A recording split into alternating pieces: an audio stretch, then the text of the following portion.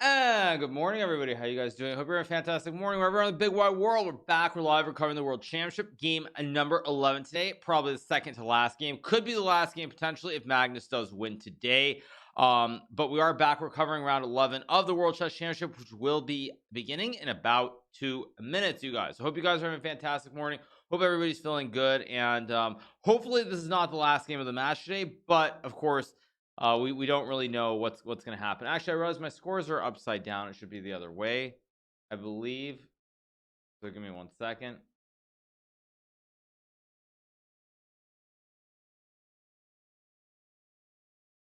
All right, there we go. Okay. All right, let Naka sleep. No, you guys, we have a few more. Don't fix it, Copium. Yeah, don't fix it exactly. Unfortunately, yeah, there isn't really a choice. The score is what it is. We can't just magically change and go back and pretend that this didn't happen. There we go. All right.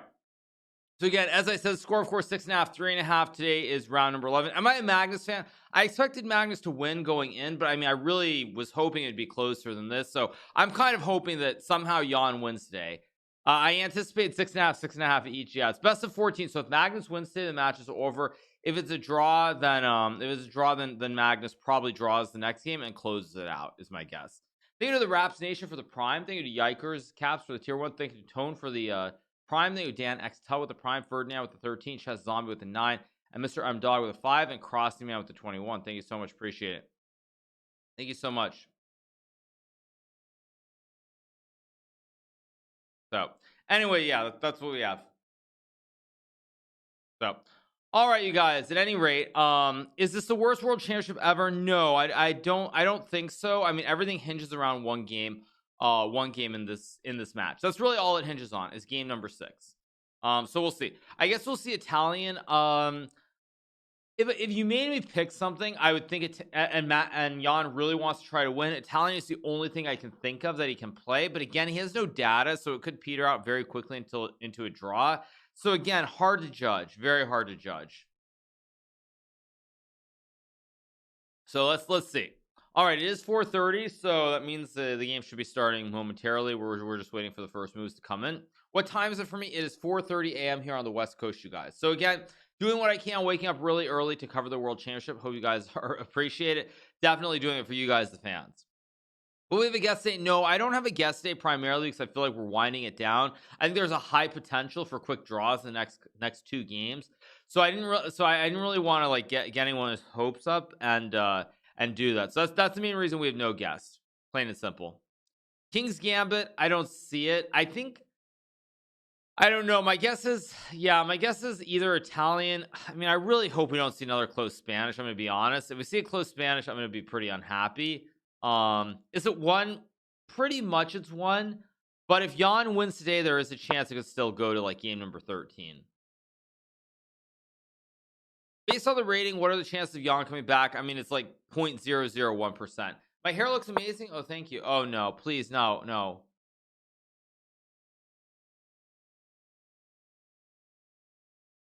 Let's see an Italian, right? Yeah, I went super quiet because I want to see what happens. Okay, we're gonna get an Italian. Okay. Do they play it out once he's 0%? No, they do not. However, the match ends. They will not play the final games. Okay, so we get an Italian from Jan here. Interesting choice. I think that in retrospect, if Jan gets a good position or wins this game, there are going to be a lot of questions about why he didn't do this sooner. So it's going to be interesting. Don't play Spanish? Yeah, no Spanish. We have the Gucci piano here. No fried liver with knight g5, by the way. When did I start playing chess? I started playing chess when I was about 8 years old. So long time ago. A long time ago. But yeah. All right. I don't know why I'm getting a good feeling. Yeah, again, long way to go, but we'll see what happens.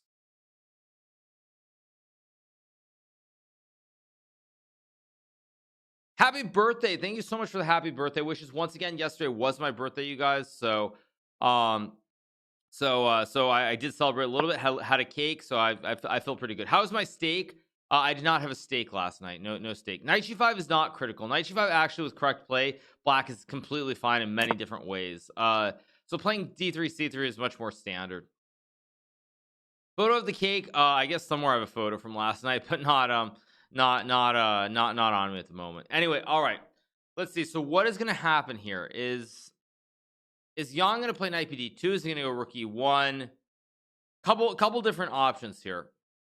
Happy birthday. Where's the green hair? That was at 10,000 subs, which we're not at right now. So that's quite far away.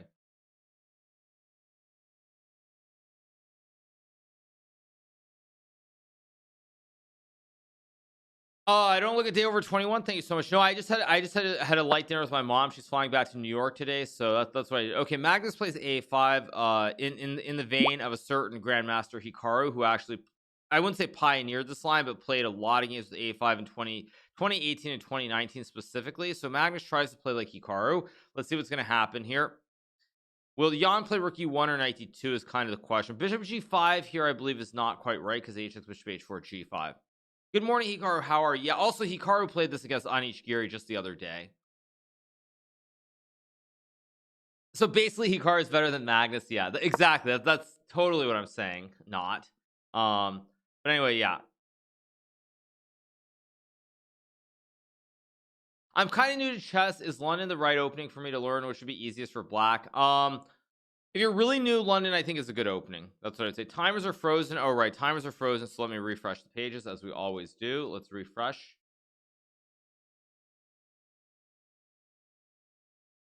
All right. So bishop a7 is played here by Magnus. Now this order is a little bit weird here. That it's being played by Magnus, but again, not really that big of a deal. No guess today. I wasn't sure if I wanted to like line up guests because I figured most likely this is not going to be a super exciting finish to the match, so it'd be a little bit dull. That's kind of the reason that I don't have guests is primarily because after Jan lost game number 9, I didn't really see. I just I don't see a comeback, and B, I think there's a high chance for a lot of quick draws. Thank you to Matt Garwood for the 21 months. Thank you so much to Matt Garwood. But that's the main reason. That's the main reason that that I don't have any guests. Okay, knight a3 is played here. Um, Knight a3. I guess the idea is knight c2 and bishop e3. I don't believe knight a3 is the most challenging line here, but it could be interesting. If Magnus draws, does Magnus win the championship? No, he still will have to draw one more game. But if he draws this game, he gets white in game number 12, I believe it is, and he's not going to lose with white in game 12. Fabiano predicted a win for Nepo. Interesting. Okay. Well, I mean, actually, sure, but of course, you want this to be a win. I mean, you want Jan to win today. So, if you're Fabiano, of course, you're going to predict that Jan will win. Hope for something to get more exciting. But it is a must win for Jan. Yeah, I mean, more wishful thinking. Yeah, I don't see it happening. I'm going to be honest. I just don't see it happening. But we'll see. We'll see. Okay, so knight a3 is played here. I guess Magnus will castle or play h6. Kind of a question which one. I don't have the ideas to play knight b5 or what Jan is planning on doing here, though. Sure, Nepo wins. I mean, Nepo could win, obviously. It's not out of the it's very much not out of the realm of what is possible, but just pretty unlikely, I would say. All right. Thank you to Carlop CC for the 5 months. Also, a little bit slow this morning, so sorry if I'm a little bit quieter than usual. Please stop spitting facts about Jan's chances. It's sad. Okay. All right, guys. So Jan has a great position out of the opening here. He's looking really good. I mean, he's got everything. He's got d4. He's got knight b5, maybe h3, bishop g5. I really like Jan's position. This is the road to the comeback. He's going to win this game and make the match. It's only going to be a 2-game lead for Magnus here. So again, Magnus in real trouble here. I like Jan's chances, and we're probably going to have a very, very exciting game. All right. Before the WCC, you knew Jan's chances of winning were lower than Fabiano's. Yeah. It's definitely in my favor. As you can see, 0.14. Yeah, I would say this is pretty flat, though. Nothing very exciting. Magnus adjusted a piece with Nepo not there. Yeah, I mean, in the opening, like right here, though, obviously there's nothing going on, nothing intentional whatsoever. So yeah, all right. Let's see what happens. Am I still on TSM? Yes, I am actually. I am still a member of TSM.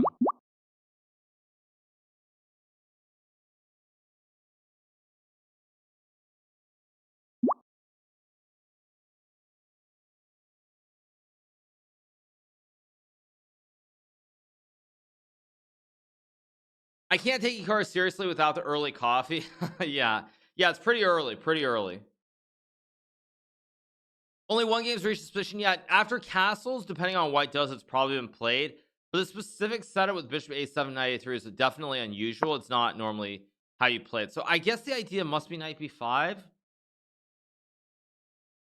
Bishop b5 knight c4 is maybe an idea too, but again, you don't really need to go to d2 for that because you can just go knight bd2, bishop b5 knight c4. So the idea has to be to play knight b5. That's the only. Knight c2 and bishop e3 probably is fine too, but that looks very, very drawish. So let's see. Why is who always looking away from the board? Are you talking about me? I'm looking at chat half the time. That's why I'm looking away from the board. Or are you talking about Magnus? Thank you to Obliza for the prime. Thank you so much, appreciate it. Thank you to Obliza.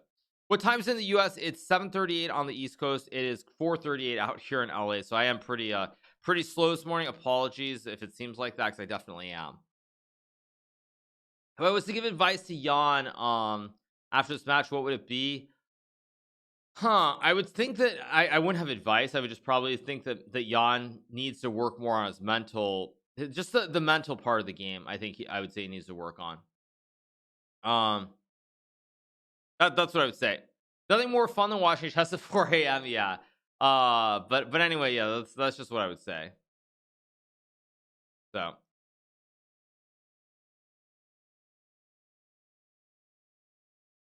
All right.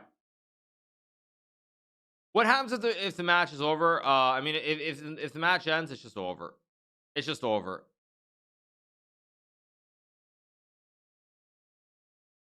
I like to watch the inside of my eyelids at 4 a.m. Yeah. All right. Any news on the Rapid and Blitz? No news on the World Rapid and Blitz. I don't know what's going on with that. I'm pretty pessimistic. I think there are too many issues logistically. You have a bunch of top players playing this tournament in Azerbaijan right before the World Rapid and Blitz. I mean, it feels very messy. So I'm kind of skeptical it's going to happen. I just think that it's not really necessary, and they should just not have them this year, and then they'll have one like they regularly would in 2022. I'm insane getting to TSM that early. Well, it's life, you guys. It's life. How would I play if I knew that I had to win? I mean, I don't know. Sergey said he played thousands of games with Jan and not even in Blitz he would make the c5 blunder. Well, yeah, I mean that was just pure. That was just psychology or mental or whatever it was. I mean, Jan is a much better player than that. So my SEC match, I believe, is on Sunday if I'm not mistaken, but I don't know for sure. So yeah.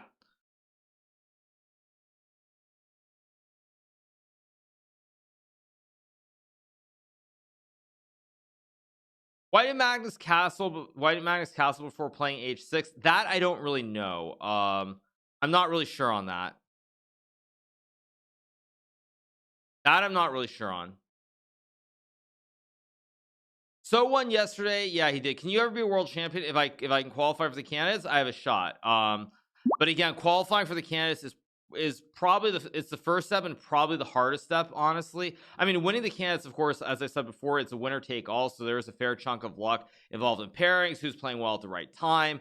But just getting to the candidates alone is really, really hard. Getting once you're in like a world championship match, I mean, your odds are much better, but qualifying is very tough. Winning the candidates is very tough. Those are objectively, I mean, I know it sounds weird to say this, but that's actually harder than winning the world championship. Did I do anything last night for my birthday?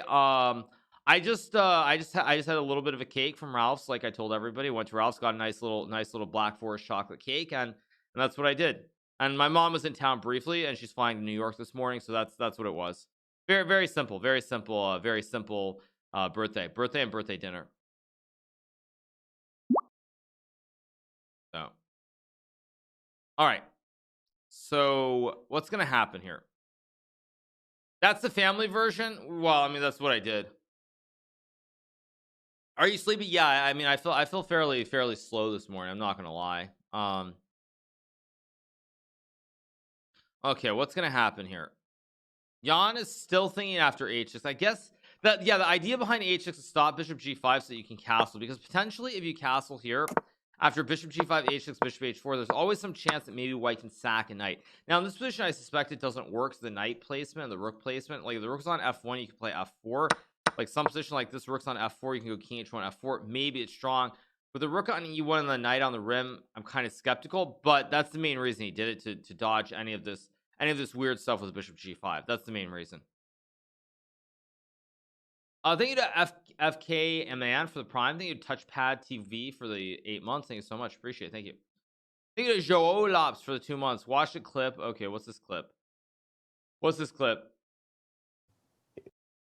What's this clip? I guess I'll watch this clip. What is this clip? What is this clip? Okay. Why is it not showing? 1 second.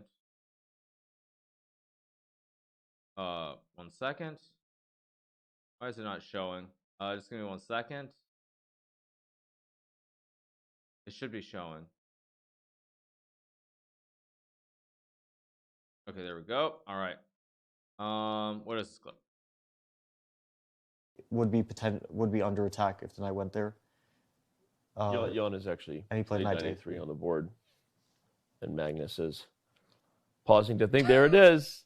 There's the troll. Hey, I knew it was coming. I called it. I called the troll. Okay, now see, like that was 100% intentional. Yeah, that was a good one. That was a good one. That was a good troll. I like it. Well done. Well done. Well done. Well done. Thank you to Dr. DJ Brave for the 5 months. They was straight yellow for the 31. Appreciate it. Yeah, that was totally intentional by Max. It is legal.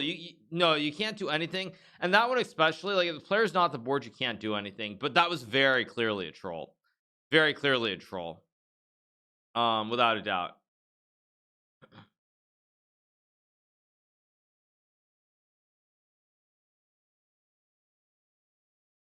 All right. In the meantime, we're waiting to see what happens here. Jan is not at the board, I'm guessing, or maybe he is, but he's just waiting.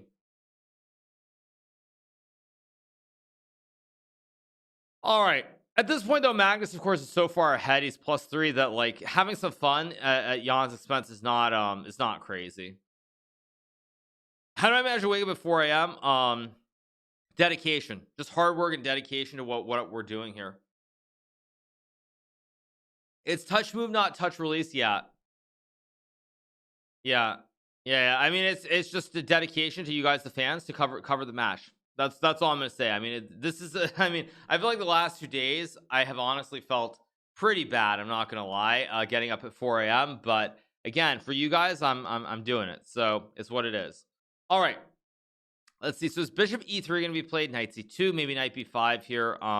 Does Nepo need to win all 4 matches? No, but he needs to win 3 out of 4. Again, if he had white in all 4 games, I think he might win 2 if everything broke his way.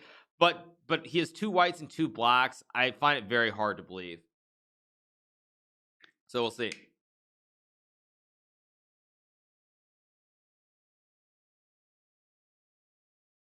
For 4 a.m. you're built different. I mean, I try. I do what I can. I do what I can, you guys.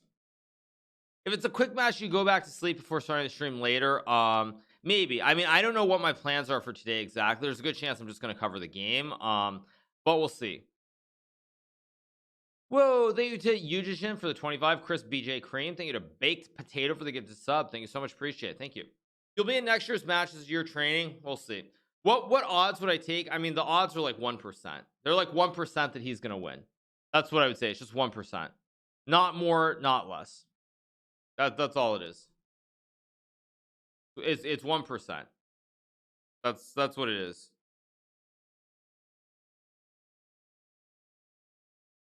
All right.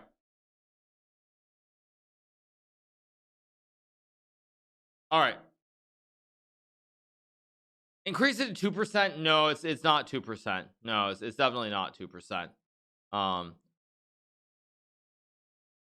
I'm very surprised no Sicilian games. I mean, Sicilian is playable, but it's a very sharp opening, and I mean it's very sharp and very it's kind of risky at times. But yeah, I would say Jan's at 1%. That's what I would say. I cannot stand it anymore. How is Magnus' suit not fitted correctly? I don't know. Weird question. I guess the fashion police are. I never expect to see the fashion police in a chess channel, but hey,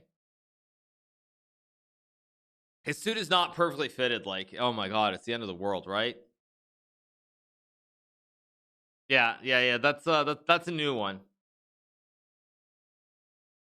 Suits are tailoring, not fashion. Yeah. Yeah, I mean, I don't know. 100 subs if Nepo wins. Sure, I'll give to 100 subs to community if Nepo wins this game. Yeah. Thank you to Posmus Tesajura for the 10 months. Sorry that I mispronounced it, obviously, but thank you so much for the 10 months. So, yeah.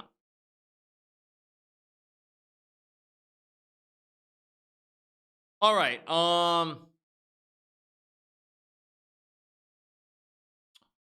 Okay, Jan is really thinking for a long time here. This is I wouldn't say it's a bad sign. Nothing's really good or bad at this point, but it's definitely surprising. But see, this is the problem with the whole match strategy, is that now Jan is mixing up really late. But the problem is he's mixing up really late here when it's already kind of past that point. Like, this is why you generally try to mix it up early, so that you have a lot of information. That's kind of the problem. Like, if he had played this in like game 5 or game 3, he would know what was coming. But because he didn't play it then, he doesn't really know what's happening here. And that's kind of why I kind of like Magnus's decision more than Jan's decision. Or frankly, I feel like anyone who's played in the last couple of matches, maybe Fabiano's mix it up a little bit more. But I feel like everyone tries to hammer away at Magnus in one opening, and they don't try to play multiple openings. So I would say that's the one thing that to me is a little bit disappointing when I look at all these matches. Because even Fabiano, I think he was trying to hammer away in the Sicilian every single game. Jan was trying to hammer away, of course, in this Spanish anti-martial variation, and Sergey also, I think, for the most part, was trying to hammer away as well in E4, E5. So I feel like most of the players they're not mixing it up until it's a little bit too late. Which, of course, it's easy to say from the sidelines, but I still think that it's something that should be noted. They were hammering a lot. Yeah. 1% chance. 1% is a chance, my friend. All you need is some chance. So we really put something going right now. Yeah, I mean, we'll see.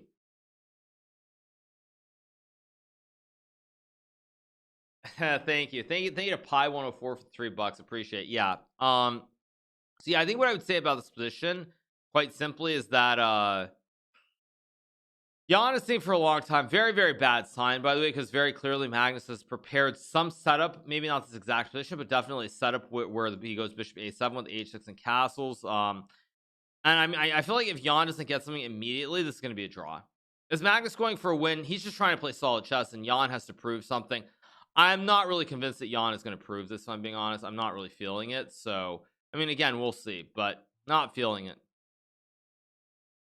Why does chess.com have so many viewers? This is way better. Well, first of all, chess.com is a platform. So there are a lot of people always on their platform.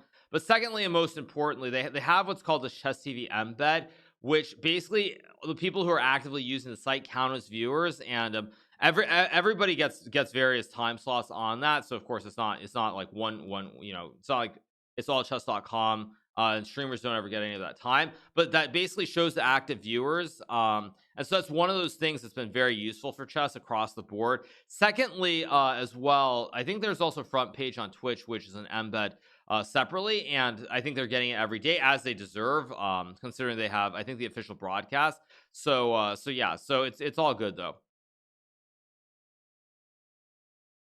Anyway, okay, so h6 probably bishop e3, maybe knight c2 and bishop e3, maybe h3 here. How much does one support team contribute to the victory? It's funny, in terms of Magnus, I feel like most of the credit has to go to Magnus, because I feel like he's gotten solid positions, he's won the games. It hasn't been preparation, which kind of is typical Magnus, obviously, but that's what I would say, is that I think Magnus, support team deserves a fair chunk, but I would say it's probably like 80% Magnus, 80-90%. I lost all my respect for both players when they don't go for the Traxler. Yeah. So let's see.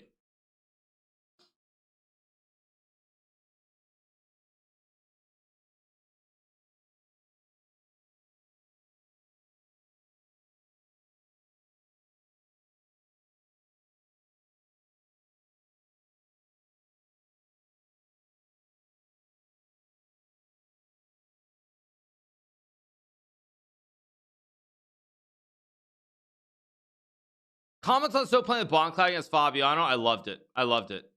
I loved it. It was great stuff. Thank you to Pat Mahoch for the Prime. Thank you so much, Pat Mahoch. Thank you so much. Okay. Do I still keep in touch with Levy here and there, but not lately? You seem tired. Yeah, I am a little bit tired today. I'm not going to pretend that I'm not tired. But I'm trying to build up the energy. I'll build up the energy as the game keeps rolling along. Of course, we're also in the opening phase. And it's a very, very slow start. Very, very slow. And Jan has not really done much here. It's just very, very slow.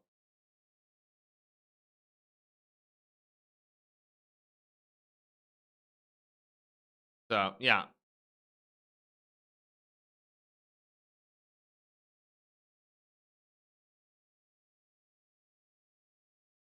All right, let's see what's gonna happen here.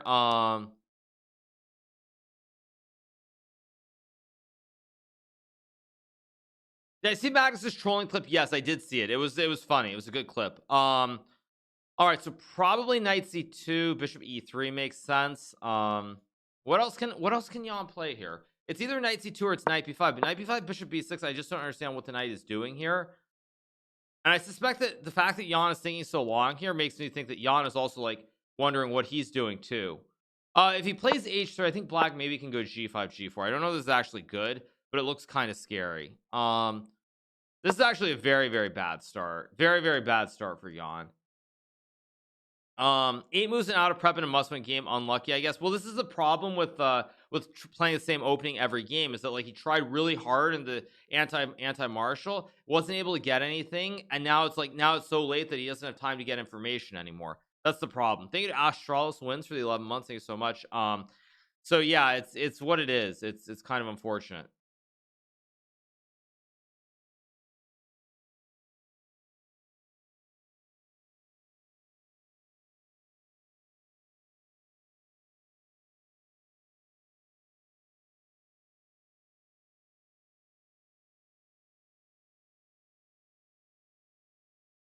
So yeah.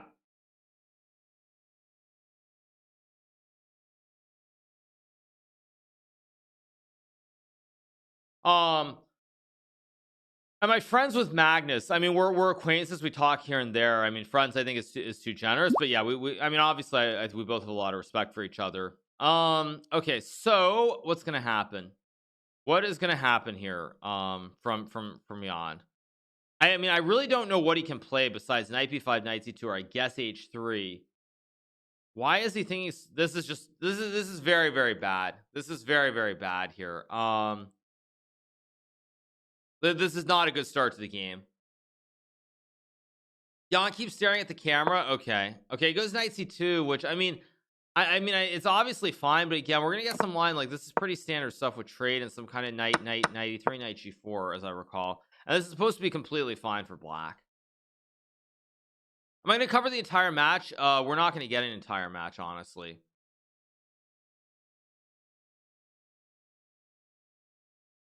So that's what I would say. Okay, castles is played, bishop e3, trade knight g4. I mean, I would say this. I think we're in the final 2 games. I will say that. I think we have 2 games. I think we have today and we have tomorrow. I mean, unless Jan wins today, we only have 1 more game. So it's pretty straightforward in terms of what's going to happen. I mean, this is it. Jan wins today. Maybe it gets interesting. Maybe, although still it's pretty unlikely, but there is some chance. But if Jan doesn't win today, it's over. So let's see. So I guess you trade on e3, and then you have like bishop e6. You have knight g4. Knight e7 is also fine. So let's see.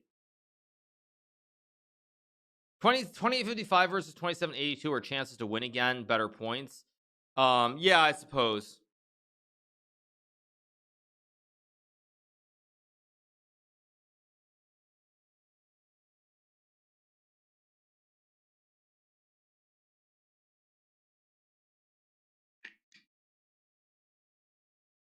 I'm very confused. On your screen, Magnus is black, but on the chess Twitch, he's playing white. What am I missing? Magnus is playing with the black pieces.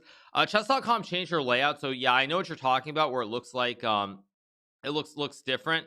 But that's not what it is.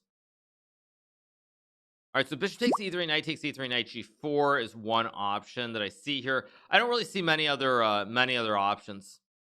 I mean, if you don't trade, maybe you can go bishop e6 right away here, or bishop g4.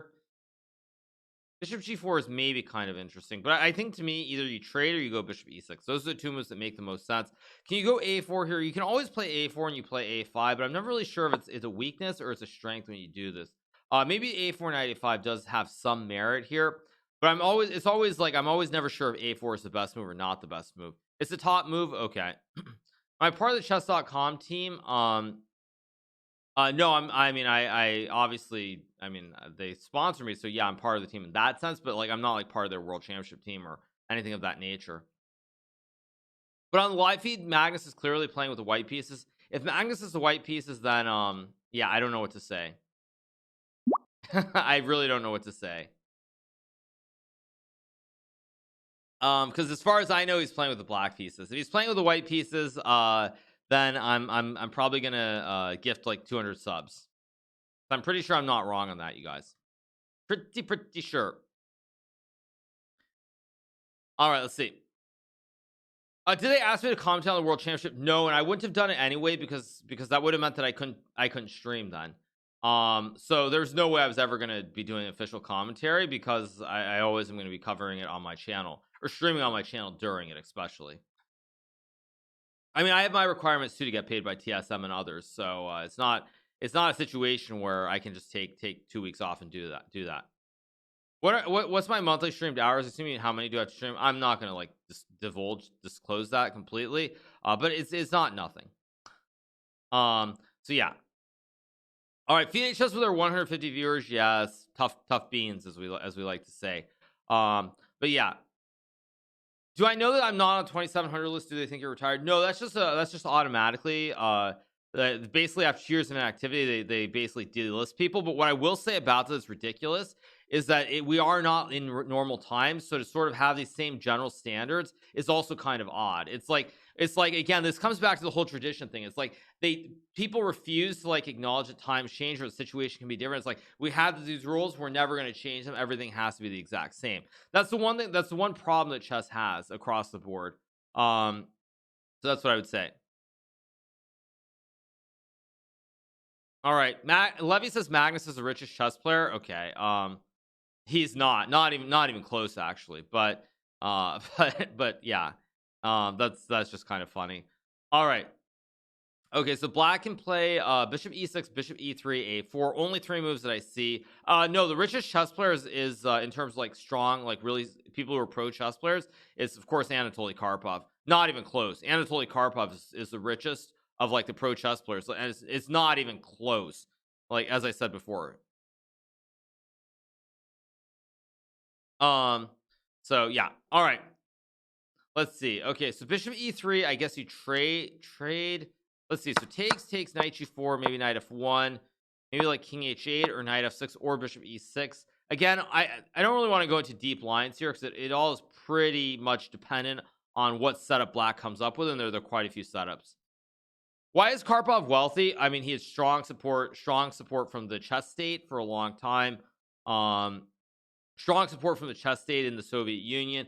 He also, I believe, he owns some land where there was natural gas, so obviously that helped quite a lot as well. So yeah, Karpov is just by far and away. Yeah, I did some kind of list on this not so long ago about it, but yeah, it's not even close. Not even close. That's a rumor. No, it's not though. Like I know people. I mean, I've spoken to people in Russia, like some Russians, and they've all said that Kasparov is. I mean, his well does nothing compared to Karpov. All right. Okay. So knight c2 castles, bishop e3, knight e3, bishop e6. That's what I expect. A4, maybe bishop a7, rook a7, knight e3, also possible, but very, very slow so far. Very, very slow. I know there are websites that claim that I'm the richest. I am not. So thank you for that. Appreciate it. All right. Okay. So let's see. What are we going to get? Are we going to get bishop e3? Are we going to get a4? I'm just going to sit here. No more. Just sit here and wait for the move. because I really don't know what Magnus is going to do here. And as I said before, it's very dependent. The reaction of what the setup is depends on what Magnus plays here. So there's really no point going deep into the analysis. So anyway, all right.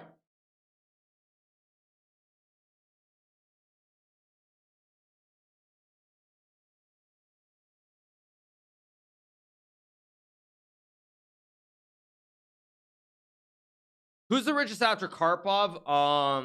I have no idea, actually. I know that Karpov's very, very wealthy. That's what I do know. So anyway. All right. But Magnus is thinking here. Very, very slow start. Very, very slow start. Feels like a good time. Feels like a good time. So I'm gonna take a short break, go to the restroom, come back, and we'll keep rolling right along.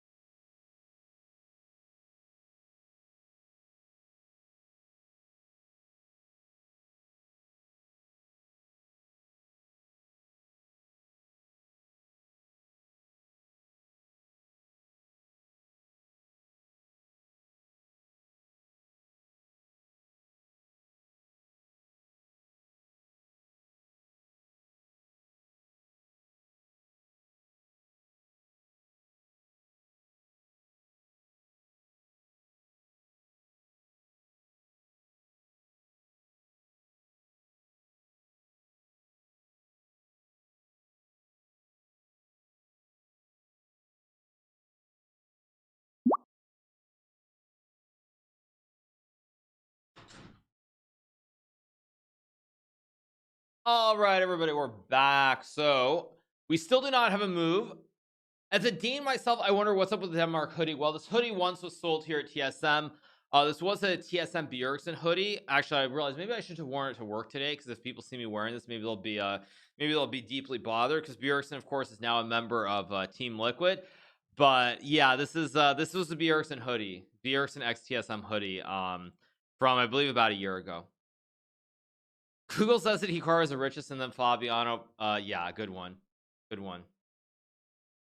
No, I think I told you guys that I did some kind of ranking list. I mean, it was somewhat whimsical, but I did a ranking list, and I think I put I think the top two people I put were I think I put Karpov is number one, like serious chess players, because obviously there are people like Peter Thiel, who's a master chess player, 2200, who's worth like $6 billion. So like in terms of like actual pro players, number one was Karpov. I think number two I put Magnus. I think Magnus or Anand. I think I put Magnus as number two, and I think I had Vicious 3 and Kasparov as 4 or something like that. So yeah. I found an article that says you're worth 50 million. Yeah, thank you. Appreciate it. Once again, you guys, thank you. First of all, even if I was worth $50 million, why does anybody care? Honestly, why does anybody care? So all right, still waiting on a move. Still waiting on a move. Let's Kappa. Yeah. So A4. Yeah. Like, why does anybody even remotely care? I mean, A4, okay, I mean, I just turned on the computer lines to see, and it does like A4. Again, as I said before, A4, like, I'm not going to go deep into analysis because we're doing fairly light commentary, but A4 is a good move. Hard to judge, though, because I've played A5 a lot, and sometimes A4 makes sense, sometimes it's also wrong. It's a very double-edged move. Thank you, Vukvi, for the 5 months. Thank you to Azhamir for the gifted sub. Thank you so much. Appreciate it. So, yeah.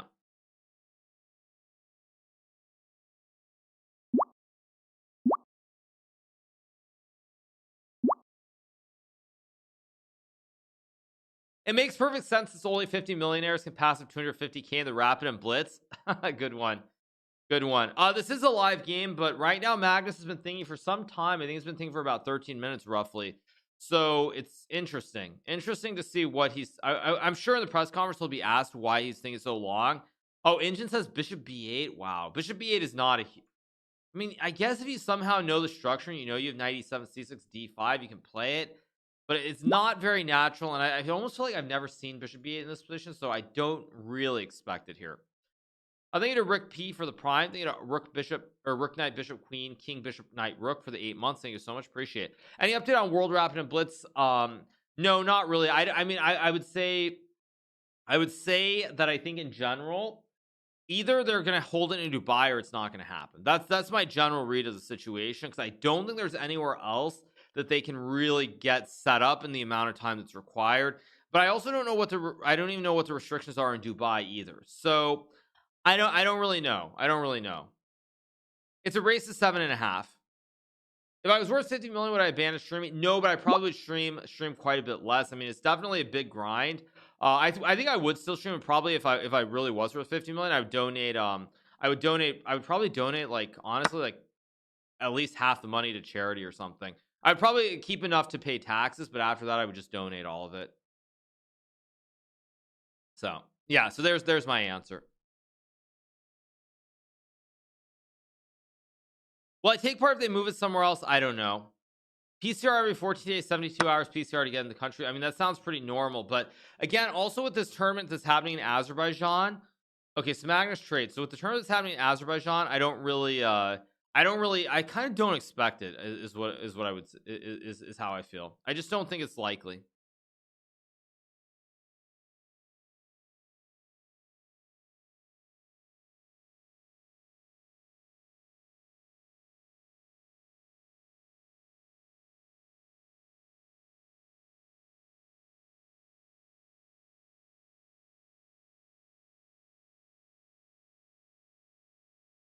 All right.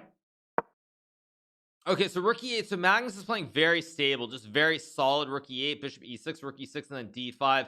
Extremely solid approach from Magnus here. To which charity? I don't know, you guys. I'm just giving a general thing. So come on, chill. Okay. I guess you go a4. I mean, a4, bishop e6 takes. Black wants d5. You can maybe play c4, knight d5, or d4 at some point. Again, very hard to play.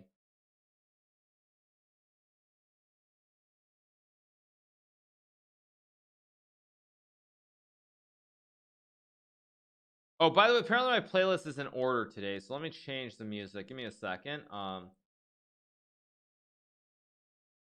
we go. Okay, so Jan plays a4 pretty quickly. I'm guessing that this is transposed as something that Jan has looked at, by the way. Because the fact that Jan trades and plays a4 tells me that there's a good chance that what Jan has looked at is instead of bishop a7, he's looked at this line with castles. Like castles a4, maybe like bishop a7, knight a3, h6, knight c2, or he's looked at some order, like he's looked at this order, knight a3 with castles, knight c2, h6, and then a4, rook e8, bishop e3. I suspect that we're back in prep for Jan, is my guess. I think we transposed back into a position that he's looked at before, based on how quickly he played a4. What does question do? I think it could get interesting. Absolutely, yeah. For sure could get interesting, yeah. I mean, kind of the question, it really depends what his prep is.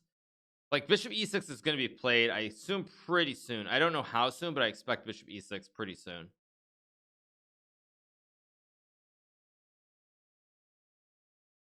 What was the opening? We have a Gucci piano being played today. We got the good old Gucci piano.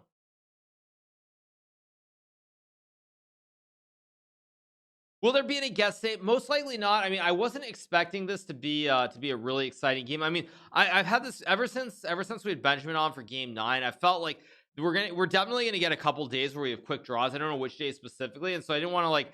It's like I asked guys, well, do you want to come in 2 hours in, and then we're already like headed for a draw at that point. So that's why I didn't. If y'all wins, then we'll definitely have a guest like tomorrow or the day after. So, all right. Gucci manufactures pianos. Yeah, who knew, right? I mean, Gucci, they're I mean, what's the movie? It's called House of Gucci with Adam Sandler and Lady Gaga. So yeah, no, it's Gucci does all kinds of different stuff. All right, so I expect bishop e6. I don't see any other moves here really for black. It has Adams. Wait, sorry, no. What's the dude's name? The dude from Star Trek or Star Wars, sorry. It's early, as you can tell.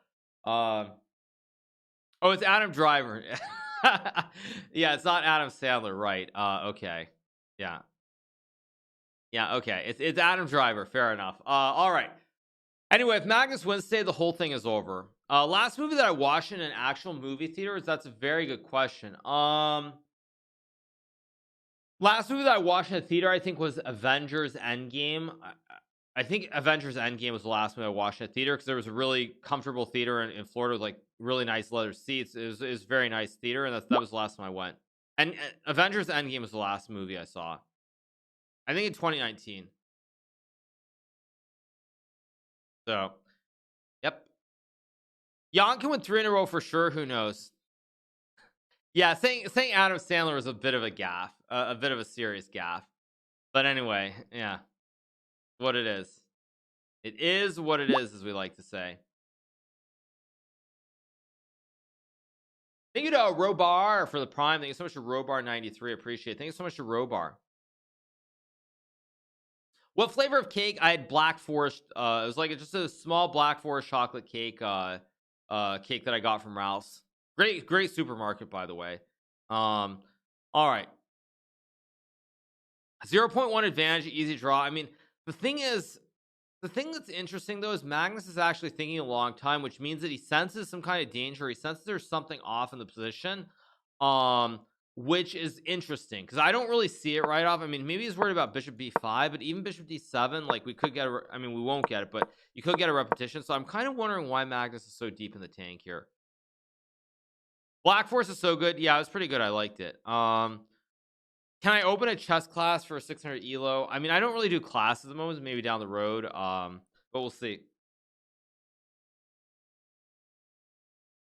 Is Magnus playing for the draw? He's just being rock solid. And Jan is the one who's to prove it. I mean, that's the great thing is when you win games in a match, it's on your opponent to prove it. It's not on you anymore. So if Magnus just draws every game, sure, people can be like, oh, Magnus, but he's drawing. On the other hand, that's exactly what he should be doing because the goal is to win the match. It doesn't matter, if you draw 10 games or 20 games, the goal is to win the match.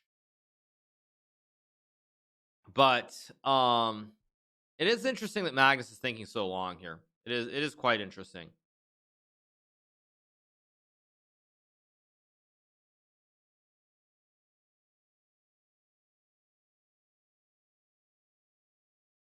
So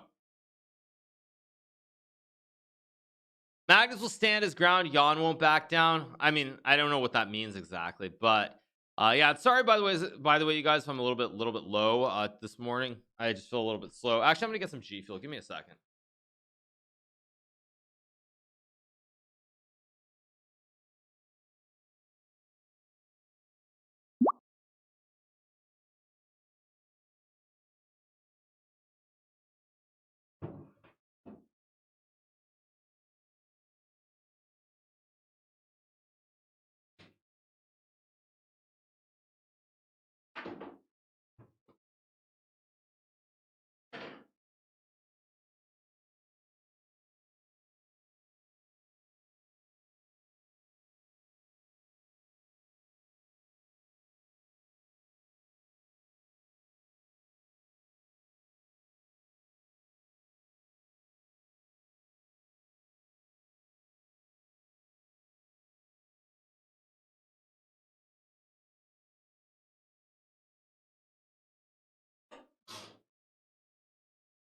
All right.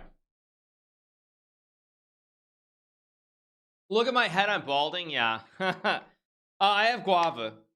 Let me. Am I balding? No, but my hair looks terrible this morning. My hair looks really bad. Yeah, my hair looks really bad. You say that I look like I'm balding? Yeah, I mean, there's no doubt because my hair looks bad and I'm wearing headphones. It probably shows badly. Yeah, my hair looks terrible. No kidding. Of course, my hair looks terrible.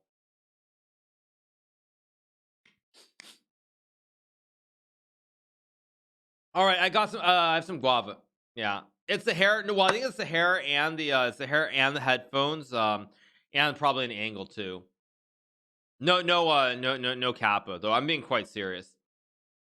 It's the headphones. Really?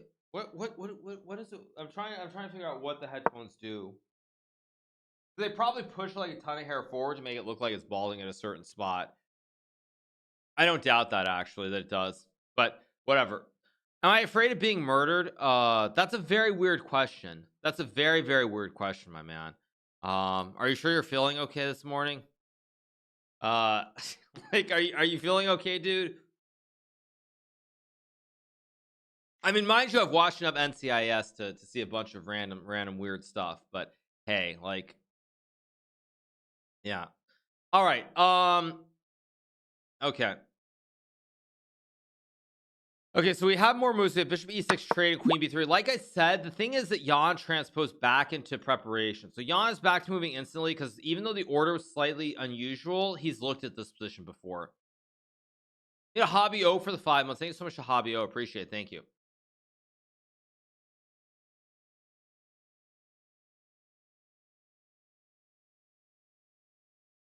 Honey.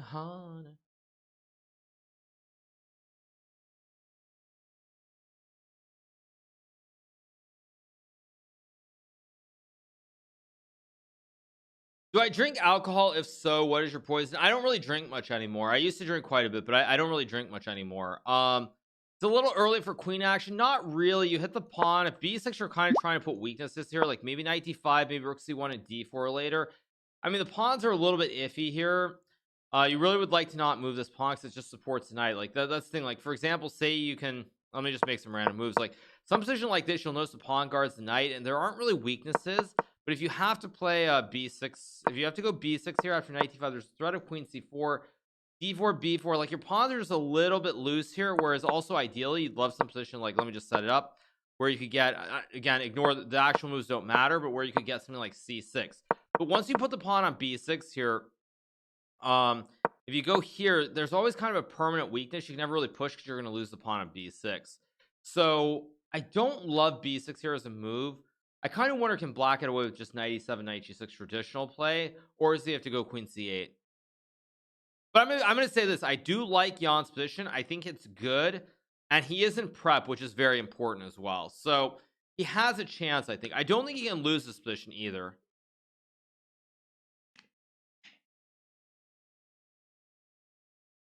So let's see. Yeah, Jane Lee, nice try. I know you're trying to bait me. Very funny. I appreciate the bait attempt, but yeah, nothing to add. Sorry. Actually, though, since you did make that, since you did say that comment, I was gonna add those separately. Are Botez sisters okay? Because they haven't streamed in like 3 or 4 days now. I mean, I kind of was wondering, are they okay or not? Because they haven't streamed in like 3 or 4 days, and I was a little bit kind of, I don't know, maybe they're going home or something. But I was a little bit like kind of worried. Oh, okay, so they left Dubai and they went home. Okay. Okay, so they just went, they went home. Okay, I was thinking like, why aren't they streaming from Dubai still? It's like I was a little bit worried that maybe something had happened, honestly.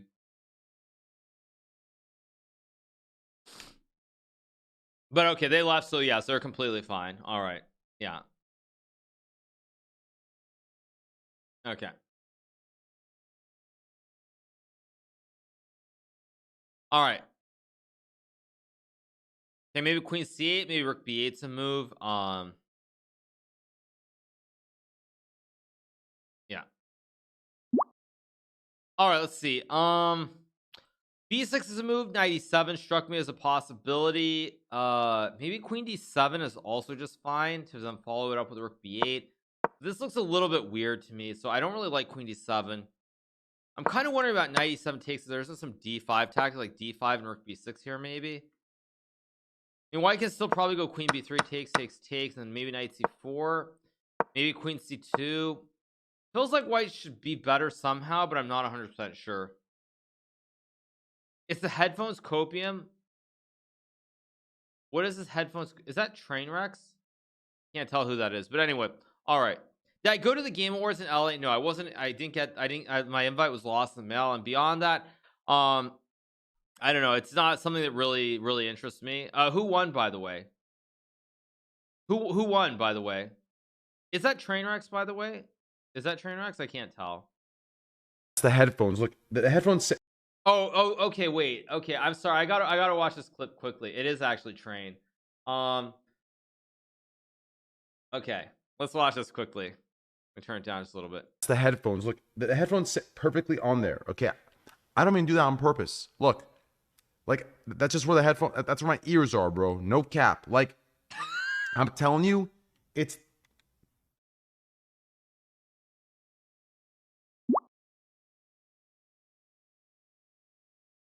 The headphones. Look, the headphones that's a sit good perfectly one. on there. Okay, That's a good one. Yeah, I don't there's even do a that on big bald purpose. spot. Look, Yeah. like that's just where the headphone. That's where my ears are, bro. No cap. Like, I'm telling you, it's. That's so good. I should do that too, right? I should take it and look. Yeah, where's my bald spot? I don't see a bald spot though. Where's my bald spot? I don't see it. Where is it? Where is it? I don't see my bald spot. You guys tell me, where's my bald spot? Although that's actually very that's actually really funny because it's like very obvious. It's not even like kind of obvious. It's very obvious. That's a great clip. Thank you for sending me that clip. Really good. All right. Really good stuff. Yeah. That's a really good clip. Was the tournament canceling news fake? No, it was legit. It was legit actually. So yeah. No, it was totally legit.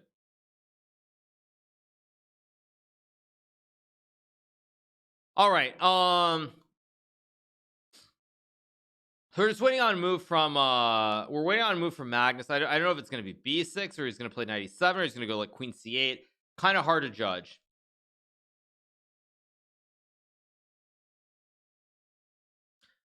Did I apologize to Frodo Baggins? Yeah, Frodo Baggins. I don't know who that was exactly, but we did unban and he was vindicated because the tournament was postponed. Thoughts on the Industrial Revolution and how it affected humanity? I don't have anything to say on that topic. Sorry. Frodo Baggins, yes, from the Shire. All right. Okay, so let's see. What are the options? Magnus can play B6, Queen D7, Rook B8, Knight E7, Queen C8. I mean, he has so many moves that again, I don't really want to go too deep into in depth here. All the time, this is if Jan is going to win a game, this is the sort of position he needs. He needs a complex position, pretty straightforward plan, or at least it's still within his prep. And Magnus has already used half an hour. This is what he needs. Have I apologized to Jan? For what? I think I've been more respectful to Jan than almost anybody else, if I'm being brutally honest. I feel like I've been more fair to Jan than anyone else. Thank you to Sassy and Sweet for the tier 1. Thank you to Consurjar for the 12 months. Thank you so much. Yeah, I'm pretty sure I've been like more I've been more respectful and fair to Jan than anybody else, which is kind of sad actually to see the people who are like, oh man, this guy is just like, what is he doing? Worst world championship blunder ever. He's just so bad. Like all this nonsense. Like it's incredible. All right. Oh, Maurice Ashley's been fine. Yeah, he's been but I wasn't really referring to him when I said that. He's been, of course, completely fine. So, all right. Yeah, so Magnus still thinking here. I mean, I think at the end of the day, people, the problem is that most people have not been in that situation. That's the problem. So if you haven't been in that situation, then like it's very easy to be critical, but again, it's not easy playing under this pressure and being in that situation in the first place. So anyone who thinks that it's just very easy to just play the same way you normally do is just not just isn't. Does Maurice still play competitively? No, Maurice hasn't played competitively in a long time. No, Maurice hasn't. All right. Anywho, okay, so let's see. What will Jan play? Knight d5 looks like the obvious move to me. Knight d5 looks like the obvious move. H3 is a move, but it feels slow. I think knight d5 must be right. The question is, will Jan move instantly here or not? Because if Jan is still in prep and he can blitz out like 2 or 3 more moves, I think Magnus is going to be under pressure. But is that actually the case or not is the question. You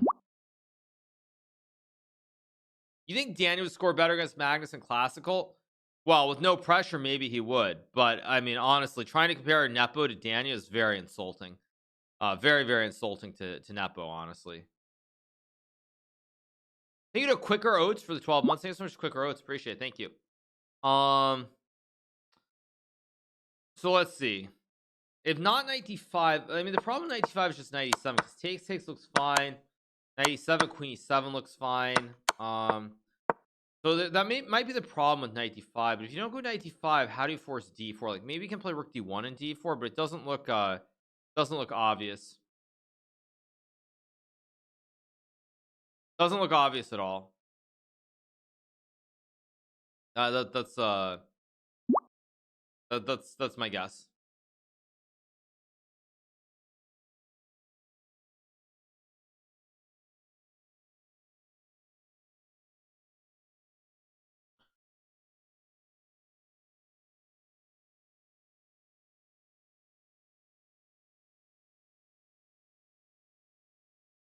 All right.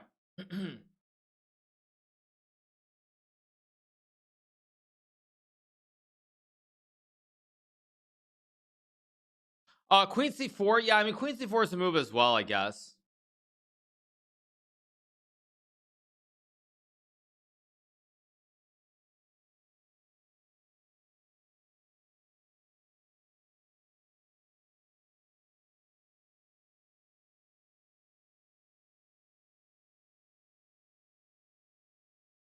All right, you guys, so let's keep going. Sorry, I was just taking a quick look at something on my other monitor. All right, let's see. So there's queen c4, there's knight d5, there's rook a d1, maybe h3 as well.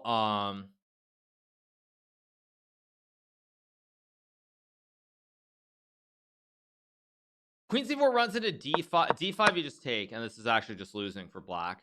So yeah, have I ever beaten Magnus in a classical match? Yes I have. One time in San Sebastian, or no, sorry, Bilbao, Spain. They're like 20 good moves. Well, I mean, that's kind of what the problem with this position is. Like, I want to do analysis, but it's like it really just depends on the move. Like, I don't want to go on long tangents here when I could talk to you guys, because I go on some long tangent about some like knight d5, knight e7 line, and then Jan quietly plays like h3 or something. So yeah.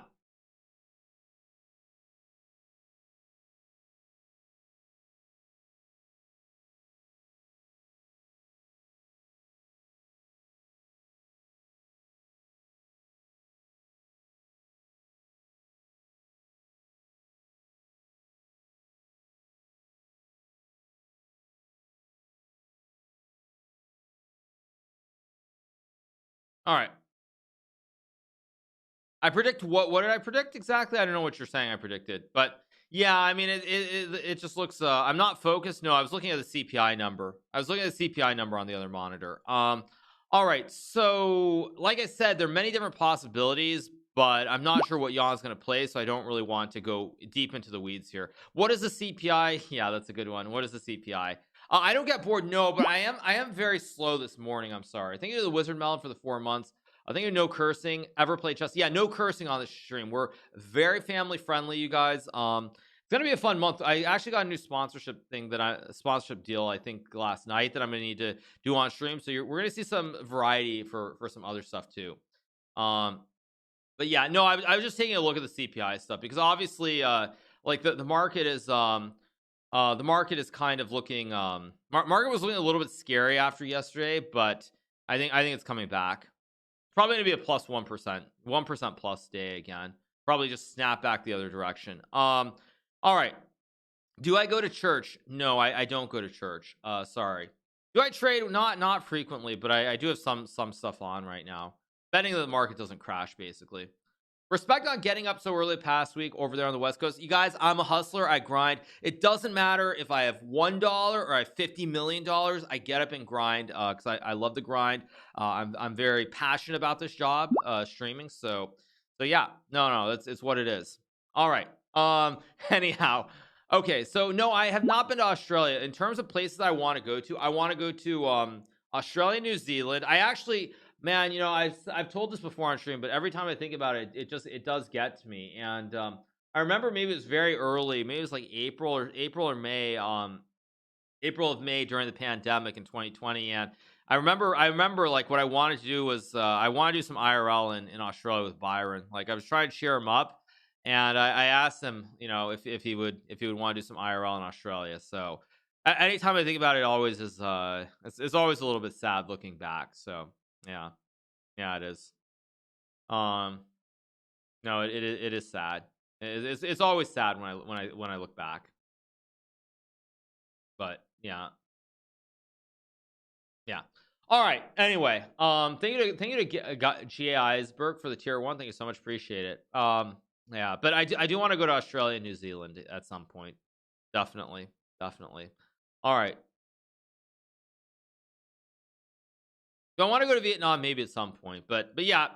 I think the thing is when I look back at all that stuff as well, is I don't think there were obviously a lot of factors that pushed me towards streaming, but I really do think if I hadn't spoken to Byron, I probably never would have gotten into streaming the way that I did. Because like he wrote to me, like the first time that I ever had a conversation with Byron was before it was before I was even streaming.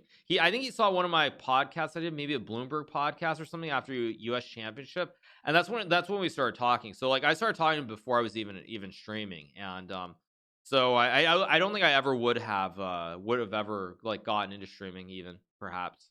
So yeah, no, it's always sad to think about. Yeah, I mean, hands down, the absolute, like, hands down worst day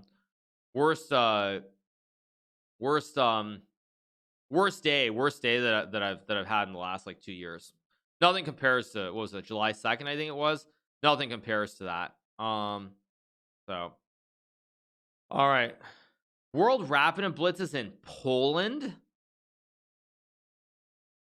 Thank you to Neophyte for the tier 1. Poland. Okay, wow, that's, thank you to Elbows Dodos for the tier 1. That's wow, that's a weird location. I bet Poland probably has no regulations, right? But I will say this, getting to Poland will be a lot easier. So getting to Poland will be a lot easier.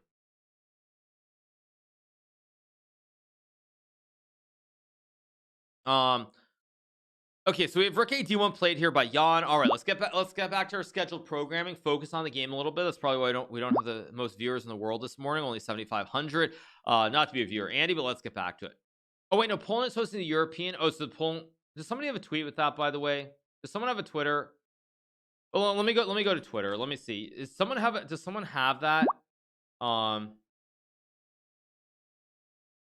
Poland more like Pogland. Yeah, exactly.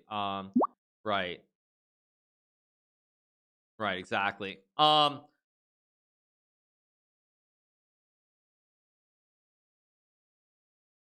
Okay, this is the tweet. Okay, let me pull it up. Let me change the scene. What is this? FIDE is happening now, so Poland will host the World Rapid and Blitz Championship and Women World Rapid and Blitz Championship 2021 in Warsaw on the originally planned dates. Okay, interesting. Yeah, well, I mean, on the bright side, at least that makes it a lot easier. No visas are needed or anything of that nature. So I would say most likely I'll probably play.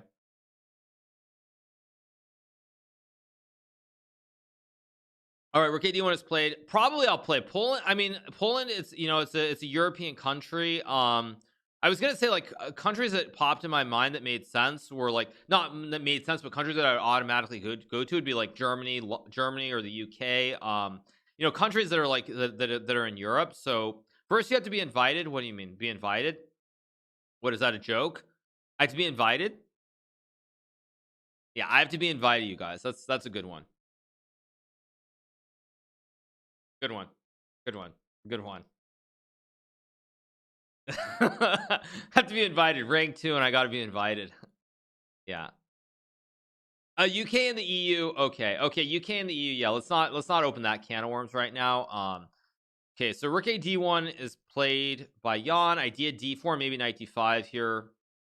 So it's looking completely fine.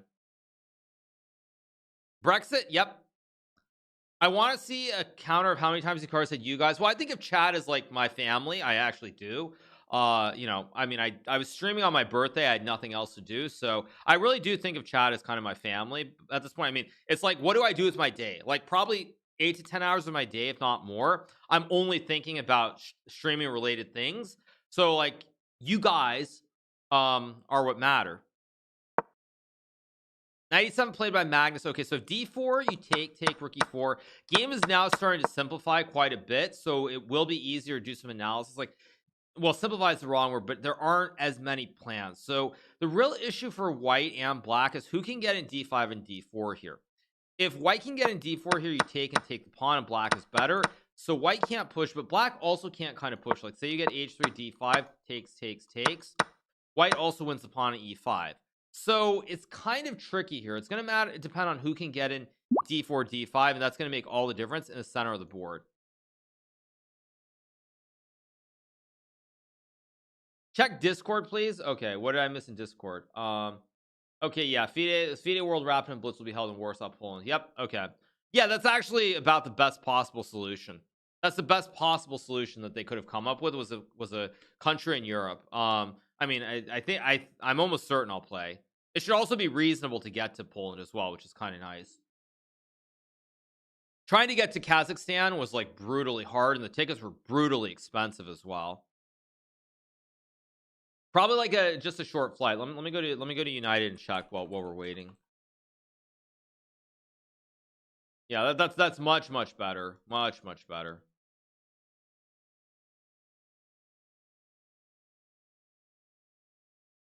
Or maybe not, because I don't remember my password on this computer. So I'll check it later. But yeah, I'm guessing no,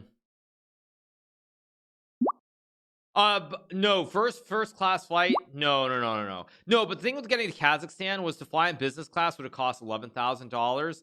And even economy was, I think, $3,000 about. It was insane how expensive it was. It was like $3,000 in economy to get to Kazakhstan. Very rough. Very rough.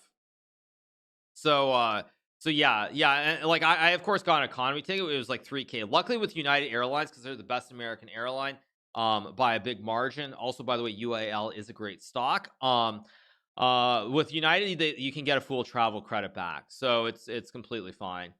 What is cheap for me? I don't know if I would say cheap, but again, just because we're in a bit of a lull with moves. What I would say cheap is normally, like, I have to be realistic compared to like the old days when you could go to like, in the early 2000s, I played a lot of the World Youth Chess Festivals, and I think it was like $500 to get to like Spain, so it's pretty cheap. I would say that nowadays, when I think about like cheap, I would say anything sub 1,000 to Europe is generally probably going to be cheap. I would say about 1,000 is pretty normalish. I would say expensive to like just a standard flight to like Germany, Poland, London is probably like 1,500. I would say sub 1,000, like 800 I would consider to be pretty cheap for getting to Europe. I could be wrong on that, but that's my general read of it, at least on United or on Delta and American. So that's my generally what I would say. So like when I see like, and I feel like normally if you're flying on a normal flight to Europe, you can probably get discount business. If you're lucky, you can get that for like $3,400 to $3,500. So that's why like flying to Kazakhstan and paying $3,000 for like just regular economy is just so insane. Because like it just doesn't make any sense. All right, H3 played, more moves to come. Yeah, now I'm gonna be a little bit distracted because now I have to write to my second. Poland, not bad. Sorry, I have to use GChat now. Well, I stream it all while I'm in Poland. If I'm in Poland, probably I can do some with Bartek and some others. That's actually very good news. Out of all the locations that they could have come up with, that's about as good as it gets. That really is as good as it gets. I mean, because like honestly, if I think about countries that make sense, countries or cities, like I think Germany, I think United Kingdom, basically London. Those are the two places that like I would go without a second thought. So those are the two places that right off make sense. And Poland, obviously, I've never been to Poland either. So yeah, no, I mean, I think it's that's as good as it gets. Like, I mean, I guess I could say maybe France would be good too, but any of these European countries are great options. So that's actually good. Switzerland would be amazing. LA would have been a better chance. LA, I mean, LA is great, but getting to LA probably is expensive. Okay, that's very good news though. That's very good news. That's really, I was not expecting that. I'm gonna say I was not expecting that. I was not expecting that at all. Okay, so H3 is played. Queen D7 is played by Magnus. He wants to go Rook D8, maybe D5 here. That actually makes my mood very much better. Now I'm in a very good mood. CPI number is good, so stocks go to the moon. Now we have the World Rapid and Blitz in a sane location. It's going to be a good day. It's going to be a good day here. Okay, so he's going to go Rook D8 or Rook E8 here. Happy Hikaru, yes. We'll do the meme with the heads, right? Happy Hikaru, yeah. Today is Happy Hikaru. All right, so Rook E8, Rook D8 are fine. Croatia would be fine too. Basically, what I'm saying is like the Western European countries, all are relatively fine to me. Those are the best options, and so it's really good because I was worried it was gonna have to be like in Russia or one of the republics, something of that nature.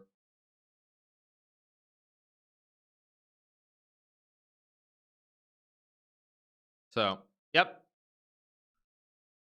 Oh, Poland isn't west. Yeah, I guess Poland's right on the edge, right? But Poland's closely associated. Well, okay, if I say it's closely associated with Western Europe and NATO, then it turns into political discussion, which of course is not what we want at all on our stream this morning. So I'll refrain from going into any of that. But yeah, it's part of the EU. Yeah. I'm not. I don't want to get into any of that. Really not what I want to get into on this fine morning. Because then if I get into that, I'll get banned. Putin will ban me from Russia. So, yep.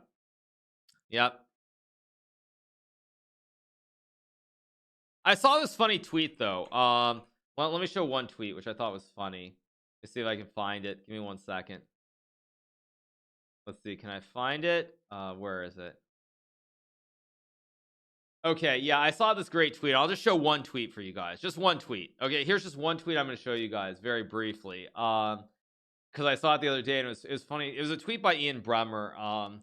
And it says, Russian state TV displaying NATO's non-existent Central Asian bases to help show NATO encircling the country. So I saw this the other day and it's pretty funny to see. Pretty good stuff. Good stuff. All right, let's get back to the chess. Here we go. Yeah. Okay, so Jan wants to play d4 here. Again, it's very hard because the e4 pawn is super weak. Queen c2 maybe, and then rook e8. Hard to play. Hard to play. Poland is literally Russia's neighbor. Yeah, I'm well aware. I'm well aware of that, you guys. Well aware of that.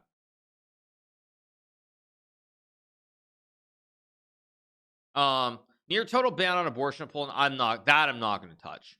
I'm not going to touch that.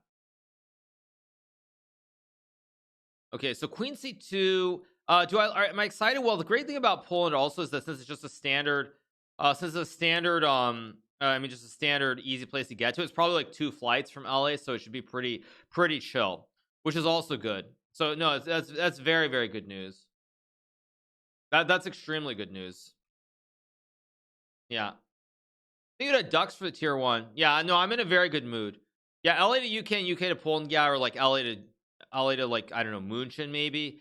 There's probably LA to München or something like that.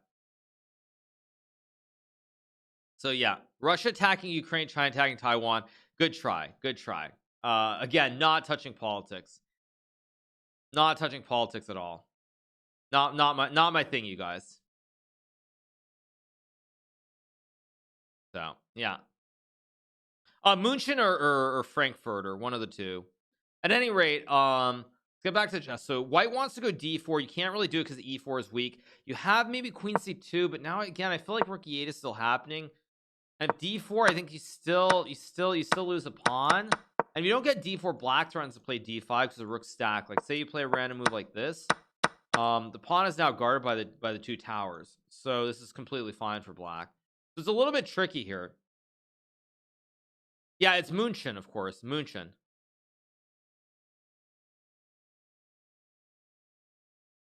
So, how do you play for the win, though? I have to be honest, it's very hard to create something. If you can't play d4 as white, you can't really claim an advantage because it's the only idea. I mean, all the pieces are kind of like stuck for both sides. If you can't go d4, I don't see how white can be better. I mean, maybe you can go c4 knight d5, but c4 is very committal because you create the Swiss cheese holes on b4 and d4. I mean, it's very tough. Very tough. Yeah. Honestly, though, Hikaru's balanced takes in most of these political issues, which is why we are interested to hear his stance. Yeah, I mean, if I come out, I'm like, nah, no, this is completely right. I say like Democrats 100% right, Republicans 100% wrong, or Republicans 100% right, Democrats 100% wrong. This country's right, that country's wrong. There's black and white. There are no shades of gray. Black and white. End of story. Everything is black and white in this world. Yeah. So yeah, no, I mean, I'm very middle of the road. Nepo does need to win this game. Yeah. Let's go political Hikaru Unleash. No, I mean, you want my honest opinion? My honest opinion is that they're all idiots. That's my honest opinion. Okay, there you guys go. You can clip that. My honest opinion is that's my honest opinion. All right.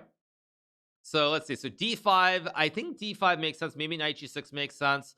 That's my honest opinion.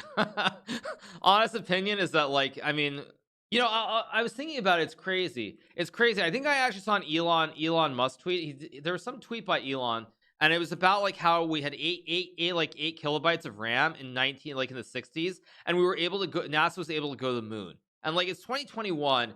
And like we have things are so much better objectively, and all we're doing is like squabbling and arguing over all these little things instead of moving the world forward. It's just insane. I mean, the whole thing is just completely insane. Yeah, no, I mean, it's just completely insane.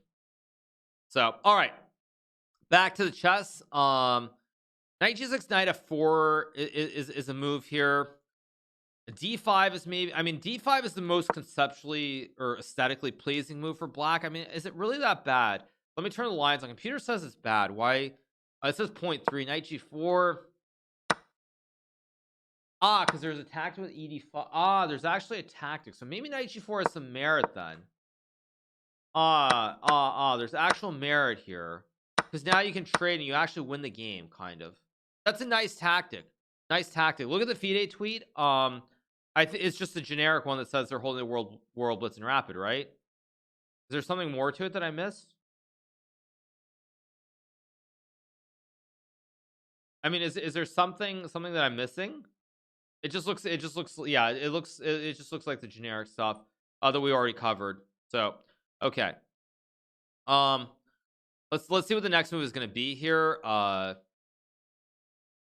Again, thank you so much to 8504 you guys for watching on this fine Friday morning. It's the end of a week, probably the end of the match pretty soon as well. So I hope you guys have enjoyed our coverage. Hope you guys are having a great time wherever you are in the world, and hope everybody is enjoying the holidays. Coming to Warsaw, yeah, you see, I was gonna meet up with Patek Woriecki, the Polish YouTuber in LA, but some stuff came up and I wasn't able to do it. But since it's gonna be in Poland, I'm actually gonna send him an Insta. Give me a second. Sorry, it's in Warsaw, right? Yeah, it's in Warsaw. Where's Insta? I gotta open it on my phone.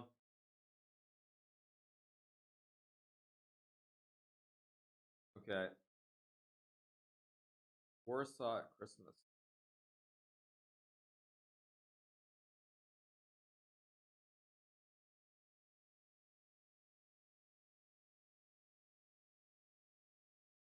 Okay.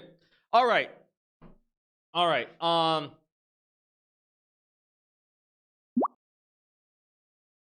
Is it me or the video freezes and a lot of audio goes out? That's on your end. No, I've not dropped any frames. So yeah, I'm in a very good mood this morning. Now I'm in a really good mood. I have my fuel, so I'm feeling better. I have 2 pieces of good news as well. So 3 good things to start off the morning. So I'm in a very, very good mood. Very, very good mood. Yeah, it's hard not to be in a good mood. All right. Okay, so d5, knight g6. What else makes sense? Maybe rook e8 followed by d5, or rook d8 followed by d5. I don't know which one is right. I mean, it's hard to judge. I guess to me, since Magnus is not in a situation where he needs to win, I'd probably go rook e8 to make sure white can't get played with d4 or f4 here. It makes the most sense to me. Yeah. Yeah, what's the good news? Well, first of all, the CPI number did not come in red hot, so the Fed probably isn't going to rush to raise rates, which of course means stocks rally, which is good. Obviously, FIDE announced the World Rapid Blitz, which was recently postponed in Kazakhstan, is going to happen in Poland, which is about as good as it gets in terms of countries. So that's the second piece of good news. And what is the third piece of good news? What is the third piece of good news? I already forgot. There's some third piece of good news, but I forget what it is. G Fuel, yeah, the fuel, so I feel good. And the game's getting more exciting.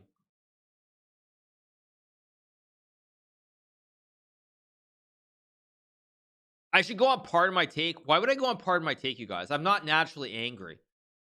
Isn't Pardon My Take the show where basically Stephen A. Smith and all of them, they get on and they're like, yeah, this guy's the worst thing ever. He doesn't know how to play basketball. The team, or this coach is terrible. He's got to get fired. He doesn't know what he's doing. It's that show, right? Oh, no, it's the wrong one. Oh, that's First Take. Whatever. It's all the same. Just a bunch of people getting on TV, yelling and acting like they know everything. I don't have time for that. All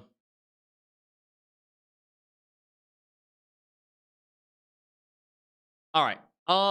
Okay. No moves yet. I expect rook d8 or rook e8. D5 is a move. Muath B for the 9. Thank you to Kuba Grab for the tier 1. Thank you so much. Draw, I mean, the position is pretty balanced, but again, something's got to have a center. At the same time, Magnus doesn't lose these sorts of positions. I will say the positions Magnus loses are when they're imbalances, even if it's equal, but imbalances. This one is so symmetrical that it's hard for me to imagine him losing this. Because there are no bishops on the board, there are only knights. I mean, someone says queen b5, but I mean, again, I don't know. Would I rather be with this position? I mean, objectively, if I'm being completely honest, I think I'd rather be black here because it's on white to prove. Well, I mean, if I'm in the max situation, I definitely would rather be black here just because it's on white to prove. But even generally speaking, I still would rather be black because it's on white to prove the advantage. And that's a psychological thing here, which is that when you're playing the game of chess, it's very hard with white to sort of be objective, step it back, and be like, I don't have an advantage here. It's very hard to do that. Whereas with black, it's much easier because with black, you presume that it's equal or white is better in most positions. So it's much easier to step back and be like, okay, the position's equal, I can't do anything. But with white, you feel the urge, you feel like you have to prove something. When you have the white pieces, sorry, you feel like you have to prove something. So that is the case. All right, so rook d8's played. I like rook d8 by Magnus. I mean, just d5. I mean, so hard to prove something. I just don't see how you prove anything here. Seems very, very hard.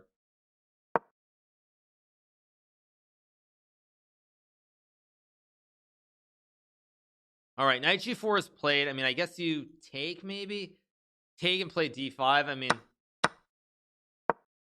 how do nah, you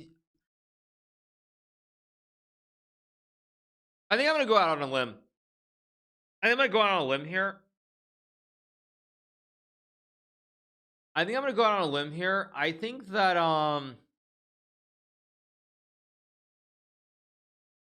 think that Magnus is gonna win this game. I'm gonna go out on a limb here. I think Magnus is gonna win this game and win the match. Although I guess actually, you know what? No, maybe knight g4 you take with the pawn though. Wait, no, maybe not. I was gonna say if knight g4 d5 happens, I think Magnus is gonna win the game. But knight g4, white can actually take, and you can still kind of draw this. You just trade not d4. You trade everything down here, and you go. No, this is still a draw. So no, let me rephrase that. If knight g4 d5 is played, I think Magnus will win. But if that doesn't happen, it's still probably not going to be easy. I think, yeah, takes d5 simplifies, but this one's okay. No, I mean the game. I don't mean the match. Magnus is going to win the match. Like, that's not a bold prediction. That's not a bold take at all. If Jan loses, I will say this one thing about Jan that has really, really impressed me throughout this whole process is the way that Jan has been so composed. He's been so composed and so together. I really do respect him for that, showing up at these press conferences and everything. It's very impressive. So yeah, I have a lot of respect for Jan. It's been very tough. I mean, some of the questions have been really, really unpleasant as well. Yeah, but his suit doesn't fit. Right. What does that have to do with anything? Yeah, I mean, I feel like it's been very, very tough, but he's showing those press conferences, not getting baited by the reporters. It's been very, very difficult. Why wouldn't he show up in the finals like 80K? No, that's actually true, but it's not really showing up. It's the fact that he's able to keep it together. I mean, at times it's been really nasty. It's really been really, really nasty. Is how it goes. But anyway, like, I care about suits. Yeah, I was at I need to go buy a suit, I guess, at some point. Am I gonna go to Warsaw? Almost certainly. Unless there's something crazy going on, I'm almost certainly gonna go to Warsaw. I mean, it's about, as I said before, it's one of the best locations. Like I was not expecting a good location. I was expecting to be like Russia or Republic, somewhere where there are visa issues and all these other things. But Poland, I mean, no visa issues, very easy to get to. One of the classic European countries. So yeah, CPI index, yep, market rallying hard, right? Not surprising. Yep. All right. Thank you to Tempo for the prime. Thank you so much, Tempo. Appreciate it. 6.8%, but that was in line with what was expected. So yeah, so market's gonna rally because now what happens is next Wednesday Jerome gets up and no early hikes. Everything's good. It's all, inflation is transitory. We're in the greatest it's the greatest time of our lives. It's cold in Warsaw, yeah, but not compared to Kazakhstan. It's not cold. No. Okay, so I expect knight g4 and d5. This looks like the most obvious try. Like knight g4 takes and d5 looks pretty good. I mean, I don't really see any. I mean, maybe you can play d5 right away, although it does invite knight g. Actually, no. Now there's maybe takes and knight g4 here to win a pawn. So you can't really do it in that order. I'd be shocked if Magnus doesn't take and play d5. I would be honestly just shocked. You're saying knight g5, knight g4, knight g4, d5 here and d4. D4, and if you take on d4, I don't understand. How much you spend on a suit for chess tournaments? Well, I remember the suits. I should buy new suits, but the 3 suits that I have, or that I had, because I think they're all sitting in Florida. I bought them at a Joseph A. Bank. They had a sale. They had like a 3-for-1 sale, so I spent like maybe $500 and got 3 suits. I don't know. Maybe that makes me look really, really cheap or something. But I think there's the proof in the pudding that I'm not actually worth $45 million because I had to do the 3-for-1 sale. Anyway, yeah. Yeah, it was no, sorry, it wasn't buy one get 3. It's buy one get 2 free. Sorry, that's what it was. It was buy one get 2 free, not 3, because I had 3 total. So it was 3 total. Buy one get 2 free. Yep, you're cheap. Thank you. That's how you get to be worth so much money, by saving money. Yeah, good one. That's like Warren Buffett or something, right? Yeah. Do you have a manager? You book your tickets and stuff yourself? I've always been pretty hands-on, honestly. So I've always loved all the games. Like I've loved the games like airline miles, credit card points. I've loved all the games. You got to save where you can, or take advantage of whatever you can. So yeah, that's how it goes. Plain and simple. I could go on. I could talk about all that too. But yeah. Does TSM not pay for me? No, they just pay me a flat base salary. Yeah.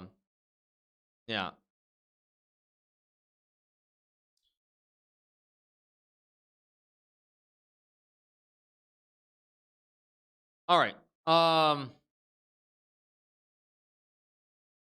What happens?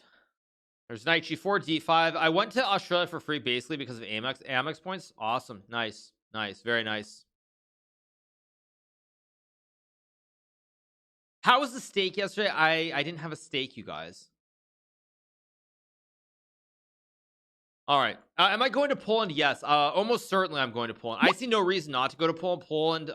As I said before, for the World Rapid Blitz, which will be over Christmas, I can't think of a better location. I really can't. Like Germany, UK, maybe like France, Italy, Spain, but one of like the European cities. Poland, Poland's right up there. So it's it doesn't really get better than that. So yeah, I'm very, very happy. Same dates. I look like I'm still in hangover. No, I'm actually much better. Maybe my hair's gotten worse because I didn't put the headphones on the same way as before. But yeah.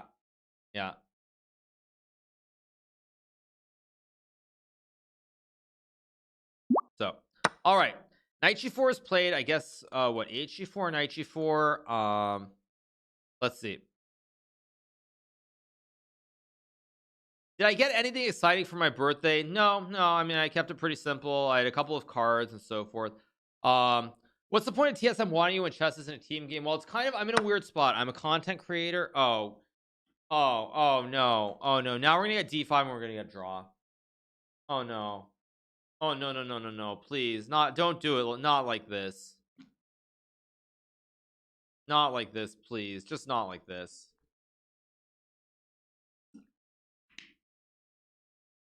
Yeah, not like this. Okay, I mean, I guess you have d5 here. D5 takes, trade it all down, rook d5 here. Oh, by the way, sorry guys, I actually did hit the add button. I thought this was right before we went on front page. So whoops. I thought I saw 9K viewers and I hit add button and then instantly it popped to 15K. So sorry about that. You're actually not supposed to run ads when you're on the front page of Twitch, but okay, whoops. All right, so we have d5 played here. So you take knight takes d5, trade d5. Spider-Man, is Spider-Man coming out? Nice. Okay, so ed5, knight d5. I mean, problem is if white doesn't trade down here, I think white's just gonna be much worse. Accidentally, no, that was accidental because I saw 9K. I'm like, I'll probably be on front page soon, and then immediately the number changed to 15K. Okay, that's actually a big oopsie.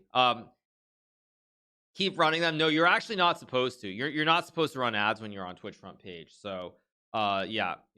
Anyway, I was trying to get them in right before I went on front page, but oh well. All right, so d5 is played. Sorry about that in advance again. Actually, Twitch probably isn't sorry about it, but hey. Anyway, I guess I guess here white kind of has to trade. If you don't trade, black goes d4. Like say you go like rook c1, which is the computer move. I mean, obviously the computer says it. Like after like g6 and d4, like g6 to cut off knight f5 and d4, black's just better here. Black's just clearly better. If Magnus wins, the match is over. It's finito today. If it's a draw, we have a game tomorrow, but again, tomorrow will be the last game. If Magnus is up by 3, there's no way it's going to be exciting. Am I going to Poland? I think I'm going to go to Poland and play the World Rapid and Blitz. Yeah, that's very, very good news. That's really, really good news. That makes me very happy. Makes me very, very happy. Okay, so d4. Okay, so d4 is played here. So ed4, what's the move? Of knight d5, knight d5 takes. There's queen g4, and you resign the world championship match. Okay, so ed4, rook d4, rook e4. You don't have a take. Maybe you go rook d1. I guess you have this again. Meh. Maybe you can play though. Maybe you can play. You can take the pawn. Very slightly better pawn structure on the queen side. Maybe again should be a draw, but possibly is what I would say. Thank you, Jarrell. Appreciate it. Thank you, Gerald, for the 11 months. Thank you, Possible, for the 4 months. Thank you so much. Hikaru, thanks for inspiring me to make a grand comeback in chess after 10 years without moving a pawn. I'm over 1400. Thank you. Well, Ali Reza play, that's a big question mark. I don't know. I think if it was in Kazakhstan, almost certainly he wouldn't be playing. If it's in Poland, which is just a short hop away from France, I really don't know. I don't know. He might play, he might not play. It's very, very hard to tell. I mean, if he and his father and his brother, the whole team are all about the candidates and qualifying, then maybe they'll be no, we just need to focus only on classical chess. Some credit to FIDE. I've never been I've been very negative specifically about one person within FIDE. FIDE itself though, I think Dvorkovich has done a good job as a president. So don't misunderstand what I'm saying here. All right. D4, so takes rook e4 takes rook d1. You can trade and play queen c4. I've never been to Iran. No, I haven't. I do wonder if Ali Reza can go back. Probably can't go back to Iran for a long time. I mean, at some point probably they'll allow him back in, but I'm guessing right now he's not really going to be allowed back in.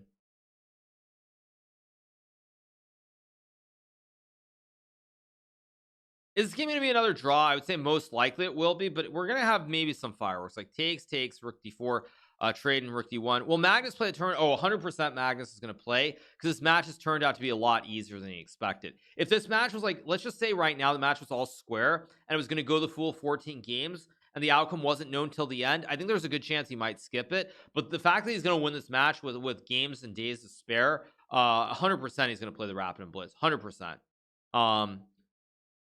Not even a question. So yeah, no. I mean, no doubt about it. No, if Magnus's game was going to go, if this match was going to be really long and tiring, say it was tense and it wasn't decided till game 13 or 14, I'm not sure he would play. But the fact that he's going to win with 3 games to spare, 100%, 100% he will. Yeah, 100%. Not even a question.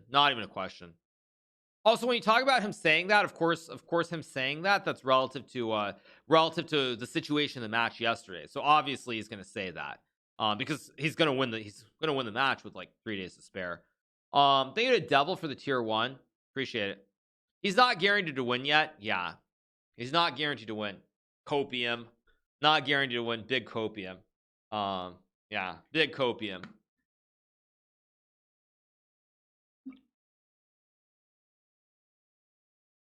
Really sucks the match had to go this way. Yeah, I mean, I'm pretty frustrated too. I was hoping it would be closer for a longer period, but it is what it is, as the saying goes. So that's just life.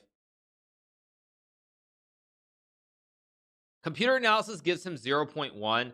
I mean, yeah, but I mean, I'm not feeling it here. Not feeling it. Is Magnus the GOAT? I mean, I think you could say that pretty safely.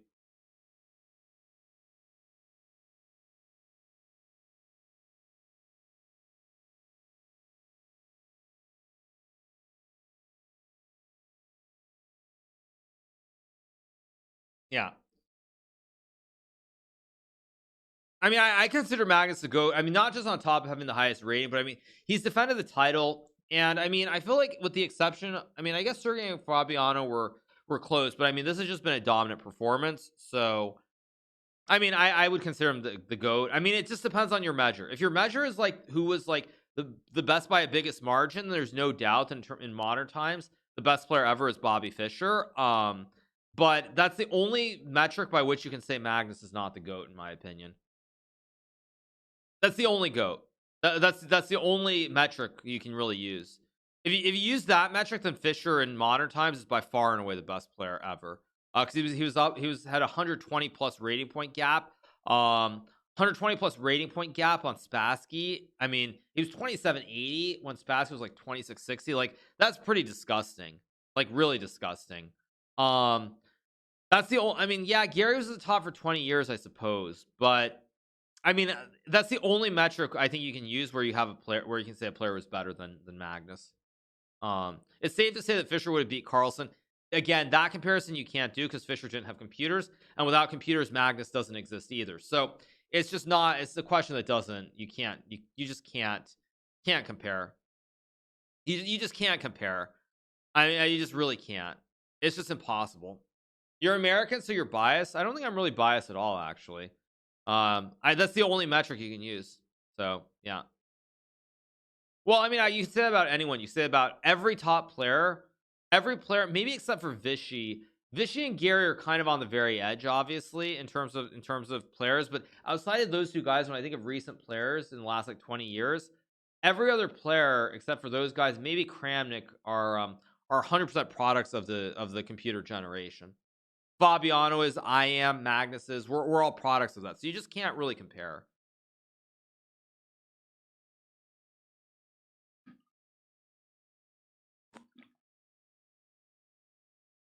All right. Anyway, let's keep it going. Still waiting up for a move from Magnus. I assume he's going to trade and play rook e4. If de4, this also move de5, queen e8 maybe. Actually, this also doesn't look so bad. Knight c4. Actually, maybe I just trade. Take the pokey chest. Thank you for the 2 months. Appreciate it. And just knight c6, knight e5. This also looks pretty dry. Thank you to poke chest. Sorry for the 2 months. Appreciate it. Okay. So de4 and e4 both look fine here. Both moves look good for black. Edwardian for the 3 months. Thank you so much. Appreciate it. Capablanca, the true GOAT, one of the great GOATs. Yeah. Vichy played in the pre-computer era. Yeah, Vichy played in the pre-computer era. Yeah, he was amazingly strong in the early 90s when there was no, I mean, just basically minimal computer analysis. So that's why, yeah, like Vichy and Gary are the two guys, and I guess Gelfond's another one. There are a few guys still around who basically were who are products of the pre-computer era, but almost everybody is. Vichy played in the pre-alloy era. Exactly. All right. So we're still waiting on a move. Big shout out to 18,000 you guys who are watching on this fine Friday morning. It's a great morning. It's a great day to be watching some chess. We're heading into the weekend, one of the last weekends before Christmas. So it's good times. Thank you so much. All right. I'm just one of 18K. Yeah. Gelfond is still hurting after you smashing the KID. That's a very weird comment, but okay. All right, so to simplify the situation for people who are watching, this is the World Chess Championships. It's game number 11. Currently, as you can see on next to the names above the board, Magnus Carlsen is the defending world champion, is leading the match 6.5, 3.5. It's a best of 14, so it's the first player 7.5 points. So if Magnus Carlsen wins today, he will retain his world championship title, and the match will be declared over. So it's a big day. For Jan Nepomniachtchi, of course, with 3.5 points, he needs to win some games to get back into the match. Thank you, Lighten Up, for the Prime. Appreciate it. So let's see. Magnus has two options. Which one is he going to go for? Win the Grand Prix for Hikaru. Thank you to Adu for the 5 gifted. Thanks so much to Adu. Appreciate it. Thank you so much. So, yeah.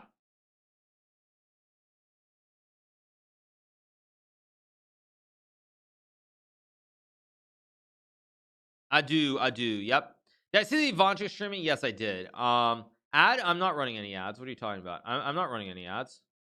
Y'all be tripping. No, I'm not running any ads. Anyway.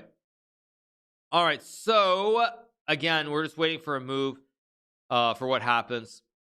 For new viewers, is the chess world championship just one match between two players to complete tournament? There is a series of events that you qualify to get to this point. Normally it's a 2-year cycle, so you start with a tournament with 8 players, and there's a qualification process for those 8 players to qualify for the tournament, and then it's a winner take all tournament. The winner of that tournament plays against the defending world champion, in this case Magnus Carlsen. So Jan Nepomniachtchi had to win the candidates tournament, which is a tournament with 8 players. And because he won that tournament, he earned the right to challenge Magnus Carlsen to a world championship match. That's how it works. But to qualify for that candidates tournament with 8 players, there's still a whole qualification process to that, which is why the whole cycle takes 2 years from start to finish. Do I follow soccer at all? You mean football? Sometimes, not super closely.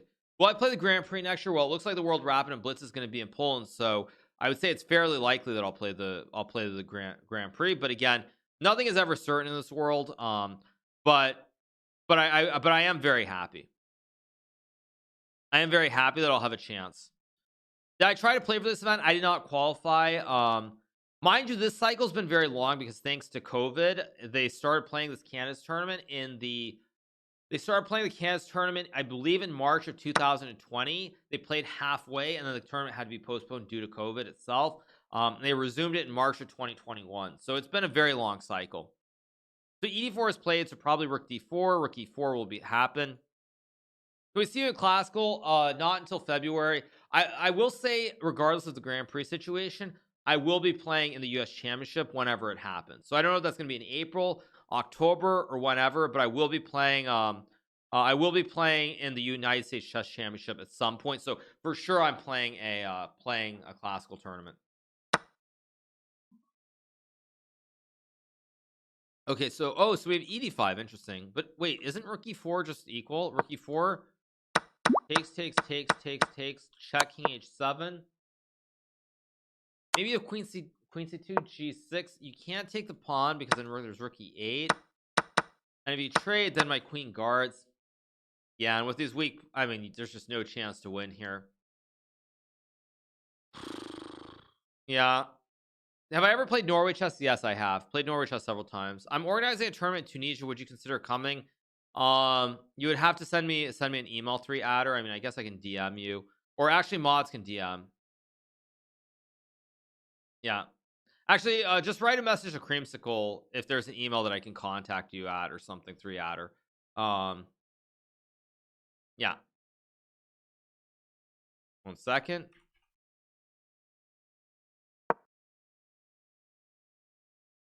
There's actually Creamsicle here. He is, right? Or Crispy as well. You can DM Creamsicle, yeah.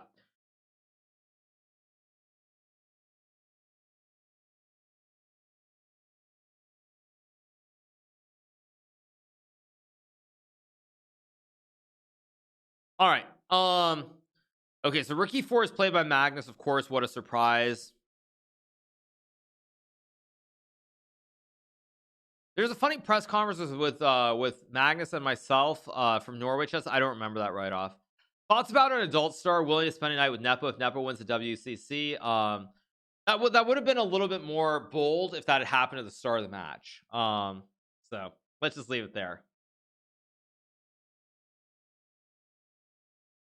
Okay. Let's see. So Rook D4. But I will say, sort of on a side note, though, it's kind of on a side note. It's interesting that chess is getting such traction.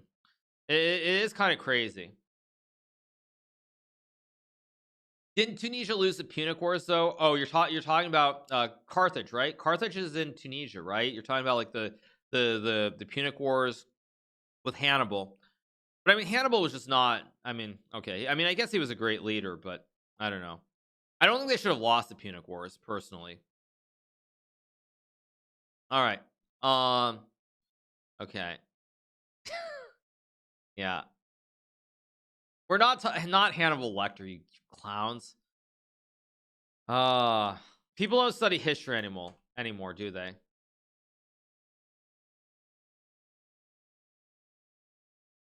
Yeah. All right. Okay.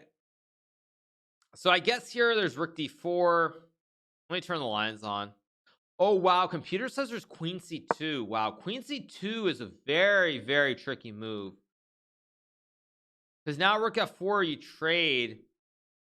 Oh, queen c2 is very tricky. Did he play it? He did play it. Wow, very tricky move by Jan. But maybe it's still nothing. Rook f4, g3. I guess you take. Probably black has some. I mean, black has at least a draw, if not more.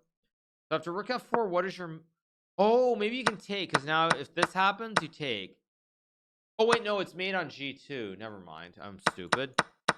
Huh.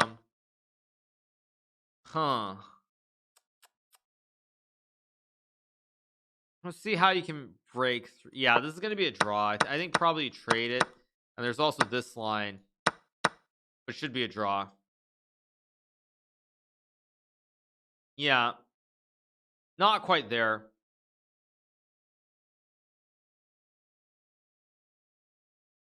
Yeah, I don't really see it.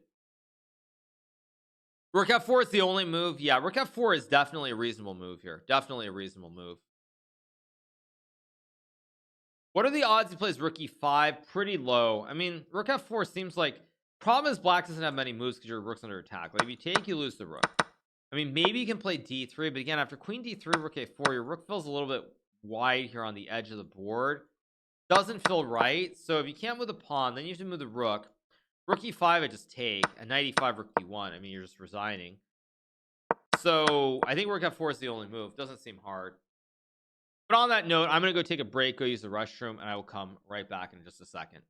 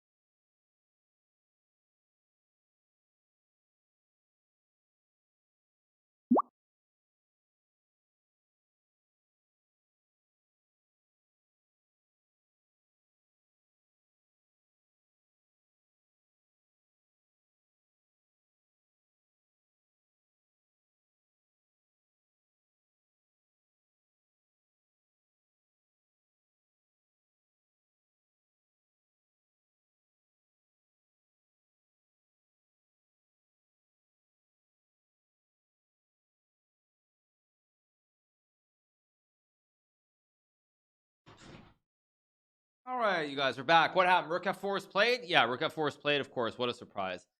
Well, I play the World Rapid and Blitz in Poland. My intention is to play. That is my intention right now.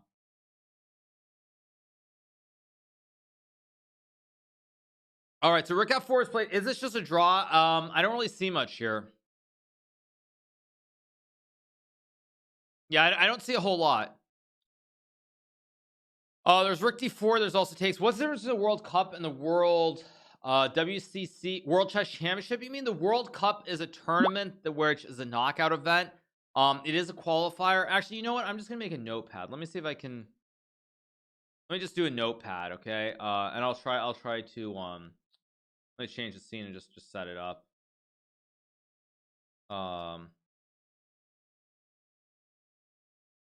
me set this up.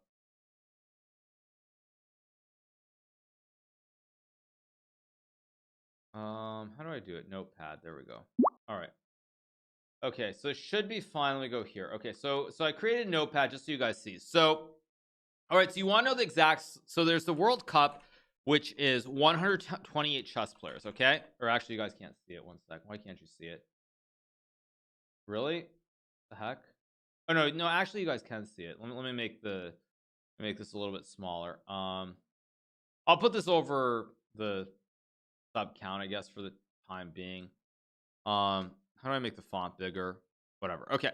So anyway, I think you guys can see it though, right? Can you guys see it clearly? Actually, let me make the font bigger. Let's do it like this. Okay.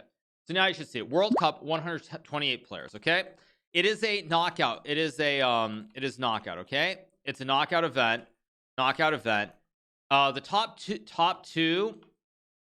Knockout event. Top two qualify for the candidates tournament. Okay, so pretty straightforward, right? So far so good. I'll explain candidates tournament later.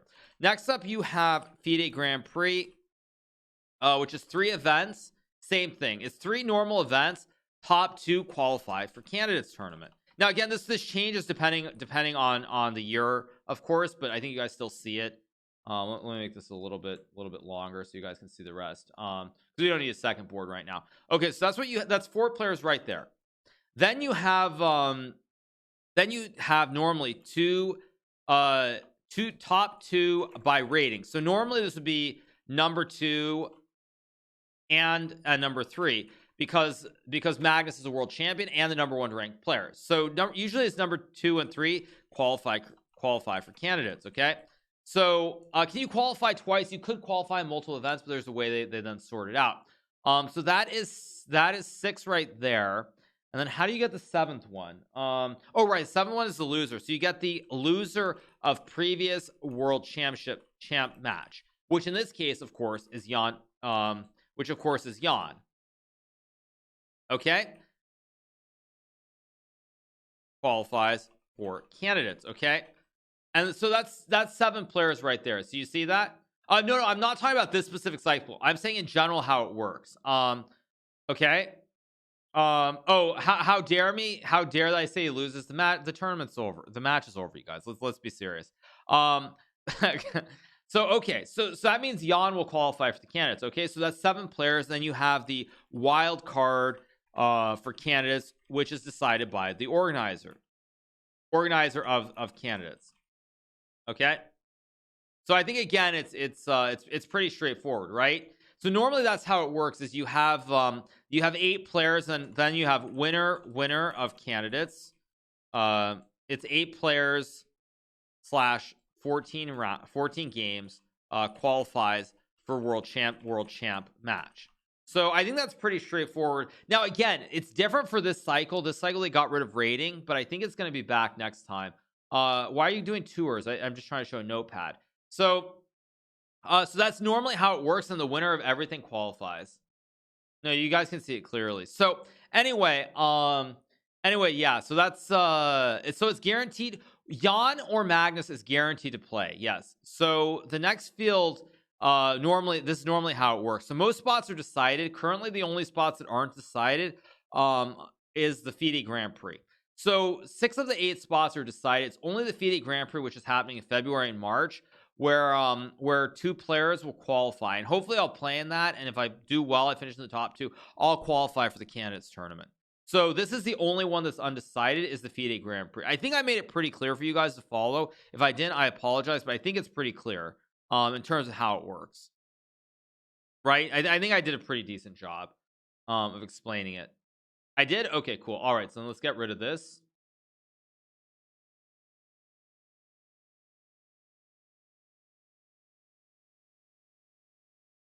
Did I qualify by rating when I was number 2? I'm not sure. I think I qualified multiple ways. I think I qualified as rating, but I think I also qualified by the Grand Prix as well. How do I balance streaming and prep? Well, I mean, right now I don't. No. No. What the fudge? No. No. Seriously?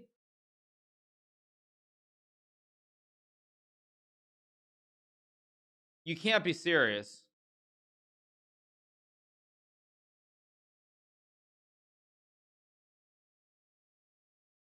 You can't be serious. They really just go G3 here?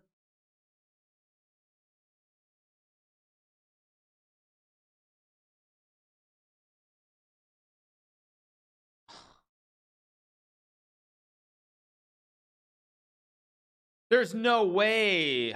I mean, really? No way. He did not really play G3, did he?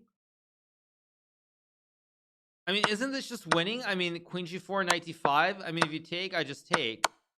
Rook D1. I mean, no. I mean, you can't be serious. You cannot. I mean, you can't be serious. You can't be serious. Now we're gonna get another. Anisha said Mac. He just wants to go home. Wow. I don't believe this.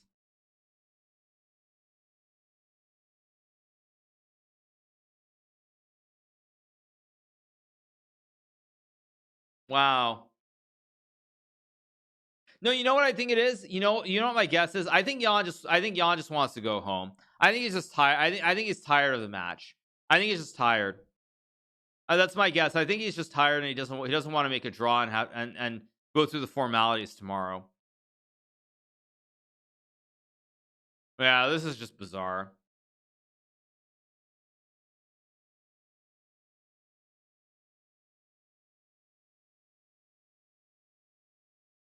Magnus' face looked like who is this guy? I mean, I yeah, but I mean the thing is, like, even for me, even if I know I'm gonna lose the match, you still just, I mean, you just make the draw with, like, you just make the draw with CD4, Rook D4. I mean, you just make the draw and then you make the customary draw tomorrow, and that's that. I mean, why do you just lose like this? I just don't understand this. At least I don't have to get up at 4 anymore, sure, but I don't get it. I don't understand it. I'm just so confused. I mean, it doesn't make any sense to me.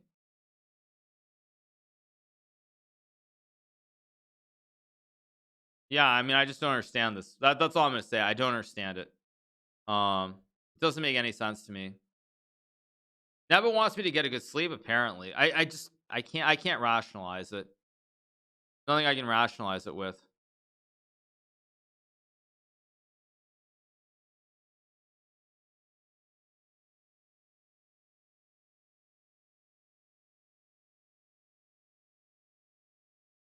Yeah, I can't rationalize it.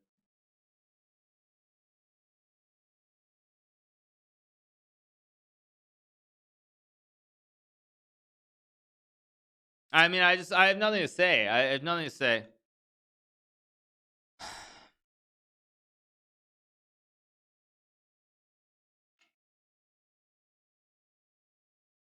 Paid actor? I mean, like I said, I don't think paid actor is fair, but, like, what is this? What even is this?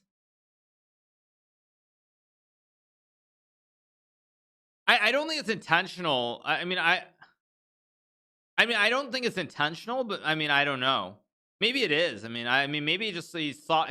I mean, there is some chance. Maybe he just thought that going out on a limb saying Magnus would win wasn't crazy. I mean, maybe it's true. Maybe Jan was just like, you know what? I don't want to draw this and have to make a customary draw tomorrow. I want it over with. You think it's intentional? I don't know. I mean, it could be intentional. You think it's just intentionally blundered? Yeah, I mean, because you just go. I mean, yeah, maybe you're right. Maybe it's just because he doesn't want to play tomorrow. He doesn't, because he probably saw some position like this. He's like, okay, I go B3, dead draw. I really don't want to have to play tomorrow. I mean, it's possible. Maybe there is a real chance that it could be intentional, but I don't know. Somehow the chess player in me, like being a competitor, I could never bring myself to do that. So I kind of find it hard to believe that Jan could. Fabiano is saying it's intentional. Okay, maybe it is. I don't know. Maybe he just doesn't want to play tomorrow. Still very weird. Very, very weird. This looks very sus. I mean, there is some chance. There is some chance. I mean, Fabiano thinks that it's possible. Then it's very weird blunder. Like if Fabiano thinks so, then there is definitely the possibility. Maybe it's some bet for money on Indonesian sites. Good one. Is a misclick? Yeah, I don't know. I don't know what to make of this. I'm honestly just confused. More than anything, I'm just confused.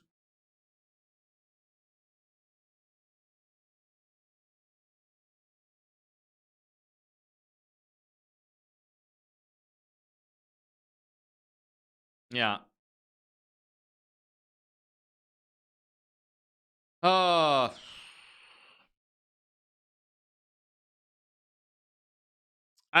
Yeah.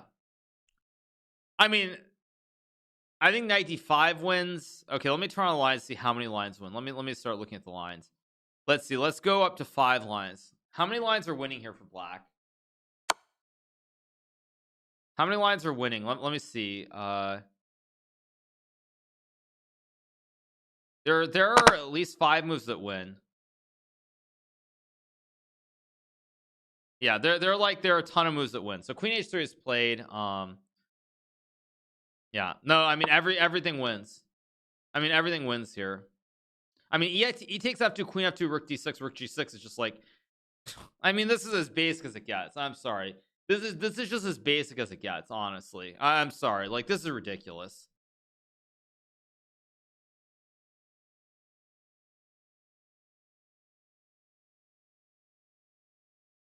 I'm sorry. This is just ridiculous. I'm sorry. Like, obviously Magnus is a better player and deserves to win, but like this game today, even more the C5 blunder, I understand, but this one, I'm sorry. Like, even me having not played classical chess for 2 years, I never would have done this either. Like, I never would have done this.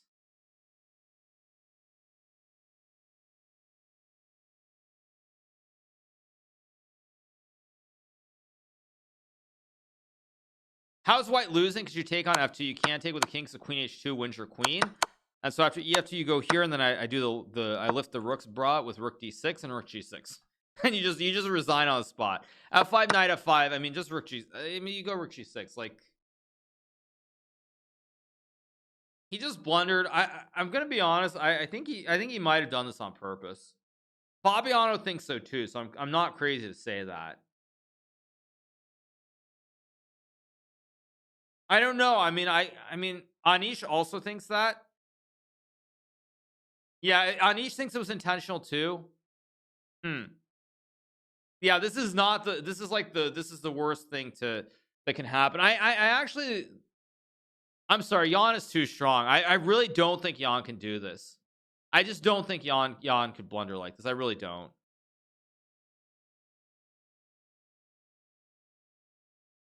Yeah, I don't think so.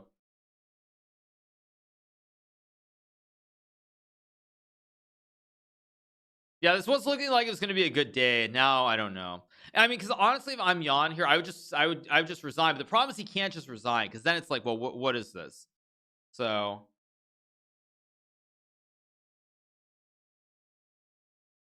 yeah, Magnus could troll and make a draw. Oh yeah, Magnus could troll, obviously, but Magnus isn't going to troll. Magnus wants the extra day too. Magnus is happy to end the match right here. Why does Magnus want to, like? I mean, that would be really nasty. Think about Magnus knows he can draw tomorrow, and he's like, you know what, Jan, you don't get to go home early. I'm gonna make you have to come back and sit at the board tomorrow. That would actually be really sick if Magnus intentionally doesn't win this game. Like if he intentionally plays Queen G4, Queen H3, just to make sure that Jan has to show up tomorrow. That'd be really nasty, actually. Really nasty. I don't think he'll do it though, because I mean a win is a win, but that would actually be really, really nasty. Yeah, it's bad news for us. Oh, it doesn't matter to me whatsoever. Though actually I might be annoyed if Magnus trolls and makes a draw here. Because if Magnus trolls and makes the draw, then like I have to wake up at 4 a.m. tomorrow as well. If he doesn't, then I don't have to. Maybe. We'll see. Yeah, I don't know. Oh, but if he takes I mean, King F2, yeah, I don't know. But I'm just gonna say, like, this whole thing kind of reeks a little bit. I mean, it does reek. I mean, Magnus is gonna win the match no matter what. That's the only reason. Magnus up like 1 or 2.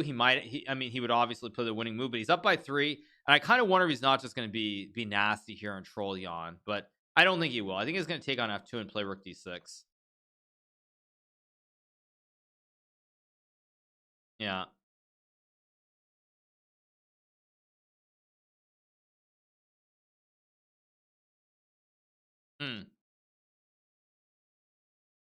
Yeah, I mean, it's just like, yeah.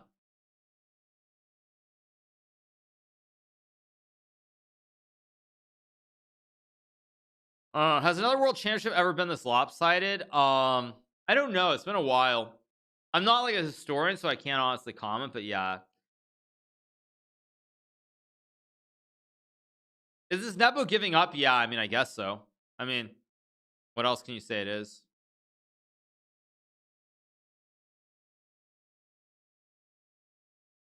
Yeah, I mean, I don't even know what to say. I really don't know what to say. Yeah, it's just bizarre. Just bizarre.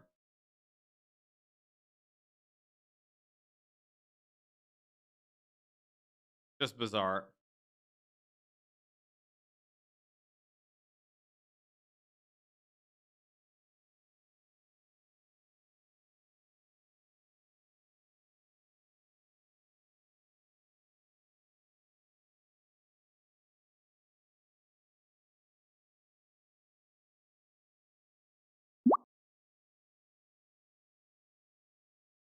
Yeah, really no idea. No idea what to make of this. Chillax Machine for the 2. Thank you to Octavian for the 14. Get Blame. Thank you to Stinky Bug. Thank you to Epic Gamer as well. Thank you so much.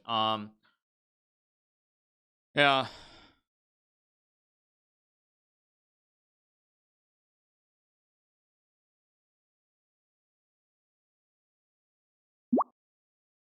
Magnus can take a holiday, I guess. I mean, I kind of wonder if Magnus isn't literally going to sit here and think for 10 minutes just to make Jan suffer. Like, I don't even know. I just don't get it.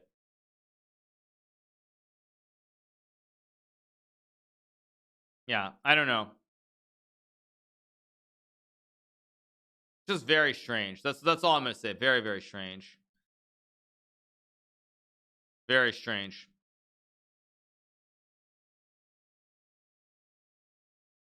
I'm the man with a plan. I mean, what do you mean by that? I don't get it. I just don't get it. I'm really, really confused by all of this. Doesn't make any sense to me at all. Fabiano suggesting knight f5. I mean, everything wins here. Like takes. I mean, the thing is, everything wins. Takes and rook d6 wins. I mean, probably knight f5 wins. Like, I mean, what doesn't win here? Here's to hear what Jan said at the press conference. I mean, he's going to say something like it was a draw anyway. I wanted to try. That's what he's going to say. Yeah. Rook d6 is bad according to the engine. No, but you take first. You take first, and after queen d6 takes rook d6, you just end the game. I mean, this just wins. Press conference is going to be probably pretty silly, is my guess. That's all I can think of. Yeah. This kind of makes the WCC lose prestige, I guess. Yeah, I mean, I'm not thrilled by it at all. Yeah, not thrilled at all.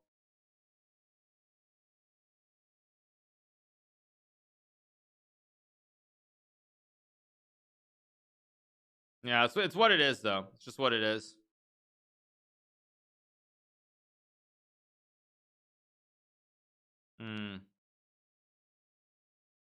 Pretty bummed. Pretty bummed. I'm gonna be honest. Pretty bummed by this.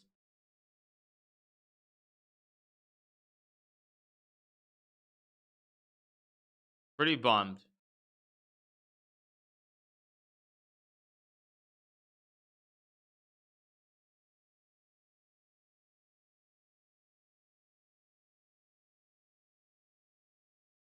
Very, very bummed.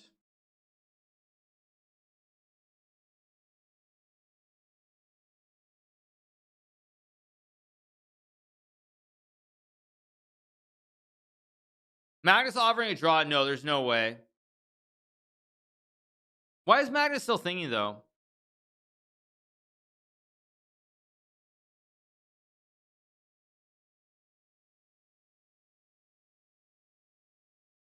Yeah, why is Magnus thinking here, I guess?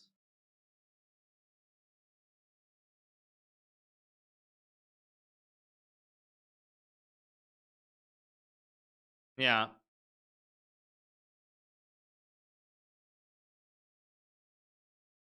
Yeah, I really don't know. I don't know. Sorry, I have nothing to say. Thank you, Spraying Up, for the prime. I'm trying on the other monitor. I'm looking to see Jan's face, basically. I'm just looking to see what he looks like. Okay, he goes knight f5 instead. I mean, this works too.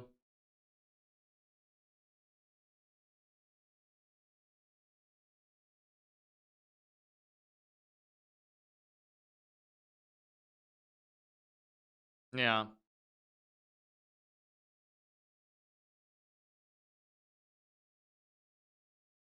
Yeah, sorry guys. I'm just very disappointed in this. I know I should be more into it, but I'm just kind of disinterested.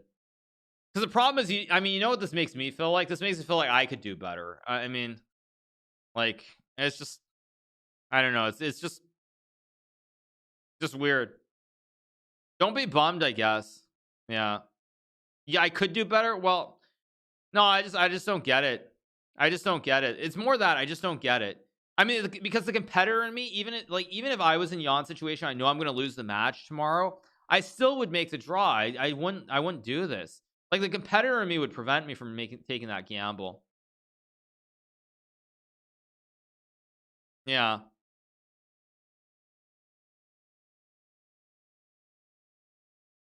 So I don't know. Yeah, it's pretty disappointing though.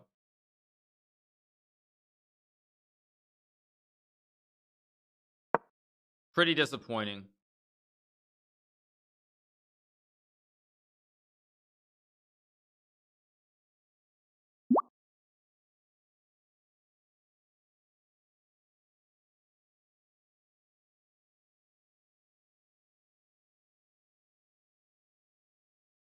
Yeah, very disappointing. All right. D6 is played here, and see what the win is.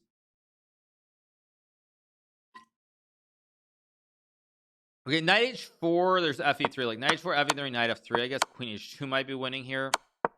That's one line, I guess. You can also, actually, I saw the bar go way down there for a second, so maybe that's wrong. Wait, is this, oh, this might be wrong, because you can take on c7. Yeah, and now it's kind of weird. There's some kind of copium trick. Some kind of trick there. So knight h4 is maybe the one hope, but it's not disappointing. He's going to lose the match regardless if he ties. He at least wanted to make Magnus blunder. I mean, there's a fine line. Well, like, when you play a line that's losing, but the position is complicated, that's one thing. When you play something where it's very easy and there are no real tricks, I mean, that's quite different. Quite different is what I would say. Quite different.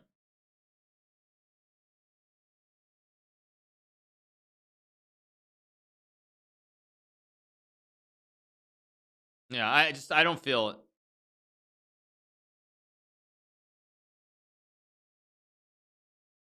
With hindsight, I think this match was over after game 8. I think it's showing for the prime. Christian Bach. No, I mean, I think the match was over after game 6. It wasn't game 8. It was game 6. It was game 6. It was over after game 6. That's broadly speaking what I would say.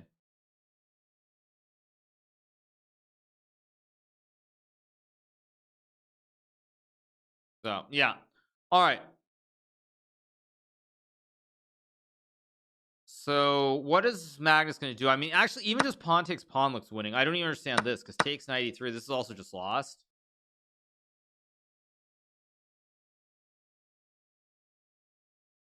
Yeah, this is very strange. Yeah, sorry you guys if I'm a little bit light. I'm not adding content or commentary at the moment, but I have no moves. I'm just that confused. I'm just that confused by all of this. Why did I leave TSM? I didn't. I'm still at TSM. Probably because the light's not on in the hallway. It doesn't look quite right. But that's because there's no one here, so the light only goes on when I walk by.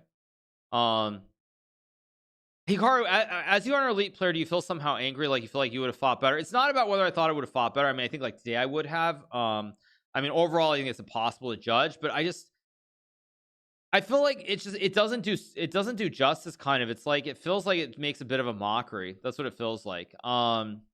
That's why it bothers me so much.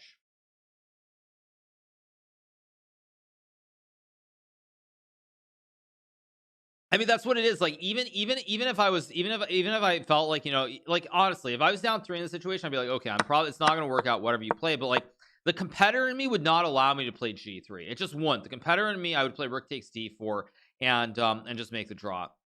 Twitch streamer thinks he can do better. I didn't say that. I said if I was in this situation, I would do better at this moment.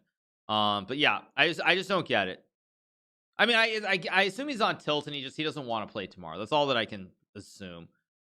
The other reason that this doesn't work either is because Magnus, there's no pressure. He can always just force a draw if he really needs it. So it's not even like a matter of like forcing a complication.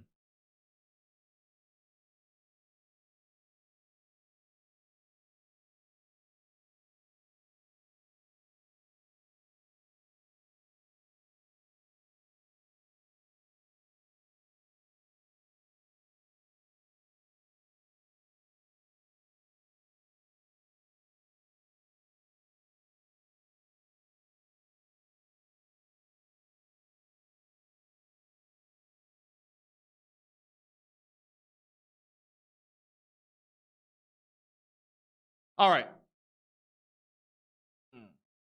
You know, Vinny Chase for the 2. Thank you to Chaxis for the 24 months. Thank you so much. Appreciate it. Thank you, Chaxis.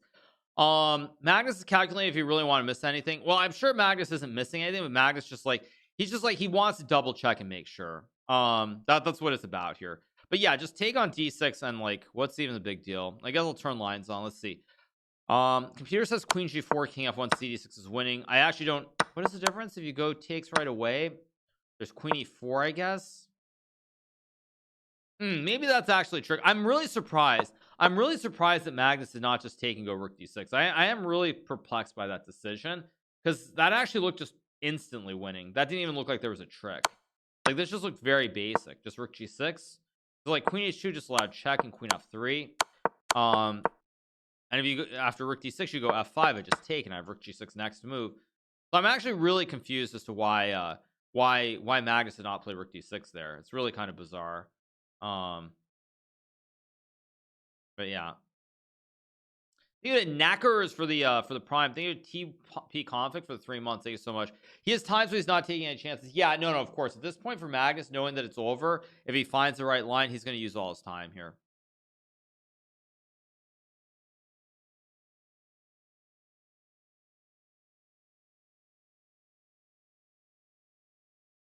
So let's see. It's minus 7.2. Yeah, I mean yeah, not wonderful. Let's put it that way. Definitely not wonderful. Okay, let's see what's going to happen here. Is Magnus going to take? Is he going to play Queen G4? Is he going to find something else like Queen F3 or some other line? Jan is losing again. He's throwing this game. I mean, he's throwing this game. Is this the most blunders you've seen in World Championship? Yeah, even Vishy when he lost to Magnus, that was a pretty lopsided match too. But Vishy tried till the end. Yeah, I know this isn't about time. This is Nepo just saying basically with G3 what he's doing is like he's saying, you know what, if you have a win, you have a win. If it's a draw, it's like you have at least a draw. If you win, you have a win. I don't care. I'm just gonna play this move and basically we'll see. That's the only logical, rational explanation I can think of. There's just nothing. There's just no other reason. I mean, even knight h4, actually not f3, sorry, even knight h4, f takes knight here and takes wins too. Like even this should be winning as well. Although maybe there is dc7 and there's some kind of rook d8 trick again, but yeah, I don't understand this. I just don't understand it. I'm just so confused by all of this. It's just bizarre. It's bizarre. I mean, I have nothing else to say other than it's bizarre. That's all I have to say.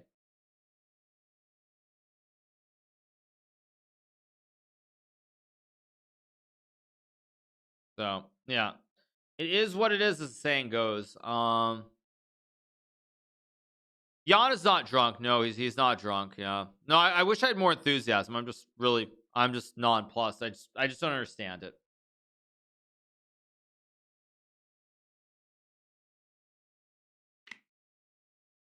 Actually, why does even c takes d6, queen e4, knight h4 is game over as well, because it's the knight f3 and you take and I go check, and I mean this is the right triangle. Even this, I mean everything is winning for black here. I take this as sort of giving up. Yeah, I do. Yeah, I kind of give it. That's my assumption. I don't know. Maybe I'm crazy, but that's my assumption here.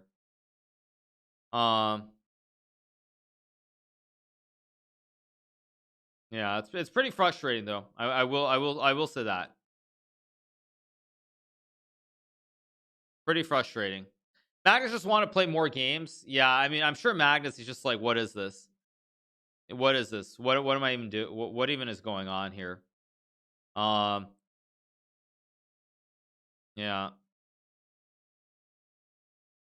Anish responded differently to being beaten by you. What do you mean by that?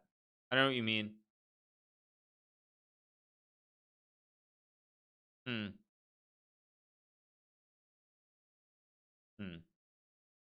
Oh, he didn't give up. Yeah. Well, I mean that's the thing though. The competitor in you just doesn't want to give up. That's why I don't understand G3. Like the blunder was c5, c6. I understand Jan was trying to complicate matters. Completely understandable. But this feels like an intentional blunder. That's the thing. Anish is not happy. I mean, nobody's happy right now because, like, of course, Magnus played the best chess. He deserves to win. But it just, the last blunder was kind of very strange. But this is just like throwing, is what it feels like. It really does feel like this is throwing. Yeah. If they draw this game, Magnus needs another draw. Yeah. I don't know what to say. I mean, I wish I had something to say. I'm sorry, you guys. I'm not really being super chatty right now, but I'm just like, I don't know what to say. Yeah. Yeah, it's just the competitor in me, even though I stream a lot more now, like the competitor in me, I could never throw a game like this. I could never do that. I just could never do it. And I know I'm repeating myself, but there always are new people walking in, so okay, knight h4, good move by, yeah, I mean, you're just, well, but okay, wait. So check here again. There's some trick though, right? This one, there's a line where there's dc7. Although maybe you can just check and check. And king f1, you check, and now you can even collect. I mean, even this. I mean, everything is winning. Could I win this against a computer? Yeah, I would honestly say after g3, I think I'd beat a computer like 100% of the time. Maybe not 100%, but like, no, actually, I think I would just beat a computer 100% of the time if I took and played rook d6. I would. Prove it. Okay, you guys want me to prove it? Okay, so let's go to this position. Click analysis, right? Let me change the scene. And now you click the, is this the right one? I think this is the right one, right? Give me 1 second. Let me change the scene. You guys want me to prove it? Why is it not working? Wait, where's the play computer? There we go. Wait, no, this isn't what I, wait, no, wait, sorry. Wait, wrong position. Sorry, it was this position, right? It was this position after king g1. Right, so I guess play versus computer. Let me close this. Wait, no, okay, I'm gonna play this. How do I change it? Okay, here we go. All right, so I'm gonna take. I'm gonna go rook d6. Okay, I'm gonna go check, check, check, and now I'm gonna go. Is it f5 here, or is it queen b2, or is it queen h5? It's got to be a queen move here. There are a couple moves. I baited you to prove it. I think queen h5. Wait, no, I didn't mean to go queen h3. That was just a slip. I'm gonna go queen h5, f5. Okay, I check, I block, and yeah, now it's just very routine. I take. Okay, I mean, I win this in my sleep. I take, go here.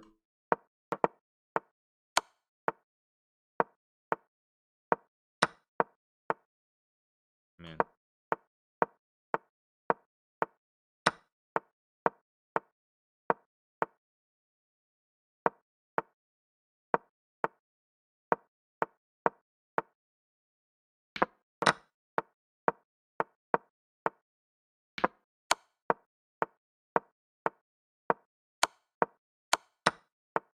Yeah, I mean, like I said, not difficult at all. Not difficult at all. Okay, let's get back to the game. What do we have here? What is this the game? No, this isn't the position. What's the current position? Let me reset. Or wait, no. Wait, what? 1 second. Why did this just get messed up? Give me 1 second.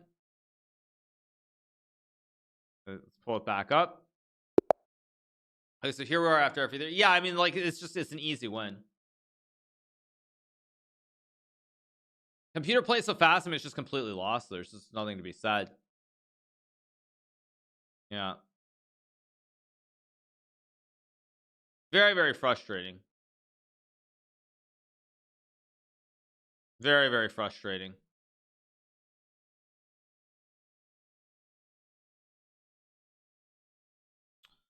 Anyway, all right, let's see. Difficulty getting to that position. I mean, it's very easy to get there. But I mean, I don't know. I don't know what to say. I love how Magnus is drawing this out. Yeah, it does feel like Magnus is kind of intentionally not finding the quickest win, right? I mean, I think Magnus is going to tickle, and then not take either. Like, there's also a tickle here. I think he's going to tickle, and then after King G1, he's going to play Knight F3. It's kind of nasty. It's kind of nasty. By the way, King H1 gets mated by the Arabian. You have Knight F3 threatening Queen H3. So if White goes like Queen G2, go Queen H4, and the Knight covers the squares. And when you block, it's just a classic Arabian mate. And if you go like Rook F1, I have this, and it's still the Arabian. Queen H2 is mate. And if you go Rook E2, I think I can even just check and take on H2, because when you take, I create the mini pyramid of Giza with Queen F3, and that's game over as well. So it's all. I mean, you have to go to King F1, only move. No, I mean, this is just very bizarre. That's all that I have to say. Very, very bizarre. Okay, so King F1, Knight F3 is played here. Also probably. Oh my god. Oh my god. I just realized what Magnus is doing here. Oh, this is so dirty. This is so dirty by Magnus. He's getting a winning position, but he's playing a line that forces a rook and pawn. Oh, he's playing an endgame that forces a long rook and pawn endgame. Oh, this is incredibly dirty by Magnus. Because now what's going to happen is... Oh, wait, no, sorry, not queen. Sorry, I meant queen G2. After queen G2, you trade, you take, and you take with a rook, and you're just up a pawn in a rook and pawn endgame. And now White can suffer and try to draw. This is so dirty. This is a way to make Jan... I mean, Jan either has to like suffer for an hour and probably still lose, or just resign on the spot. That's actually really, really dirty. This is really, really dirty with Magnus. Oh man. And if you go Queen F2, I go Queen H3 check, by the way. And then after here, we're in the same. Oh my gosh, that is so disgustingly dirty. And if you go here, I can still take. And when you take, I have Queen H5 check with the right triangle. And I'll guard the... Oh my gosh. That's so dirty by Magnus. Oh my gosh. Oh, so dirty. That's as dirty as it gets. All right, I'm gonna go use a restroom because I think this game will end soon. I think Jan is just gonna resign in a minute or two. So I'm gonna go use the restroom. I'll come back and then we'll keep going forward.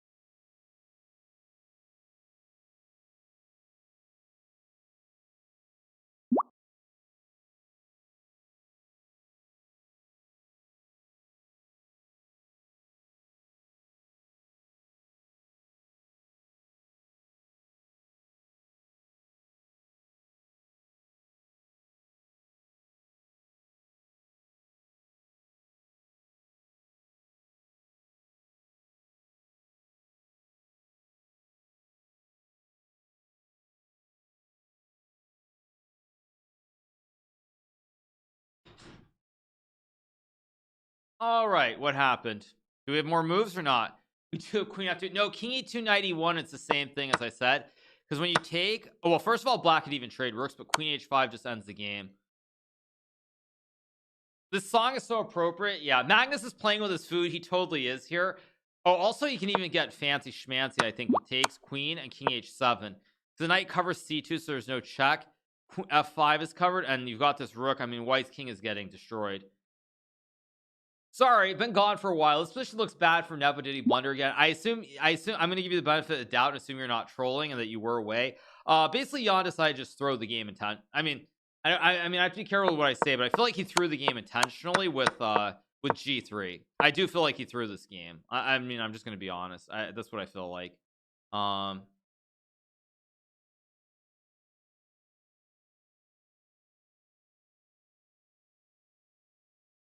So, yeah.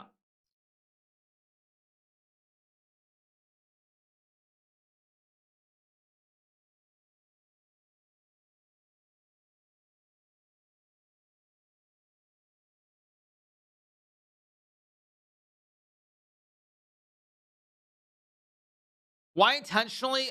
I think he just doesn't want to play tomorrow. That's my guess. Front page of Twitch, is this a new TFT auto chess? Yes, it is, you guys. This is the old game of chess, the game from 2,000 years ago. The old devs in the desert, in the sand, they create their wooden pieces, create this great game. This is the original chess, the real chess. Do I think Nepo should have chosen a different opening? At this point, I don't think it matters what Nepo plays. I think it's just over. So, yeah.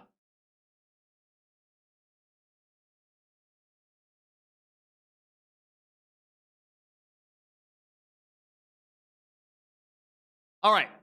How do you qualify to play Magnus? I actually had it up earlier on Notepad, so someone can probably clip it or show you. But there's a qualification process to a tournament with 8 players, and the winner of that tournament qualifies to play Magnus in a world championship match. Will Jan ever admit it? I don't know what Jan is gonna say. I have no idea. I know if Jan is going to be honest in the press conference, be like, yeah, you know, I didn't care at this point. If there's a win, there's a win, but I didn't want to make a draw. Like, honest, I'll tell you what I think is. I think Jan's attitude was pretty simple. His attitude was, I actually closed the Notepad, so I don't have it open still. But my honest opinion is that Jan was like, he saw that there was a draw at the very least for Max. He's like, you know what? He's like, screw it. I don't want to sit here and draw this game and then have to show up tomorrow. I'm going to play this. If it loses, it loses. If it's a draw, it's a draw. But I just don't want to. I don't want to play tomorrow. Okay, now, yeah, now the question is, will Jan resign this end game? That's a big question. I mean, like, the way Jan has played, I mean, is he gonna... the question is he gonna be a masochist here and play this out? Because this end game probably is losing, first of all. But then secondly, like, you can try to defend it. It's a rook and pawn end game. Like, you can try to defend it for, like, 3 hours. But are you really gonna want to do that here? Like, are you really gonna want to try to defend this, suffer for 3 hours and defend this? I mean, honestly, if I'm Jan here after rook d6, I would just resign and get out of dodge. I would. I would not want to try this. I would not want to play on here for another hour or two. I mean, it's great for the fans if he does, but I mean, if I'm Jan here, I just resign. I would just resign here. I mean, I would just resign. I would not want to deal with any of this.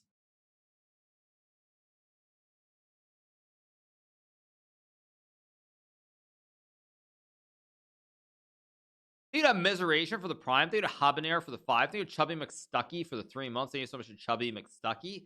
Thank you so much. Appreciate it. But yeah, I'm not feeling it. Wow, he's really gonna play on, or is he just gonna... I mean, he might just blitz every move. Rook d2. I mean, rook d2 is gonna be played in a second for sure. Yeah, I mean, if I was Jan here after rook d2, I would just resign. I really would.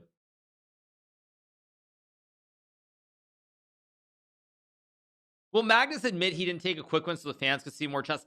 That I don't know about. I don't know if Magnus will admit that much. But I really do feel like Magnus, he found the win that's like the longest, most drawn out possible win versus like the quick win intentionally to like really mess with Jan.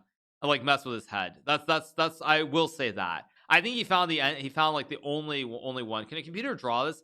I also don't think a computer would draw this against me, but this one I'm not going to play out right now. Although I don't think I would win this 100% of the time. Unlike the other one with rook d6, I don't think I would win this 100% of the time. I will say that.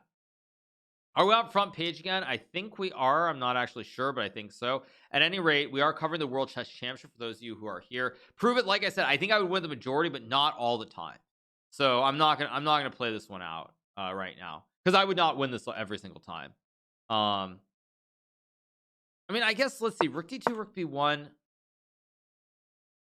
How winning is it? Actually, you know what's funny?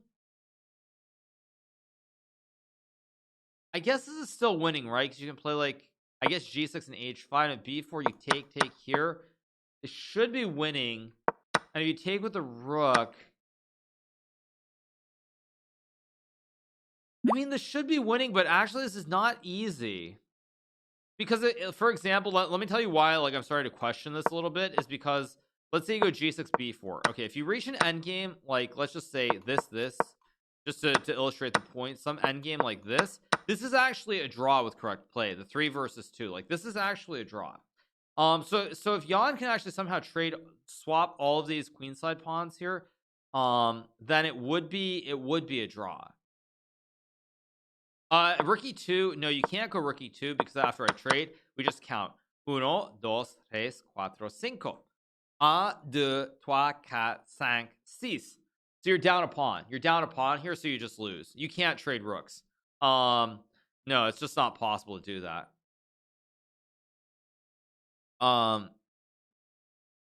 Yeah. So yeah, it's not happening.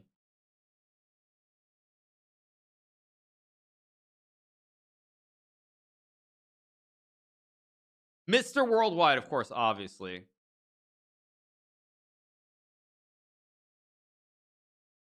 Yeah, I mean, it's not that hard. I mean, we can do it the other way. Okay, let's do it the other way. Yek do se char panj, right? I think that's correct. If I'm not mistaken. Yeah, we have yek do char se panj. You have ichi ni san yon go roku. Okay, there you go. So that's also winning.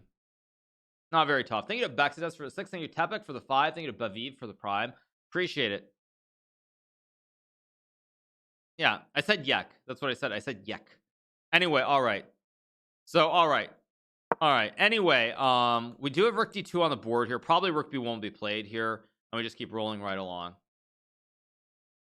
Norwegian, I actually don't know any Norwegian, or I mean any like Swedish, Norwegian. I never actually I never really had an interest, I guess. Like it was just never something that came up, because even chess tournaments very rarely were in Scandinavia. Maybe to x3 Yogurts for the prime.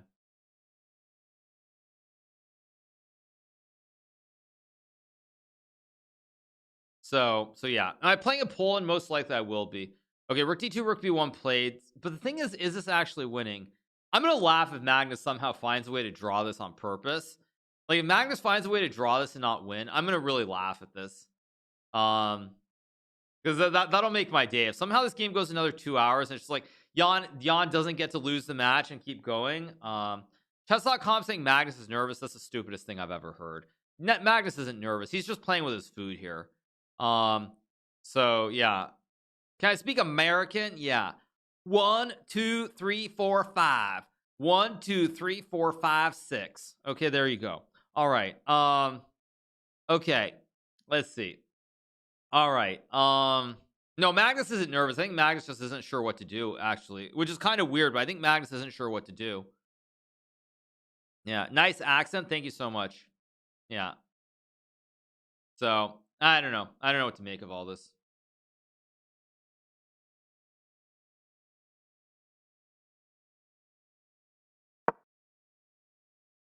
Okay, g6 played, so I think we're gonna get b4 here. B4 is gonna be played here. Texas, my country, yeah.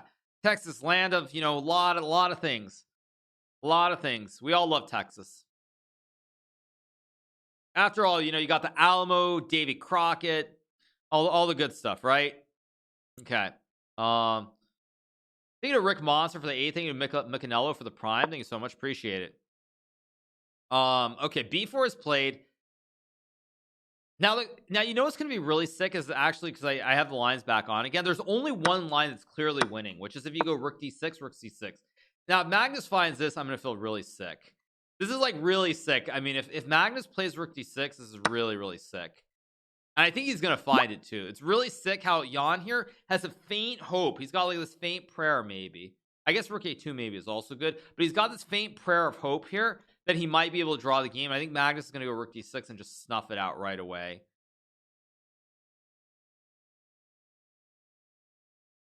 Rook a2 is fine, but the thing with rook a2 is there's rook d4.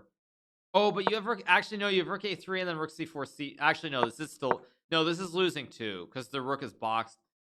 Yeah, the rook is boxed. Actually, rook a2 is also winning. I didn't realize rook a2 is winning, but rook d6 was also good. Everything's good. This one is winning because after takes, you get the rook behind the passed pawn, and it just goes way down the board. You have the wide pipos here as well. The pawns are super split, and your king can get over to stop the c pawn, so it's a very easy win for black. Nepo has a chance. Copium, yeah. This is just over. Yeah. But yeah, Magnus doesn't want to break Nepo. I don't know. Yeah, rook a2 is just GG's also.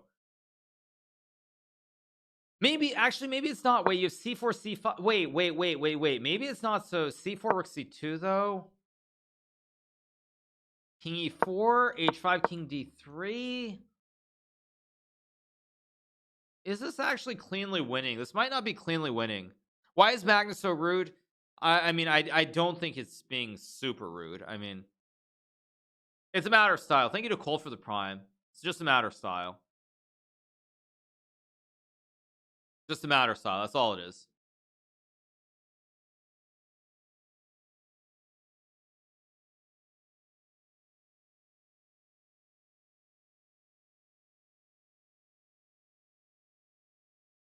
Is minus 3.9 on a deeper depth? No, I'm not a Magnus fanboy.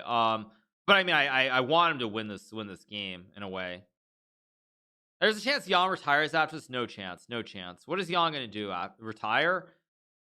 I mean, 800k is a good chunk of change, but that's nowhere near enough to retire on, especially even after that's like pre-taxes. So no, I mean, no chance. Hikaru tired of waking up at 4 a.m. Please win, Magnus. Good one. Yeah, right. This isn't Dota. Jan picked the wrong sport to play the world championship in. In Dota, it would be for 40 million, but in chess, it's a paltry 800,000. So yeah. How much have I lost on taxes? That's a very weird question to ask. And loss is also an interesting way of phrasing it because you can't really lose on taxes. You're required by law to pay taxes. So you can't really lose. So that's a weird phrasing. You pay your taxes. It's not about losing money. You pay your taxes or you go to jail. Unless you have billions of dollars and you can hobnob with the right politicians, and then of course it's okay because you'll get your pardon. But otherwise, yeah, that's not quite the right way of looking at it. Yeah, it's like yeah, you're talking about taxes like it's an investment. Exactly. Like, yeah, it's just an investment, you guys. Like, it's just an investment. Thank you to Brandon Yotes for the DB for the 2 months. Thank you so much, Brandon. I appreciate it. Thank you. Thank you to El Canor with the prime. Thank you to McCallum for the tier 1.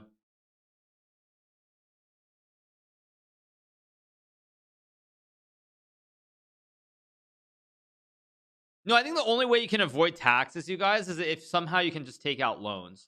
Like, I guess if you can take out loans against whatever money you have, I think that's the only way that you can actually, like, as an individual. I mean, companies have many ways of getting around it, but as an individual, I think that's the only way that you can kind of get around it is if you can take out loans against, like, instead of actually, like, you know, like, you just take out loans on everything versus paying.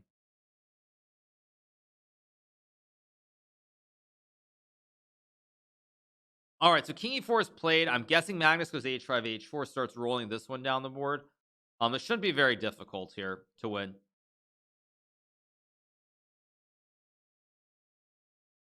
Yes, of course I would want to compete in the world championship. Obviously, that's not even a question.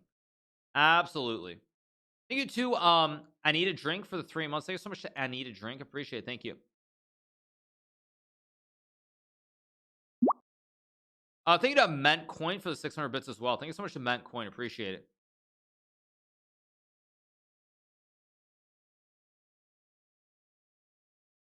Thank you to Reventleflix for the Prime. Thanks for Reventleflix. Appreciate it. Thank you so much. Am I going to play the Grand Prix? Probably. Probably I will. Again, the World Rapid and Blitz is supposed to be happening in Warsaw, Poland. So probably I will be going to Poland and playing. That's my plan, at least. We'll see. Once again, big shout out to 26,000 you guys who are watching. Hope you're having a fantastic morning, afternoon, evening. Wherever you are in the big wide world, we're covering game number 11 of the World Chess Championship between Magnus Carlsen and Jan Nepomniachtchi. Probably the final game, as you guys can see from the score. It's 6.5, 3.5, as you will tell from the math. It's 14 games, so the winner has to get 7.5 points. Magnus currently is 6.5, so he wins this game, he gets to 7.5, and the match is over. You know, Mr. Hey Arnold for the 3 months. Thank you, Magilla for the tier 1. Thank you so much, Magilla. Appreciate it. Thank you so much. Okay, he does go H5, not shocking. I'm really surprised that Jan did not resign this. I'm going to say that. Really surprised. But again, not to do the whole I told you so, but we kind of knew this was over.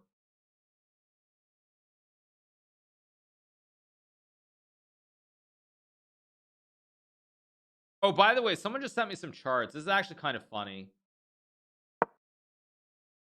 Someone sent me some funny charts. Actually, this is funny. So this is actually a friend of mine just sent this to me on Facebook. This is pretty funny. While we take a break from the game, just very briefly, someone sent me this chart, which is pretty funny. Do you see? This is a chart of Kazakhstan and their cases of COVID. So they're like tailing off completely. So they're tailing off, but they just enforce a mandatory lockdown in Kazakhstan, and then like this and then there's this one too. They have a mandatory lockdown. Then Poland, meanwhile, you've got this chart where like the cases are surging.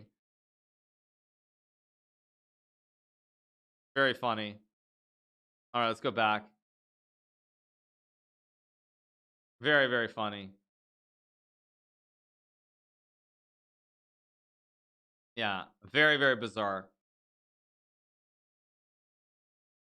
Hilarious. Thank you, TS Chicken, for the 500 bits. Thank you so much. Appreciate it.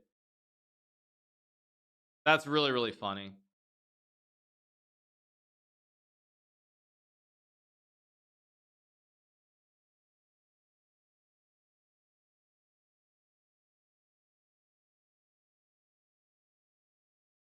All right. Anyway, back to the game, you guys. While we're still here,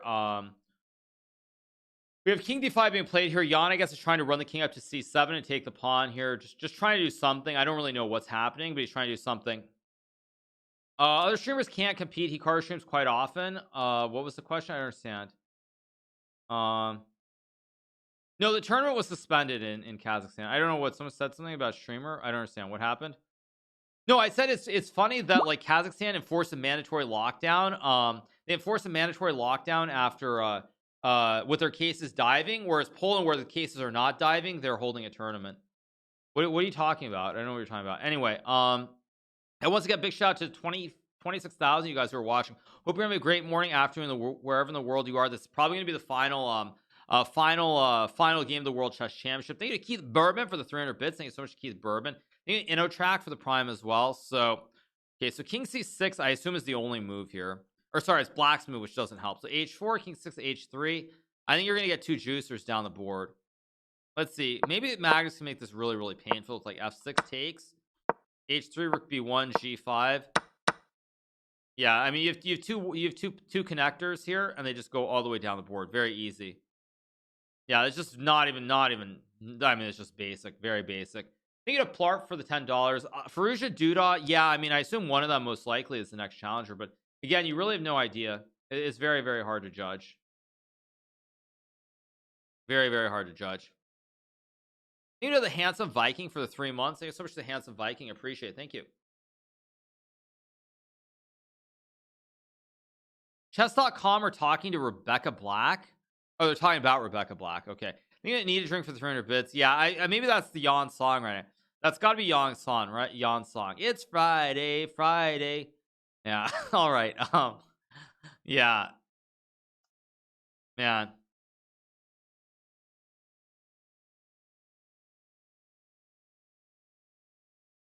Yeah, this is just weird. Oh, the song is 0 dislikes. True. Good point, you guys. Good point. Yeah. I don't know when Yana is going to resign. I guess, I mean, a few more moves. They need to score for the 2 thing, MP Sharky for the 15. I'm assuming that he's going to resign within the next like handful of moves is my guess.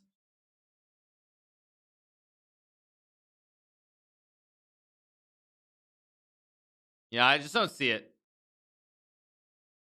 Why does Zebo not just resign if he didn't want to continue playing? I assume his problem is like the way Magnus did it. It's like, it's winning, but Jan has like some faint hope where he thinks maybe there's some swindle, and I don't blame him. But I mean, it's just a bad situation to be in. Magnus is not going to throw this. He's just going to win the game. He's going to resign within the next hour is my guess. Next ad, I'll probably run a 3-minute ad in like an hour. 30 minutes to an hour, I'll run another ad. What ad? Wait, there's no ads. What are you talking about? Oh, is Twitch running ads again? Twitch might be running ads again. By the way, if you guys do have Amazon Prime, if you happen to have Amazon Prime for the Prime deals to watch great shows like The Expanse, etc., you can connect Amazon Prime to Twitch Prime and subscribe free to one channel every single month. So instead of having to use your tier 1 and pay $5 a month, connect your Amazon Prime, Twitch Prime, take $5 out of Jeff Bezos' pocket and put it in the pocket of hardworking streamers. Once again, it does not auto-renew, so you do need to renew it yourself. But once again, no reason not to, because you're only taking money out of Amazon's pocket. If everyone who had Amazon Prime used their Amazon Prime on Twitch, they would basically force Amazon to quit having quit offering that promo. So make sure to use your primes. Metcoin for the range of business. Minusi symptomatic for the $3. Thank you to Servant with the Prime. Thank you to Brian with the Prime. Thank you to JP Music with the Prime. Thank you so much. Thank you to Aduro with the Prime. Thank you to Schroeder with the Prime. Appreciate it. Thank you so much. Thank you to Defenedra with the Prime. Thank you to Rocco with the Prime. Appreciate it. Thank you so much. Thank you for all the Primes. Thank you. Thank you to Pepe Blue with the Prime. King C6 is a good move here. Thank you to Bacon Sticks for the Prime. Thank you so much to Bacon Sticks. Appreciate it. Thank you so much. Thank you. Appreciate it. Thank you to Count Da Money for the 3. Thank you to Trondor with the 2. Thank you to Palov with the Prime. Thank you to 3-Bean Burrito with the Prime. 3-Bean Burrito sounds really good, actually. Thank you to Zarisa with the Prime. Thank you so much to Zarisa. Appreciate it. Whoa, thank you to Anonymous for the 20 gifted subs. Thank you so much to Anonymous for the 20 gifteds. Appreciate it. Thank you so much. Thank you to the Anonymous Oiler. Thank you to Klanos for the 5 months. Appreciate it. Thank you so much to Klanos. All right, so what's going to happen here is the big question. Thank you to Troy for the 6-month resub. Thank you so much. So King C6 should be the next move.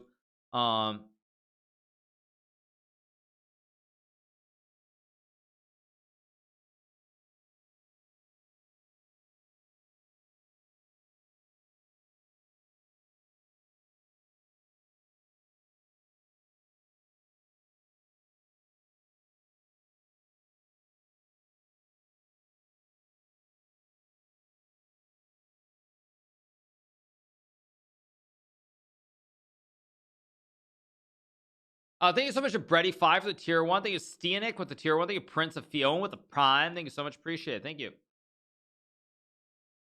Thank you so much.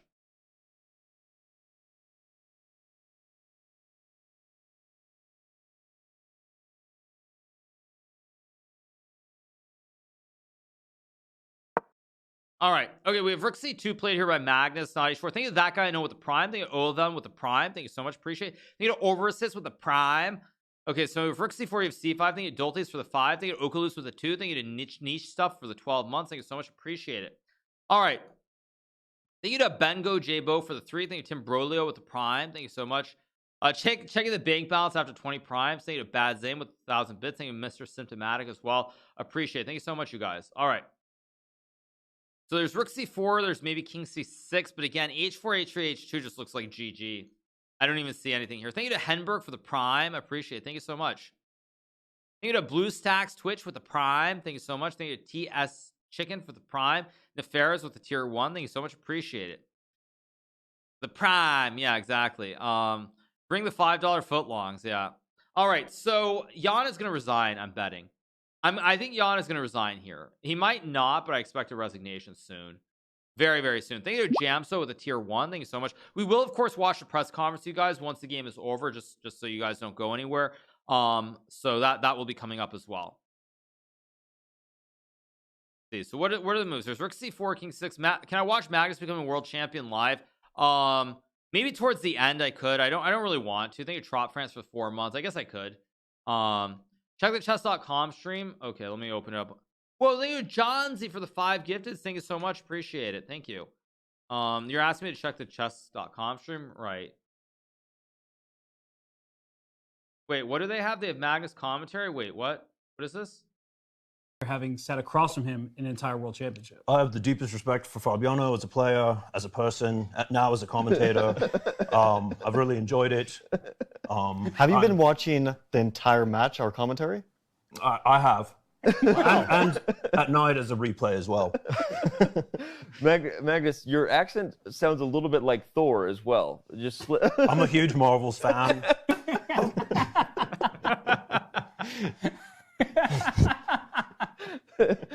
Yeah. What would it mean to you to win this world championship title, defending your title for the 4th time? A lot of people call me the GOAT. I think with another win here, I'll definitely achieve that for now. I know there's a lot of players up and coming, and those who have there's a target on my back. But winning this would be incredible. But really, it's all for the fans. Yeah.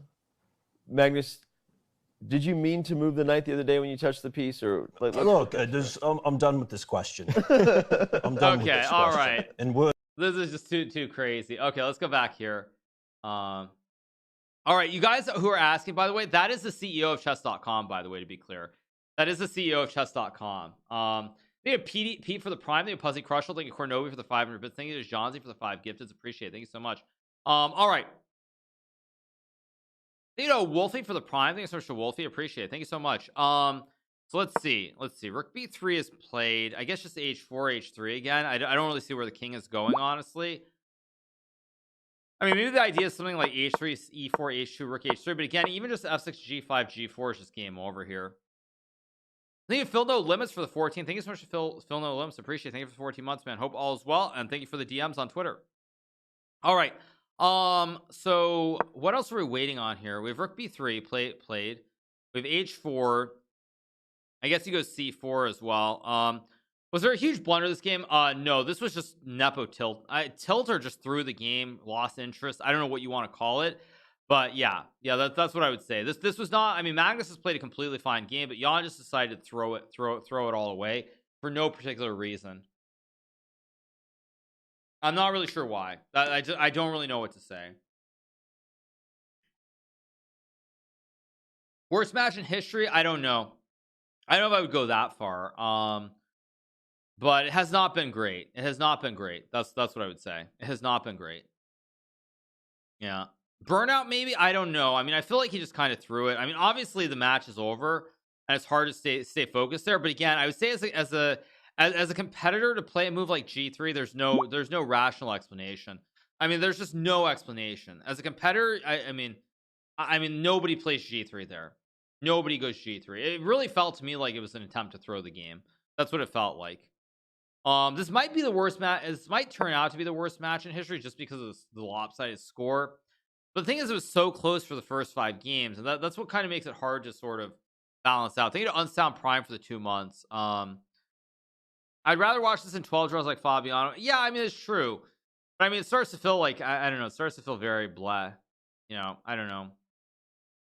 What's happening on chess.com stream right now? They have the CEO of chess.com, Eric Alabest, and he is doing his Magnus impersonation. They had Petrov offense for the 9 months. Thank you so much.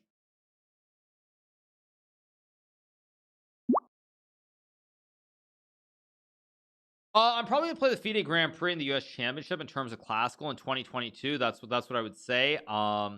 But again, we'll see. We'll see what exactly happens. I'm very optimistic about the World Rapid and Blitz, though. That I'm very optimistic about. Thank you to Fullers for 10 months. Appreciate it. This match shows how strong Fabiano and Sergey are. Yes, but what else it also shows is how much stronger mentally they are. Like the mental ability to hang in there was much better. Like the pure chess ability, I don't think you can really say much about, but it shows the pure mental that they have relative to Jan. Okay, we get king. Okay, what? Just H2. I mean, it's a pawn for my kingdom. The only problem is, what do we have? We have one. But let's do pure math here. So h2, rook b1, f6. Actually, you can even take here and go check. But okay, rook b1, f6. 1, 2, 3, 4, 5 to end the game. White needs 1, 2, 3, 4, 5. But there's also rook b2 in between. Do I think Nepo threw the game on purpose? If you ask me, honestly, if you ask for my true honest opinion, I think he kind of did. I think he did. I don't think anybody goes g3 there. There's no rational explanation for g3. I think he just wants to end the match and get out of town. So if you want to call that like throwing or whatever, I mean, however you want to classify it, sure. But I mean, he definitely no one goes g3 there. Thank you to Marco Chu for the prime. Thank you to Power as well. Appreciate it. Thank you so much. So yeah, that's what I would say. Why not just resign? I guess. I don't know. But I feel like he did. I feel like he did.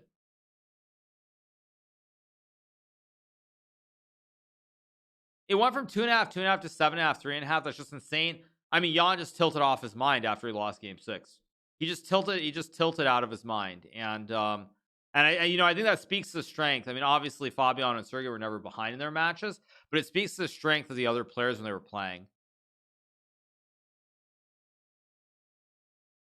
So yeah, I don't know. I really don't know what to say. It's just bizarre. I mean, I really have nothing else to say. Didn't Magnus foresee this? Maybe. I mean, I don't know what to make of it. It's just very weird. It's all very weird.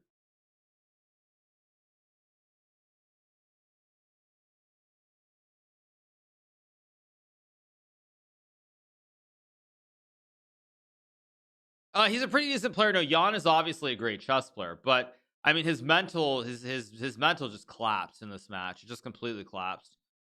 So yeah, current top 5, I don't know, but I mean, I think everybody's ready to see like Dudar, Ali Reza, or someone from the younger generation challenge. Maybe Fabiano, of course. Fabiano's always like lurking, but yeah, I guess I don't know. You can say what you want, but I would just say it was a very, very bad match play. So strange, very, very strange, very, very strange.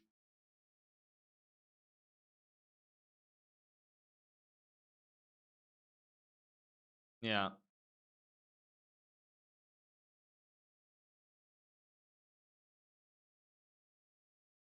So all right.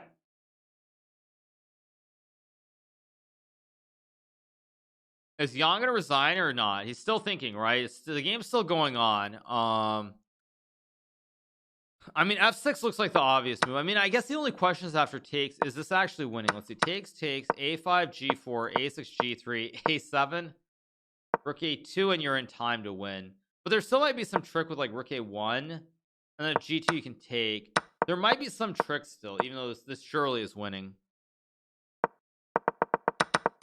That's probably what Magnus is thinking about. Because I mean, this one is winning, but like, there's also this question, and this is what Jan wants. This position with a passed pawn, and like you assume it's winning for black, but again, this pawn and this rook, like they can kind of shield each other, so it's not completely clear cut. Computer, I'm sure, thinks there's an easy win here if I turn the lines on.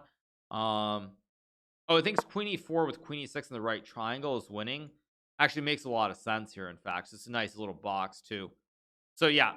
Actually, this is a nice idea. Yeah, I mean, this is the point, is after takes. I mean, but can you maybe take here? Then there's rook h1. Pawn is too fast, though. So it's actually not... I mean, this is definitely winning. It's just a question of which one. Magnus can calculate this till the end. Yeah, I'm pretty sure he can. I also feel like Magnus is going to draw this out, too, though. He takes... Okay, so he's going to do rook b3, surely. I think he has to, actually. I don't think anything else works now.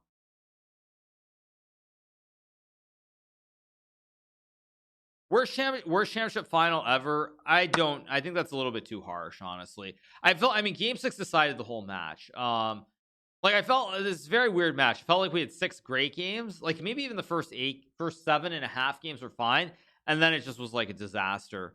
So I don't know. Yeah, just very, very strange. It's the worst world championship game ever. That maybe is fair. I mean, G3 is a move that should never be played. I mean, just nobody plays. I mean, nobody plays G3 here. Like, I mean, nobody plays G3. It's just ridiculous. So I don't know. I don't know.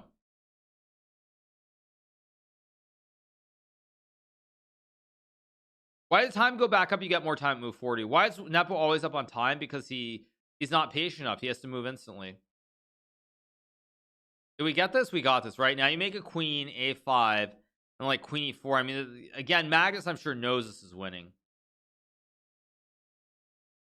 Thank you to AA Murray for the prime. 13 Frank B for the prime. Appreciate it. Thank you so much, 13 Frank B.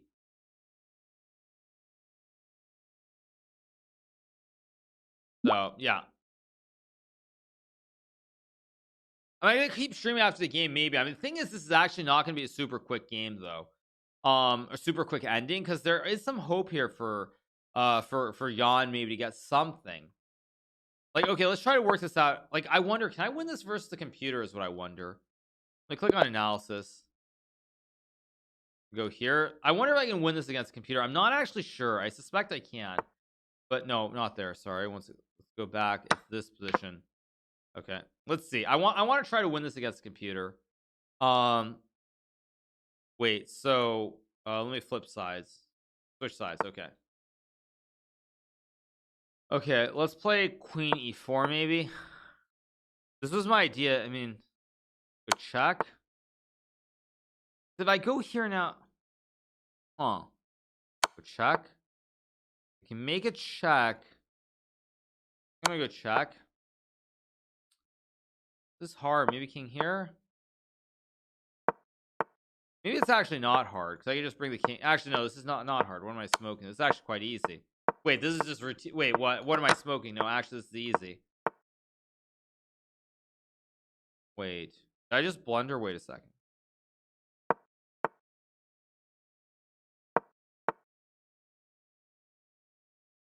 Okay, I think king f3 is winning here.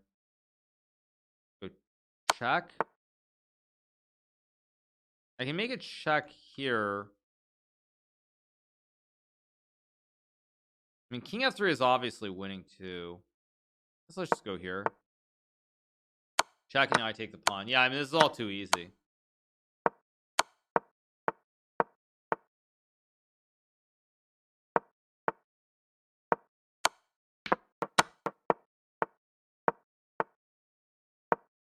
Yeah. Yeah. Yeah, very basic. All right, let's go back to the game. Yeah. Let me close them all. Yeah, I mean, it's just not very hard. Yeah, it's actually really easy. It wouldn't be so easy if you couldn't create an outside pass pawn. But the thing is, you can just go f6 g5 and create an outside pawn. So because of that, it's a very easy win. Like, if this pawn was on e6, it might be more interesting. But the pawns here, I mean, Magnus just has to make sure to tickle the checks and then go f6 e5 and even play queen e4 like I thought. So yeah.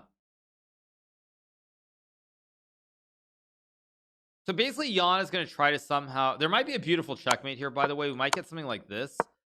Takes a6. Actually, let me play a move so you guys can see the exact concept I'm talking about. Something like this. Actually, no, something like, yeah, like this, a7, queen d5. This is a beautiful checkmate. Like the rook is pinned. You can't move the rook or the pawn. And then on here you go mate. This is actually a really beautiful checkmate idea with queen d8. So yeah, let's see what's gonna happen. This queen e7 check. Okay, I mean even this, like, you can just basically what's gonna happen is you can just check all around the board. Check here, and then you're just gonna start tickle checking every which way again, in some order, some manner or fashion, to where the king gets stuck here, and then you're gonna start pushing the pawns. I mean, this is over. He goes king a8. This lose. Oh no, queen e6. You still have rook b8. I guess I was thinking queen e6 and queen a6 might win, or queen d5 with the right triangle even. But there's still rook b8, so it's not on the spot losing. I mean, I think he should resign here again. But will I be going to Poland just join the stream? Probably I will. Very happy that it's being held in a European city. So most likely I'll go to Poland. Most likely I will. It should be pretty straightforward. It should be relatively inexpensive, easy to get there in terms of routing from LA. So I don't really see any reason not to go. Unless of course something happens, like Biden does something, like he bans traveling or something. which could happen. Obviously, I mean, he has. They just put this ridiculous 24-hour testing, I think, in place, which is pretty ridiculous, but most likely, yeah. Meet in 29. Okay. Yeah.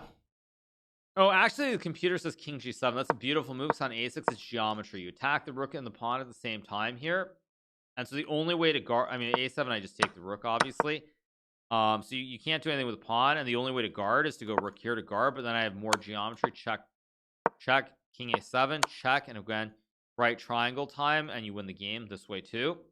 So pretty basic. And he goes King G7. Nice. Nice. That's nasty also. Like the meanest kind of a line that you could play, kind of. Not nice. Yeah, not good. Yeah, this is just disaster time. Disaster time. Oh, all right, you guys. I think I'm gonna take my final break before the end of the game. I'm gonna take one last break before the end of the game, and Jan's gonna resign very soon. So I'm gonna take one final break, then the game's gonna end, and we'll have the press conference, and we'll keep rolling from there. So I'll be back in a sec.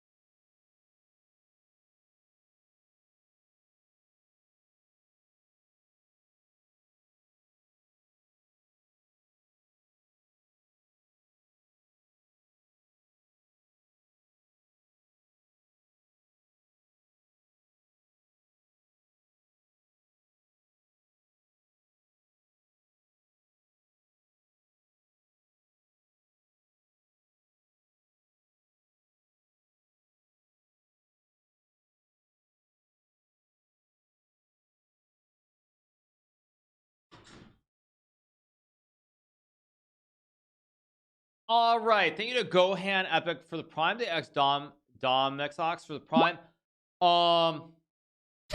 Okay, it's over. Okay, well, it's over. All right, what did I say? I told you last break before it's over. Yeah. Will the match end before Hikaru returns? It did in fact end. Unbelievable. Yeah, so yeah. What to say, you guys? I don't really know what to say. I don't know what to say. Yeah, I mean, Hopefully we'll get a more honest press conference now. I think Magnus will be a little bit more open for sure. But yeah, I mean, really, all I can say is that I think Jan wanted the match to end. I think Jan wanted to end. We're going to cover the press conference, obviously, but that's my guess. I think Jan just wanted the match to end. Nothing else. Players allowed to talk to each other during a match. No, not during the game itself. But yeah, he resigned finally. The press conference, I have it open on the other monitor, so I will let you guys know once that begins. But yeah, it's just like, yeah, I don't know what to say. I don't know what to say, really.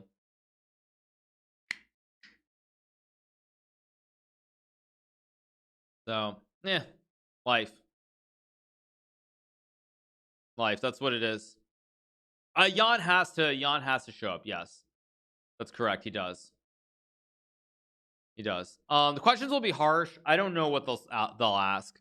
Magnus will definitely have more to say about it, though. Thank you to Zerokon for the 2 months. Thank you so much, Zerokon. Appreciate it. Thank you. So yeah, I hope Nepo will have a good 22 candidates. I don't know. Y'all will say I tried hard, maybe, but G3 was just stupid. I mean, G3 was just like ridiculous. But I would say one loss should not tilt you out of your mind. Is what I would say. How long till the World Championship? Thank you to Mizo for the Prime. How long till the press conference? Probably about 5 minutes is my guess. I mean, I don't really know what to say. I mean, it's really honestly disappointing. Thank you to the 30K you guys for watching. We are going to cover the press conference very shortly. My general thoughts are pretty simple. Basically Magnus was the better player overall. When Jan couldn't crash through, he just didn't have the patience, didn't have the nerves to keep it together for an entire match. That's all I can say, really. This is where Mr. Scheibel says you resign now.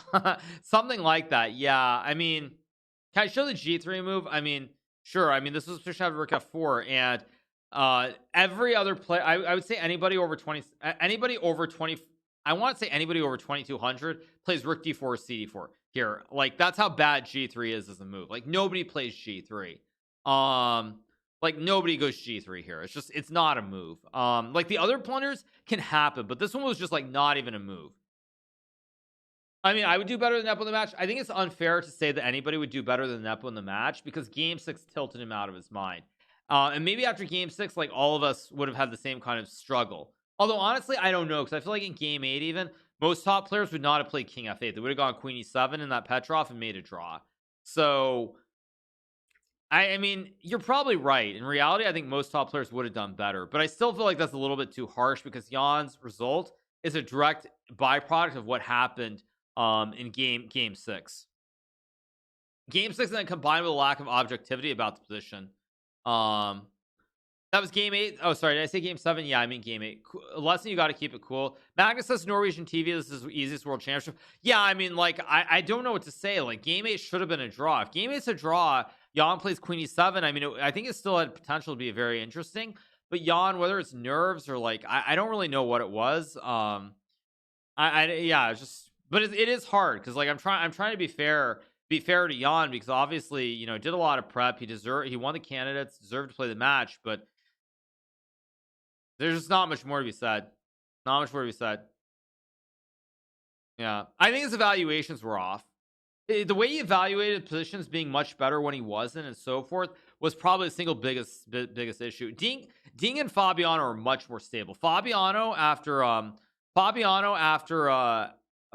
if he was in this match and lost Game 6, he still would have been fine in Game 8. He would have made that draw in Game 8, and he would have had a chance to maybe turn it around. But yeah, I mean, just very, very strange. Anyway, no press conference yet. It doesn't look like, but just bizarre.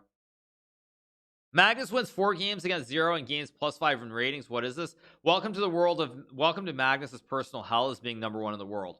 That's why when I say nobody will get to 2,900 or 3,000, I mean, like, well, maybe Magnus could, who knows, but, like, it's not going to happen because, like, this is as good as it gets. Like, Magnus wins with 4 wins and 5 draws. I think, is it 4 wins, 5 draws, or maybe it's 7 draws?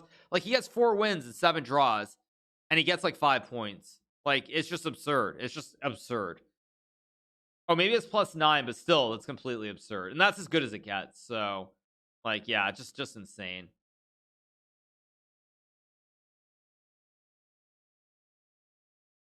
So at any rate, yeah, we're still waiting for the press conference. We don't have it yet. Big shout out to nearly 30,000 of you guys who are watching. Hope you're having a fantastic morning, afternoon, or evening, wherever you are. It started. Why isn't chess.com showing the press conference? I have chess. Let me put on the FIDE one as well. Let me see. No, it hasn't started yet. No, it hasn't started. So yeah, no, it has not started. So it's gonna be a long. I think it's gonna be a pretty lengthy press conference. I think. Yeah. I don't know what to say. I don't know what to say. But yeah, these last couple games that Giannis lost really are just. I don't know. It's upsetting to me. I have to say. So it is upsetting.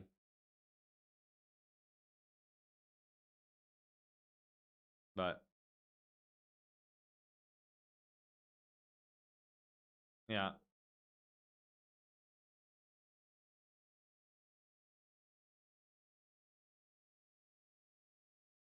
But anyway, it is over. It is all over, you guys. So we're gonna watch the press conference in a second, and we'll go from there. You just hate the Yan plays too quickly. I mean, Yan's G3 move was just like he was conceding the match with G3. For sure, he played G3 100%. That was just like he didn't care at that point. Like I have no other way of putting it. Really, he just didn't care. He just didn't care. You feel so disappointed. Yeah, I mean, I feel disappointed too. Is Nepo the worst challenger everyone is saying? I don't think that's fair because Game 6 sort of decided the trend of the match. But I have to say the blunders that Yan made, I don't think anybody else in recent memory who's played in a world championship would have made those blunders. I will say that. I don't think Fabiano, of course, never would have made these blunders. Vishy would never have made these blunders. Sergey never would have made these blunders. I mean, Kramnik never would have made these blunders. Kasparov never would have made these blunders. I mean, so in a sense, yeah. I mean, I don't really like putting it that way, but the blunders that occurred, regardless of the situation, are blunders, and it wasn't just one. It was like multiple blunders. Just nobody in recent memory who's playing a world championship would have made them. It's probably the worst match. I think that's probably fair to say that it's the worst world championship match. Can't think of a match that felt less competitive somehow. Like it really, like it felt competitive. And then once Game 6, once Magnus won Game 6, it was just like over. I don't know. I don't know. It's very weird. Very weird. Still no press conference, by the way. So again, I am keeping an eye on that as well, out the corner of my eye, to see what's happening.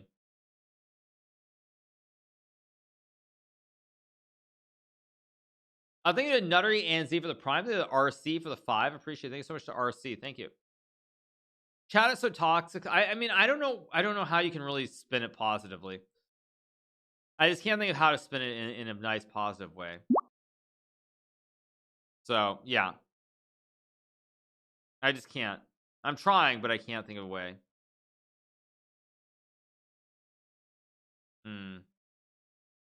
Thank you to Kirk Carlsen for the 7 months. Thank you so much to Kirk Carlsen. I look tired. I mean, I had to wake up at 4 a.m. and I had a birthday last night. So yeah. Yeah, it's what it is. I mean, I'm obviously looking for something positive to say, but I can't really say anything positive. What can I say that's positive? I mean, I just can't think of anything positive. No, I mean, it is what it is.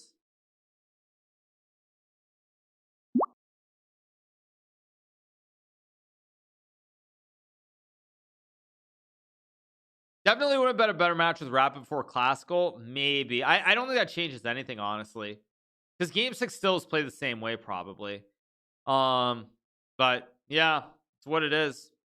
Just what it is. I mean, I don't know. I will explain what G3 is. I think I'm gonna do a recap after, so we'll probably do that. Again, still no press conference yet, so still waiting. But is Yang gonna retire after this? I doubt it. I don't think so. I doubt it. I don't really see it. But again, who knows? I think if I'm Jan though here, honestly, I think Jan should not play the World Rapid Blitz. I think he should just get away from chess for like a month or two. I really don't think that Jan should actually play. I think he should just try to take like month, 2 months off, however long he needs before he wants to play his next tournament, and just like get completely away. I really think he should. Like, I think it's really, really, really important that he takes a break. And that has nothing to do, like, some people were actually hilarious. They were saying yesterday, like, I'm saying that because I'm scared of Jan playing the World Rapid and Blitz. But that's not what it is. I just think he needs a break. I just think he needs a big break. And also, how's that exactly helpful? Because to me, the person who's most dangerous is obviously Magnus Carlsen. So again, yeah. Kind of funny. But yeah, I would just say for Jan, like, I mean, even if it's a month or it's a week, whatever it is, I don't think he should. I think he just clear his mind of chess. I really think that's really necessary for him at this point.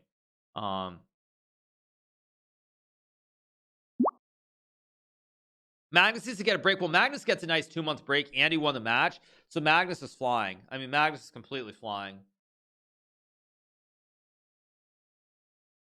Thank you to Koniglau for the Prime. Thank you to Pammy J for the 12 months. Thank you so much to Pammy J. Appreciate it. Thank you so much. I appreciate you raising small streamers. Happy belated birthday. Thank you so much. Yeah, I don't know what to say. Really don't know what to say. What it is, I guess. Yeah. Almost 14 draws. Yeah, it's hilarious how we all thought there might be 14 draws, and that one game, just the course of history just changed. By the way, you guys, we have a recap of Game 6, which we're probably posting very shortly on YouTube, which I did. So I did at the time we didn't post it, but we have a Game 6 recap, which we're going to be posting on YouTube with my thoughts on that game. The critical game, by the way, the game that basically decided everything. Will I go to Poland? I probably will go to Poland and play the World Rapid and Blitz. I think I will. Almost certainly. Am I disappointed in Magnus's play? His opening prep wasn't fabulous, but he did what he usually does. Like, he was able to stem the tide, survive the better prep from his opponent, especially when they're the white pieces, and then he was able to get his chance in Game 6 specifically. Rate Jan's performance 1 to 10. That's a tough question. You know what? I'm not trying to be harsher because I've tried to be pretty fair to Jan, but if I have to rank his performance, the mental component in matches is very, very important. So I'm probably going to give, I would have to say the prep was relatively good, but I think I would give him a 3. I would give him a 3 out of 10. And I mean, I'm trying to be fair, but I would give him a 3. Yeah, Maxwell. Yeah, Maxwell, very funny. I don't know. I don't know what to say. I really don't know what to say, you guys. Yeah. Press conference started. Why is it not showing on the chess.com? No, it still hasn't started. Thank you. I'm watching both those streams on the other monitor and it hasn't started. But thank you. Thank you for that suggestion, you guys. Yeah, but it's just a disaster. Can I talk a bit about Magnus in historical context? He's pretty much the GOAT. I believe that for some time now, especially because players get better and better, especially with computer assistance. So, I mean, he's been the GOAT for a while. Nothing really has changed. Honestly, I think everybody at this point, they're chomping at the bit to see if someone like Jan Christos Duda or Ali Reza can win the candidates. I mean, everybody wants to see Ali Reza, youngest player ever over 2,800. That is the match I think everybody is dying to see, including myself. So, would Ali Reza have played better? Absolutely. They are. Looks like Maurice is at the press conference. Are the other players there yet? They aren't. Put it up though. Okay, so we're gonna change the scene. 1 second. There we go. Wait, this is better. Okay, here we go. Should be starting pretty soon. Wait to see. No, this is Maurice. I've got it on right now, so I'll leave all these music off. Silent, yeah, because there's no one talking.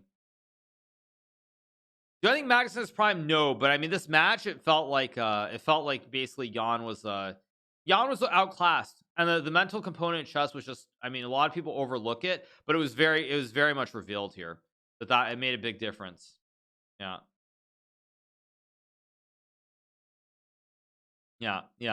most likely. Maurice doesn't look happy at all, by the way. And Maurice does not look happy. He does not look happy. I don't think anybody's really happy. I don't think anyone's really happy. I'm sure that Magnus is like, he's happy he won the match, but I think even Magnus somehow it's like he feels like it doesn't feel right for a world championship match. It just doesn't feel right. Is what I would say. I mean, I think nobody is happy with what happened today.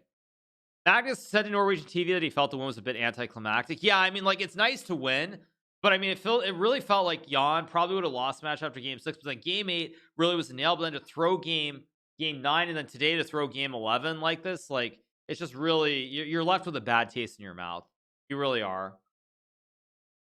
So it's pretty unfortunate. 22K versus 19K Hikaru chess.com viewers. What do you mean? I know what you mean by that. It's not what I see on chess.com. But anyway, whatever. It's all good. It's not a competition for sure. Magnus tweeted, okay. Not shocking. Yeah. I just don't know what to say. When Hikaru wins, he seems happy. When Magnus wins, he seems angry. No, actually, normally I don't mind Magnus winning. It's just, you hate to see a game end like this. Like, game 6 was incredible. Game 8 was good technique, but the last 2 games that Magnus won are just like, I don't know. You're just left feeling very, I don't know. You're left wanting better or something. Magnus tweeted no. Magnus tweeted no. That's funny. Yeah. That's a good one.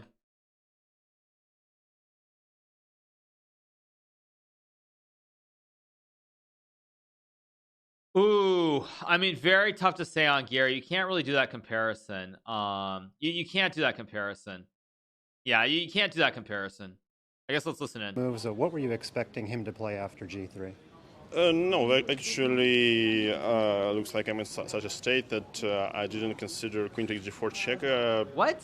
Prior to e takes f2, so I thought like e takes f2, takes on f3, then queen takes g4. What? So I mean, in general, I guess the game was quite fine till that moment, but well, just like many games in this match. But I mean, it's hard to score no, he's too much. Joking. I mean, he's joking. You know, make such little bit weird moves, which you probably wouldn't even consider in Blitz. But I guess my experience wouldn't be, complete without this today's game. Let me ask you about that. There's very few people on this planet who know what you've been through the last 3 weeks and all the months leading up to it. Can you come away from this with anything positive? Any takeaways about this entire experience of playing for a world championship? Well, actually, my big concern before the match was that I have no experience. Like, how do I split, my energy? When do I attack? Then do I defend? And yeah, I mean, it was not clearly without a reason. So I was really puzzled with, with the strategy from my opponent, because he never actually tried to press. He never actually tried to, play on for something real. Yeah, so just he quickly. He was only trying to equalize every position. Doesn't matter would it be white or black pieces, but what? Sometimes it looks like it's not necessary to win the game. At least not to blunder and wait until your opponent does all the job. Interesting analysis of Magnus's play. I'm sure we'll get into that more. But finally, you've had a lot of supporters watching you around the world. You've acquired a lot of new fans. What would you like to say to them? Obviously, I'm very thankful for all the support, and I also would like to apologize for the way it went in the end. But well, I guess that's the experience I could only get here, and there was no other place, no other competition. So I guess I'll accept this and become stronger. Part of winning new fans is showing grace and dignity, and we thank you for that. Thank you. Hot take. I don't know about grace and dignity. That felt like Jan was basically saying Magnus didn't even try. That really felt like he was insulting Magnus. I have to be honest. He was saying, well, Magnus just wants to equalize with white and black, blah blah blah. I'm sorry, but people like to say that I'm not graceful, or I say bad things. Everyone loves to make fun of me for various things I've said over the years, but that was really bad. That was really bad. I have to be honest. Like, that was really, really bad by Jan. He's basically saying that Magnus didn't do anything, and so Magnus didn't deserve to win. That's really, really bad. Really, really bad. I have to be honest. That's just not good. That's not good. Yeah. That's really, really bad.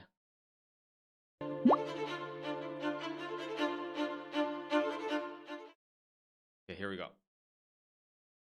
No sound yet, but let's wait a second. I would like to remind the reporters, when you ask your questions, to make sure you keep your mask on and do not touch the microphone at all. Photographers, you can take photographs, but stay at the sides of the room.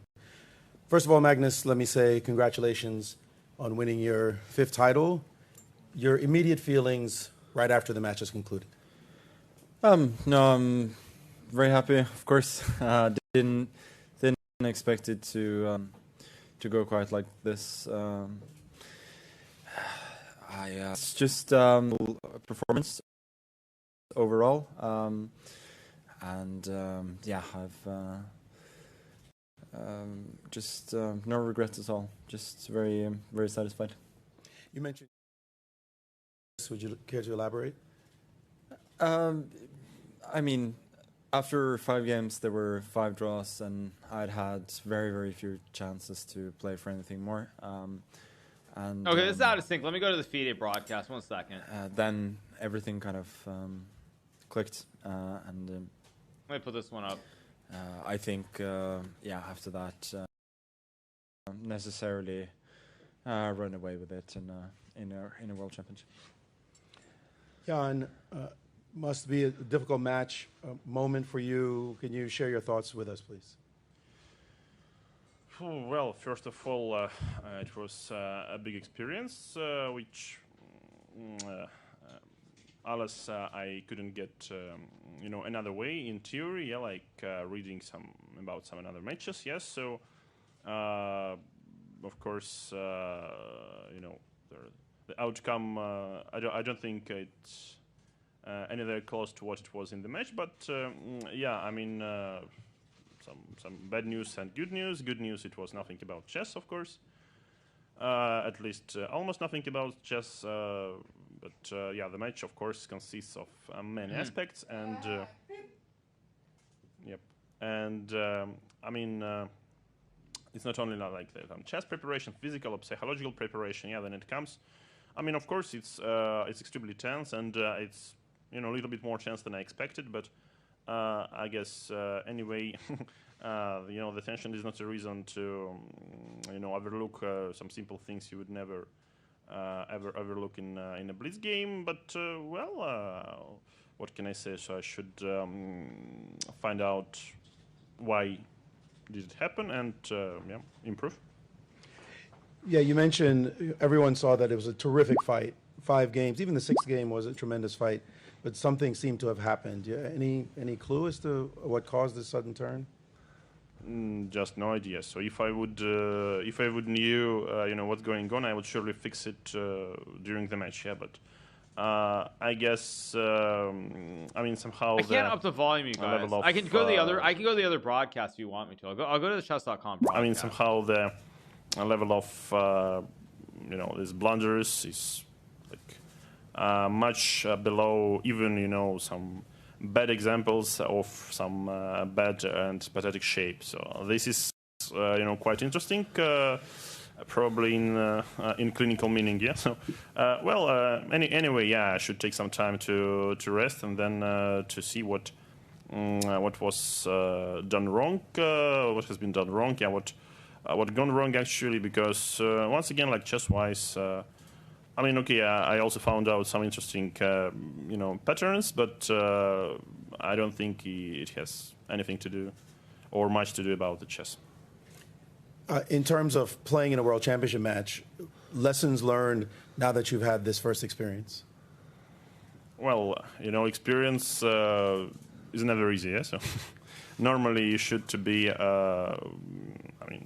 the situation should be, tough to gain some real experience. Okay, I guess it was a little bit too much here, okay, but fine. I mean, okay. No, I'll leave it here. I have, I surely have some, some space to improve, and well, if perhaps solving some puzzles would fix it, yeah, at least. I guess.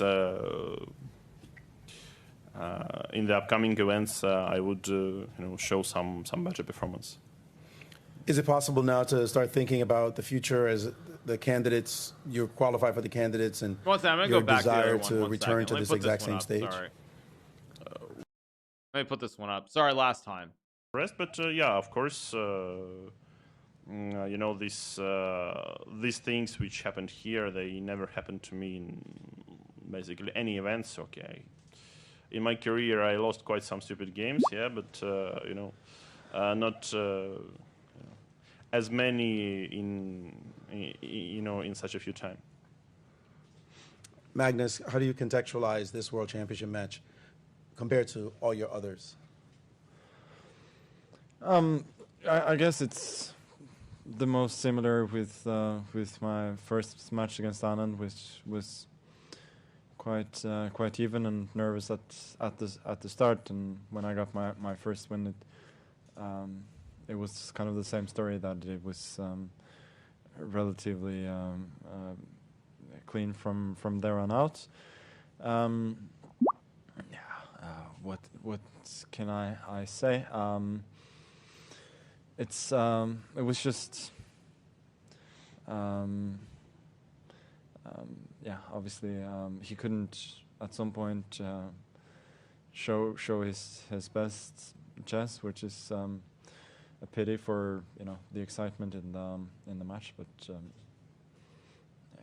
I think that's what happens sometimes when you get in a difficult situation. Then you're all of that preparation, everything doesn't necessarily help if you can't cope at the moment. Final question before I give it to the journalist. You said earlier at a press conference that style points don't matter. It's all about the win. Were you at all disappointed that this wasn't more of the match that we all expected? No, that's fine by me. So I think Game 6 was excellent, and I mean, regardless of the quality of all the moves, it was a great fight, and I guess it just decided everything. So that's mainly what I'm taking away from an excitement perspective. Otherwise, I think at a certain point, your best strategy can be just to wait, knowing that you have the lead, and just be very, very serious and solid, and that can sometimes be the best way to play for a win as well. Open to the floor. Mike Line with chess.com. Congratulations, Magnus, on your 5th World Championship match win. My question is for you. When I talked to Jan backstage, he said that he was a little bit surprised by the style of your play. I believe the word used was conservative. Do you agree that this was your style of play? And if so, was it cognizant to play that way, or was it organic based on the positions that you were given? I think a bit of both. I definitely played a lot more conservatively as black than I did in the match against Fabi. With white, I wouldn't necessarily say that I was that conservative. I was at least trying some different lines, trying to play. But you can see overall in a lot of my decisions, when push came to shove, skewed conservative, and I think with hindsight it worked pretty well. Okay. Giovanni Tabara from Dubai Chess Club. First of all, congratulations to both players, and Magnus, congratulations for winning the title. Question for Magnus. Magnus, you're in a unique situation where you claimed your Grandmaster title in Dubai, won the Rapid and Blitz in Dubai as well, and perhaps, if I'm not mistaken, the first player to win it in the same year. And you even celebrated your birthday here during the World Championships, and now the world title. So what is it about Dubai that seems to bring out the best in you? And any plans to visit any fun places that are memorable, like that McDonald's where you first celebrated in 2004, or maybe even Dubai Chess Club, where your journey as a Grandmaster officially started? I don't know. I think It's maybe a bit of a coincidence that all of these things happened here, but yeah, in general, as I said before, it's a good place to play chess here. Good facilities. You kind of have everything, as well as a decent climate. So yeah, I've definitely enjoyed being here. I haven't laid any plans at all after this. I mean, I didn't expect the match necessarily to be over at this point, so we'll see what happens. Theo waits for Lichess. Thanks to both players for the intense match they just played, and congratulations to Magnus for defending his title. Magnus, before the match, there was a lot of discussion about the time that you spent playing bullet and blitz matches on Lichess and whether or not it would help your preparation. Is that just something that you did for fun, or was there an intentional effort in training faster time controls before the match? I'll tell you about what basically I had a bit of a cold the last couple of weeks before I traveled here, and I was feeling kind of miserable. So that's why I was inside, blitzing and bulleting more than thinking of preparation. But yeah, I think it never particularly hurts to to win some games, gain some confidence. So but yeah, for me it was more of a question of prep being pretty confined inside and having to spend my time in some way. Thanks. Peter Shaw-Smith, home of chess. Commiserations, Ian. Congratulations, Magnus. On the eve of this contest, Magnus, you said that you could live without the World Championship. When you consider your incumbency, do you think one day that you'll be able to leave it on your own terms? What? Or do you believe that one day you might be left helpless in your seat as you have left all the other champions that you've played since 2013? Thank you. What a question. Yeah, thank you. First of all, it's a very good question. I cannot answer it right now. I'm Shabazz with the Chess Drum. This question is for both players. The first 5 games were drawn, and there were some complaints about the draws, and of course that's a part of the match. But there was also some talk about different formats. We've had the 24, we've had 12, and now 14. Would the both of you entertain other formats, which would include other platforms like 960, Rapid and Blitz as part of the World Championship? Jan? Well, I think we shouldn't forget that here is the classical World Championship match, and I guess it's pretty much it. Yeah. So there is always some space for speculations and new tries, but in general, why not to separate things like playing classical championship and classical chess and 960, and blitz and so on.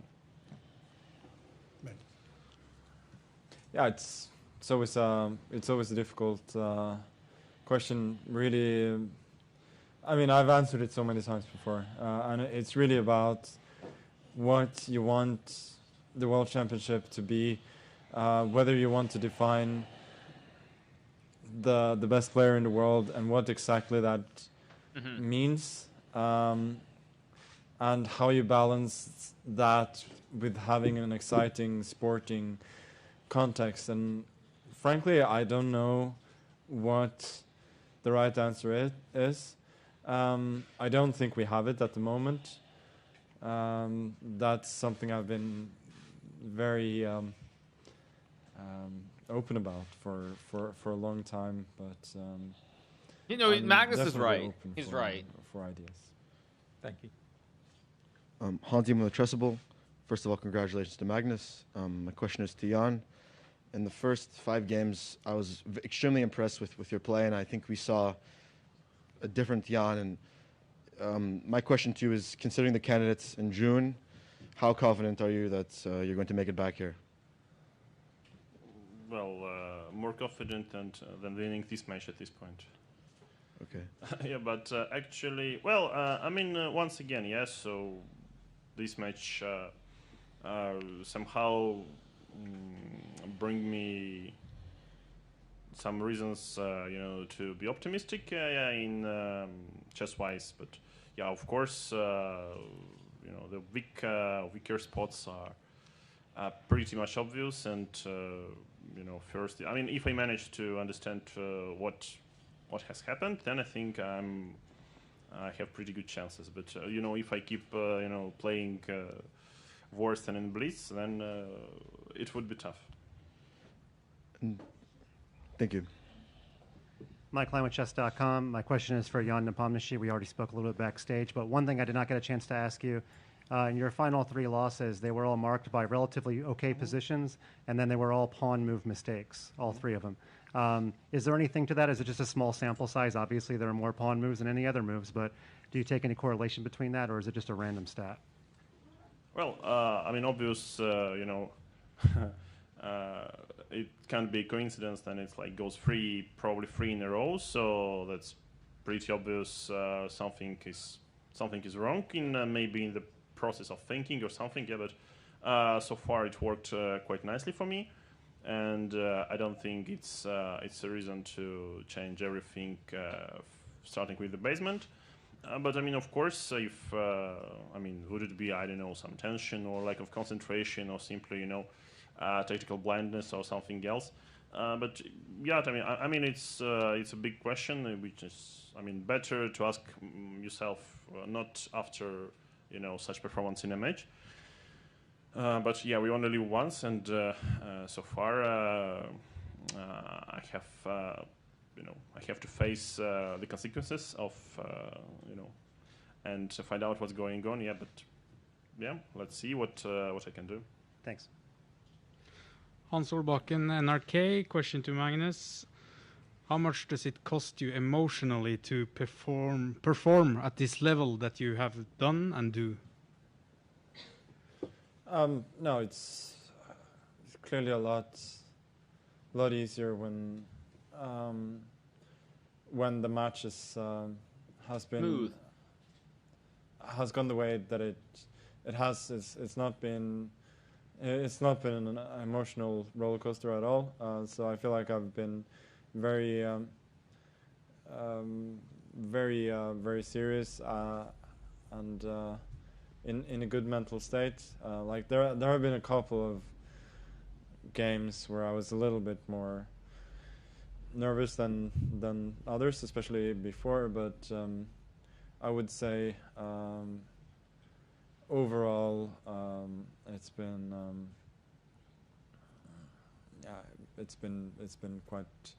quite fine emotionally. Thank you. Congratulations, Magnus. I'm Niklas Berg from Aftenposten in Norway. There's a lot of talk about Alireza Firouzja, who's very young and already qualified for the candidates. What are your thoughts on him as a player, and do you think he can be your next challenger?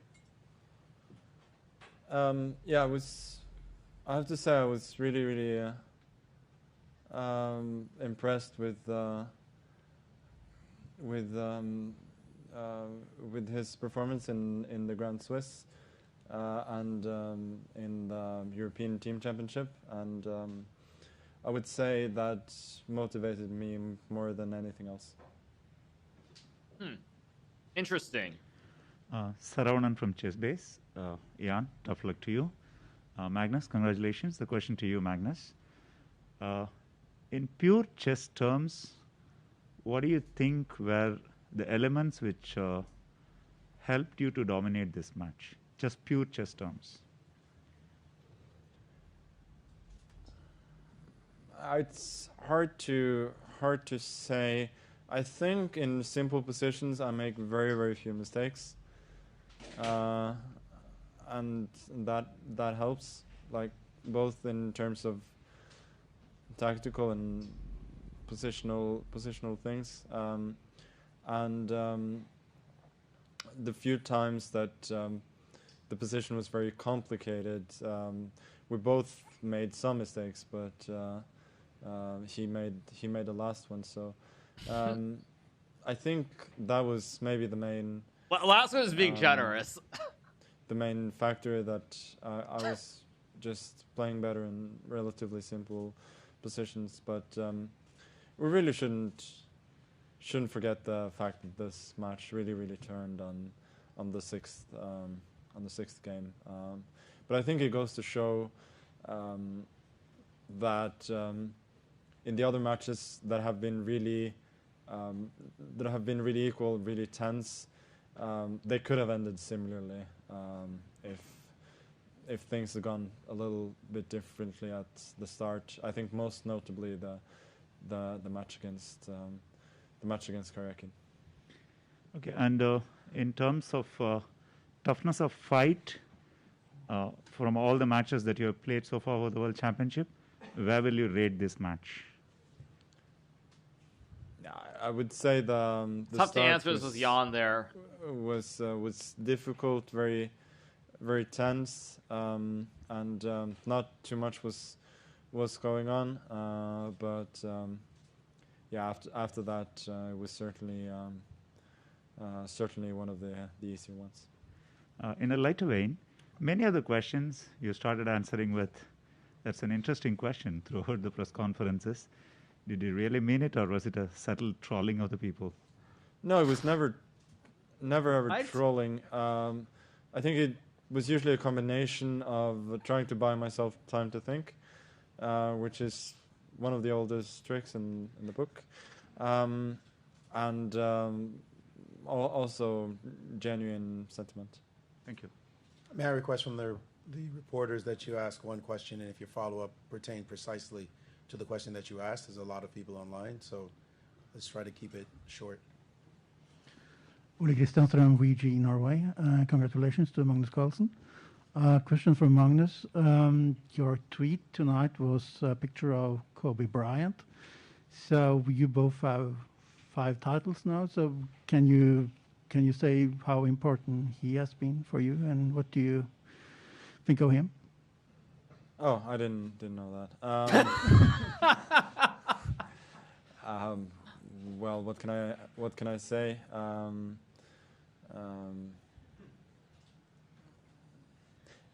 He's a legend. He's a legend of the sport, and I thought it was an iconic picture to sort of allude to.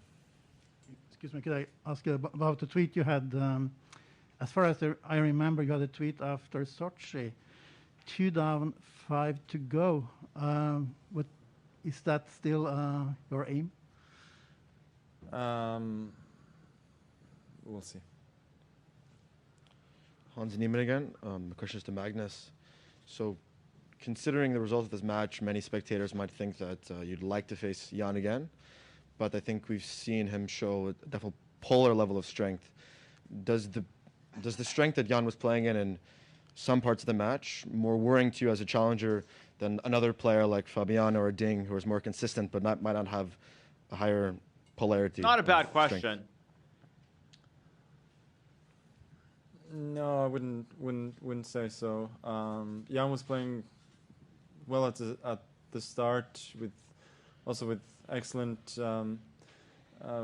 preparation, but I was doing okay as well. So I think we managed to see a high level of Jan in the start of the match, but nothing that would necessarily scare me a lot or be a lot better than other potential challengers. So based on that, would you say Jan's experience in this match makes him more of a threat in the second match? That's very hypothetical. But I think all experience, if you can learn from it, is good. So I think he has a good chance in the candidates. So against Anand, did you feel like it was harder in the second match, or what? Do you feel like there was a big change, or? Yeah, psychologically it was a lot harder. Because I was really motivated for the first one, and the second one was more about trying to get a job done. Thank you. Theo Wait for Lichess. I have a question for both players. Could they share anything about the software, such as chess engines and hardware as well, that they use to help them prepare for this match?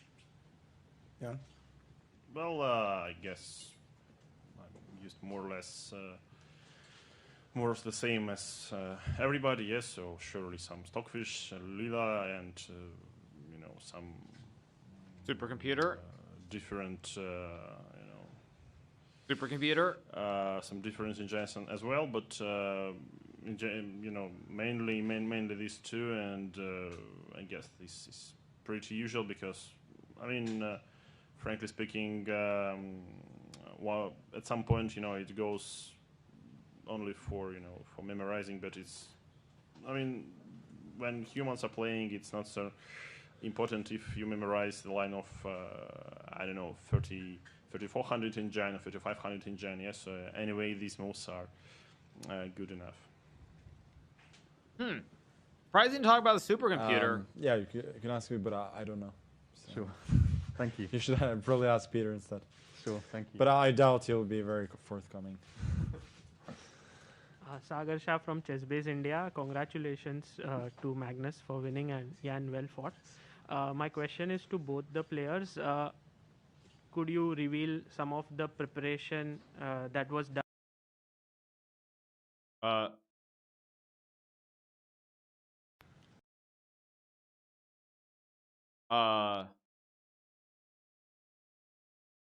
Did it just die? Let me go to the chess.com one. I think I have already said that the team is probably more or less the same as it was in April. So, being given a chance, I'd just like to thank the team for the amazing work, and I apologize a little. It didn't result into something more impressive. Yeah, absolutely. For me as well, I'd like to thank my team for doing an amazing job. Both obviously to Peter, who was here, and to all of the others at Someone's got to ask about locations. seconds. For me, it was I think everybody from the last match was there except for Nils Scandelius. Sorry, Nils, for name checking you there. You did a wonderful job in 2016 and 18, though. And a couple of new people as well. Thank you. Rakesh from chess.com India. Congratulations, Magnus. So, how are you going to celebrate this iconic 5th win? I haven't thought too much about it.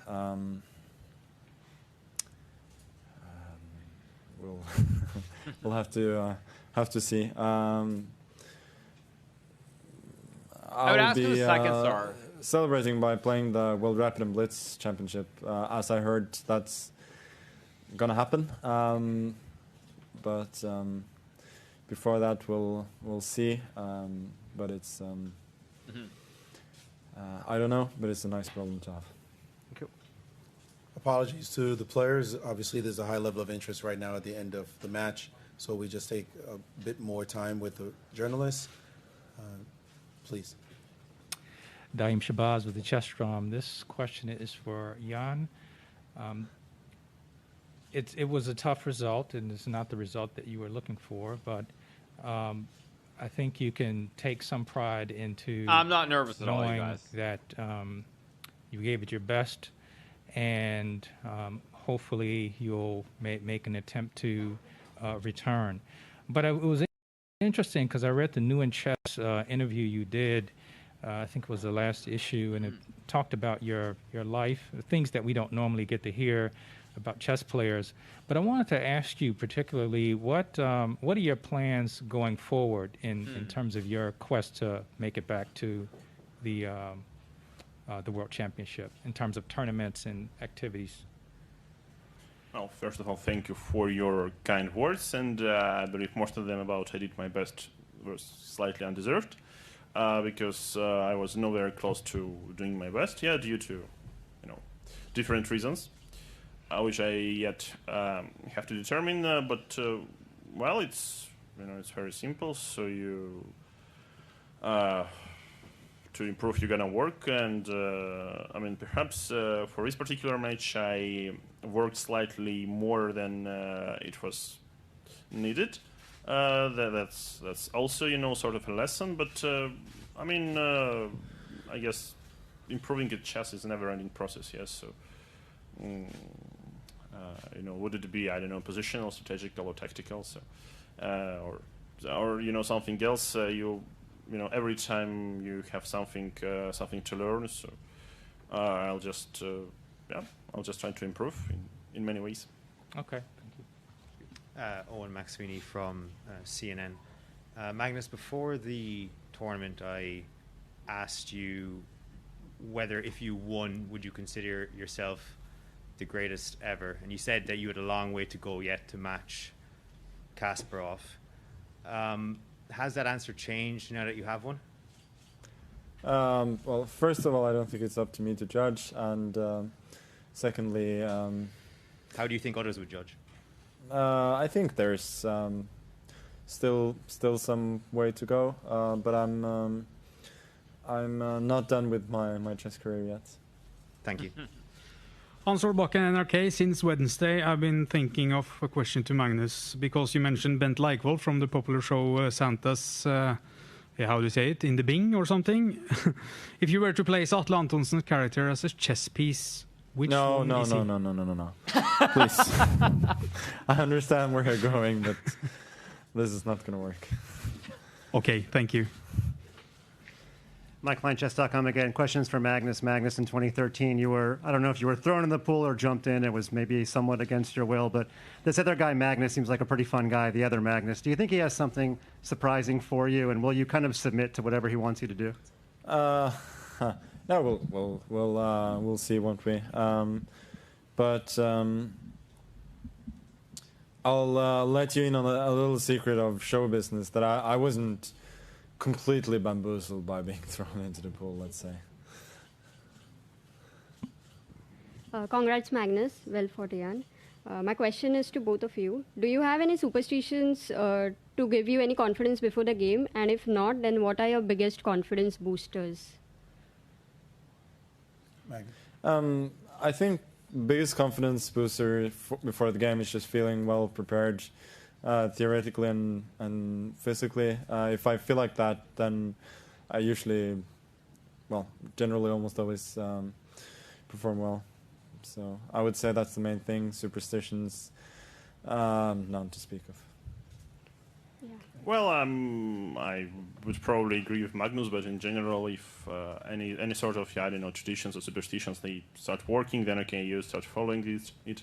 But when it doesn't work, okay, but then you don't pay too much attention. Yeah, but I mean, in general, being in a good mood and be and feel prepared. In many ways, is the main you have to go, and yep. Thank you. Nicholas Berg from Aftenposten again. Magnus, you mentioned that you were sick before the match. How did that affect your preparation, and were you worried at that point?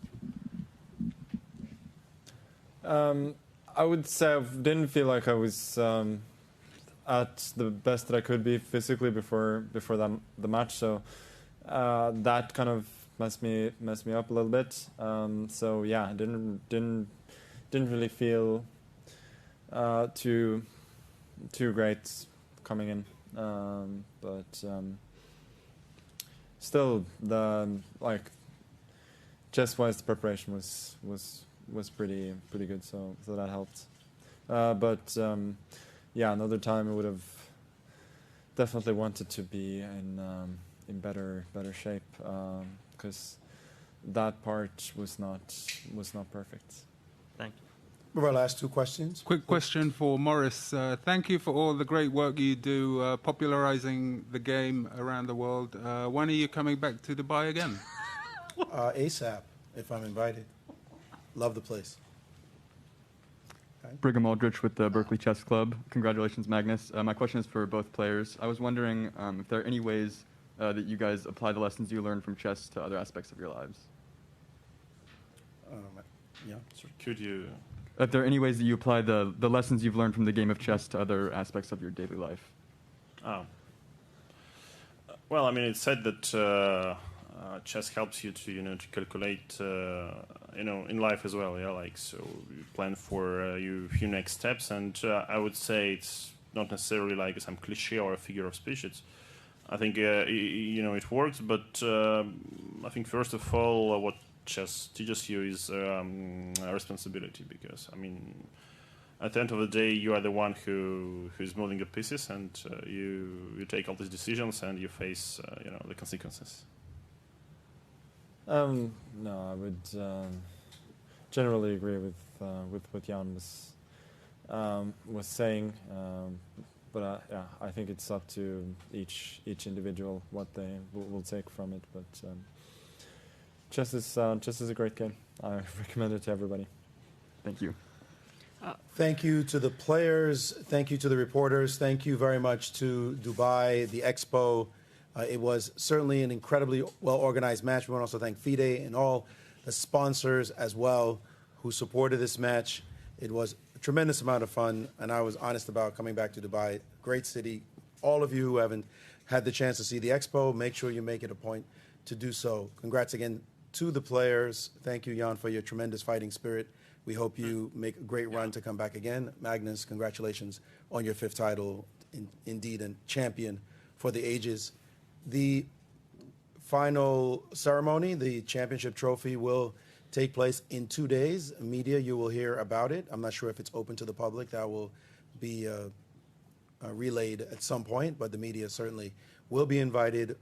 Check with FIDE for that information. It will be in 2 days at 6 p.m.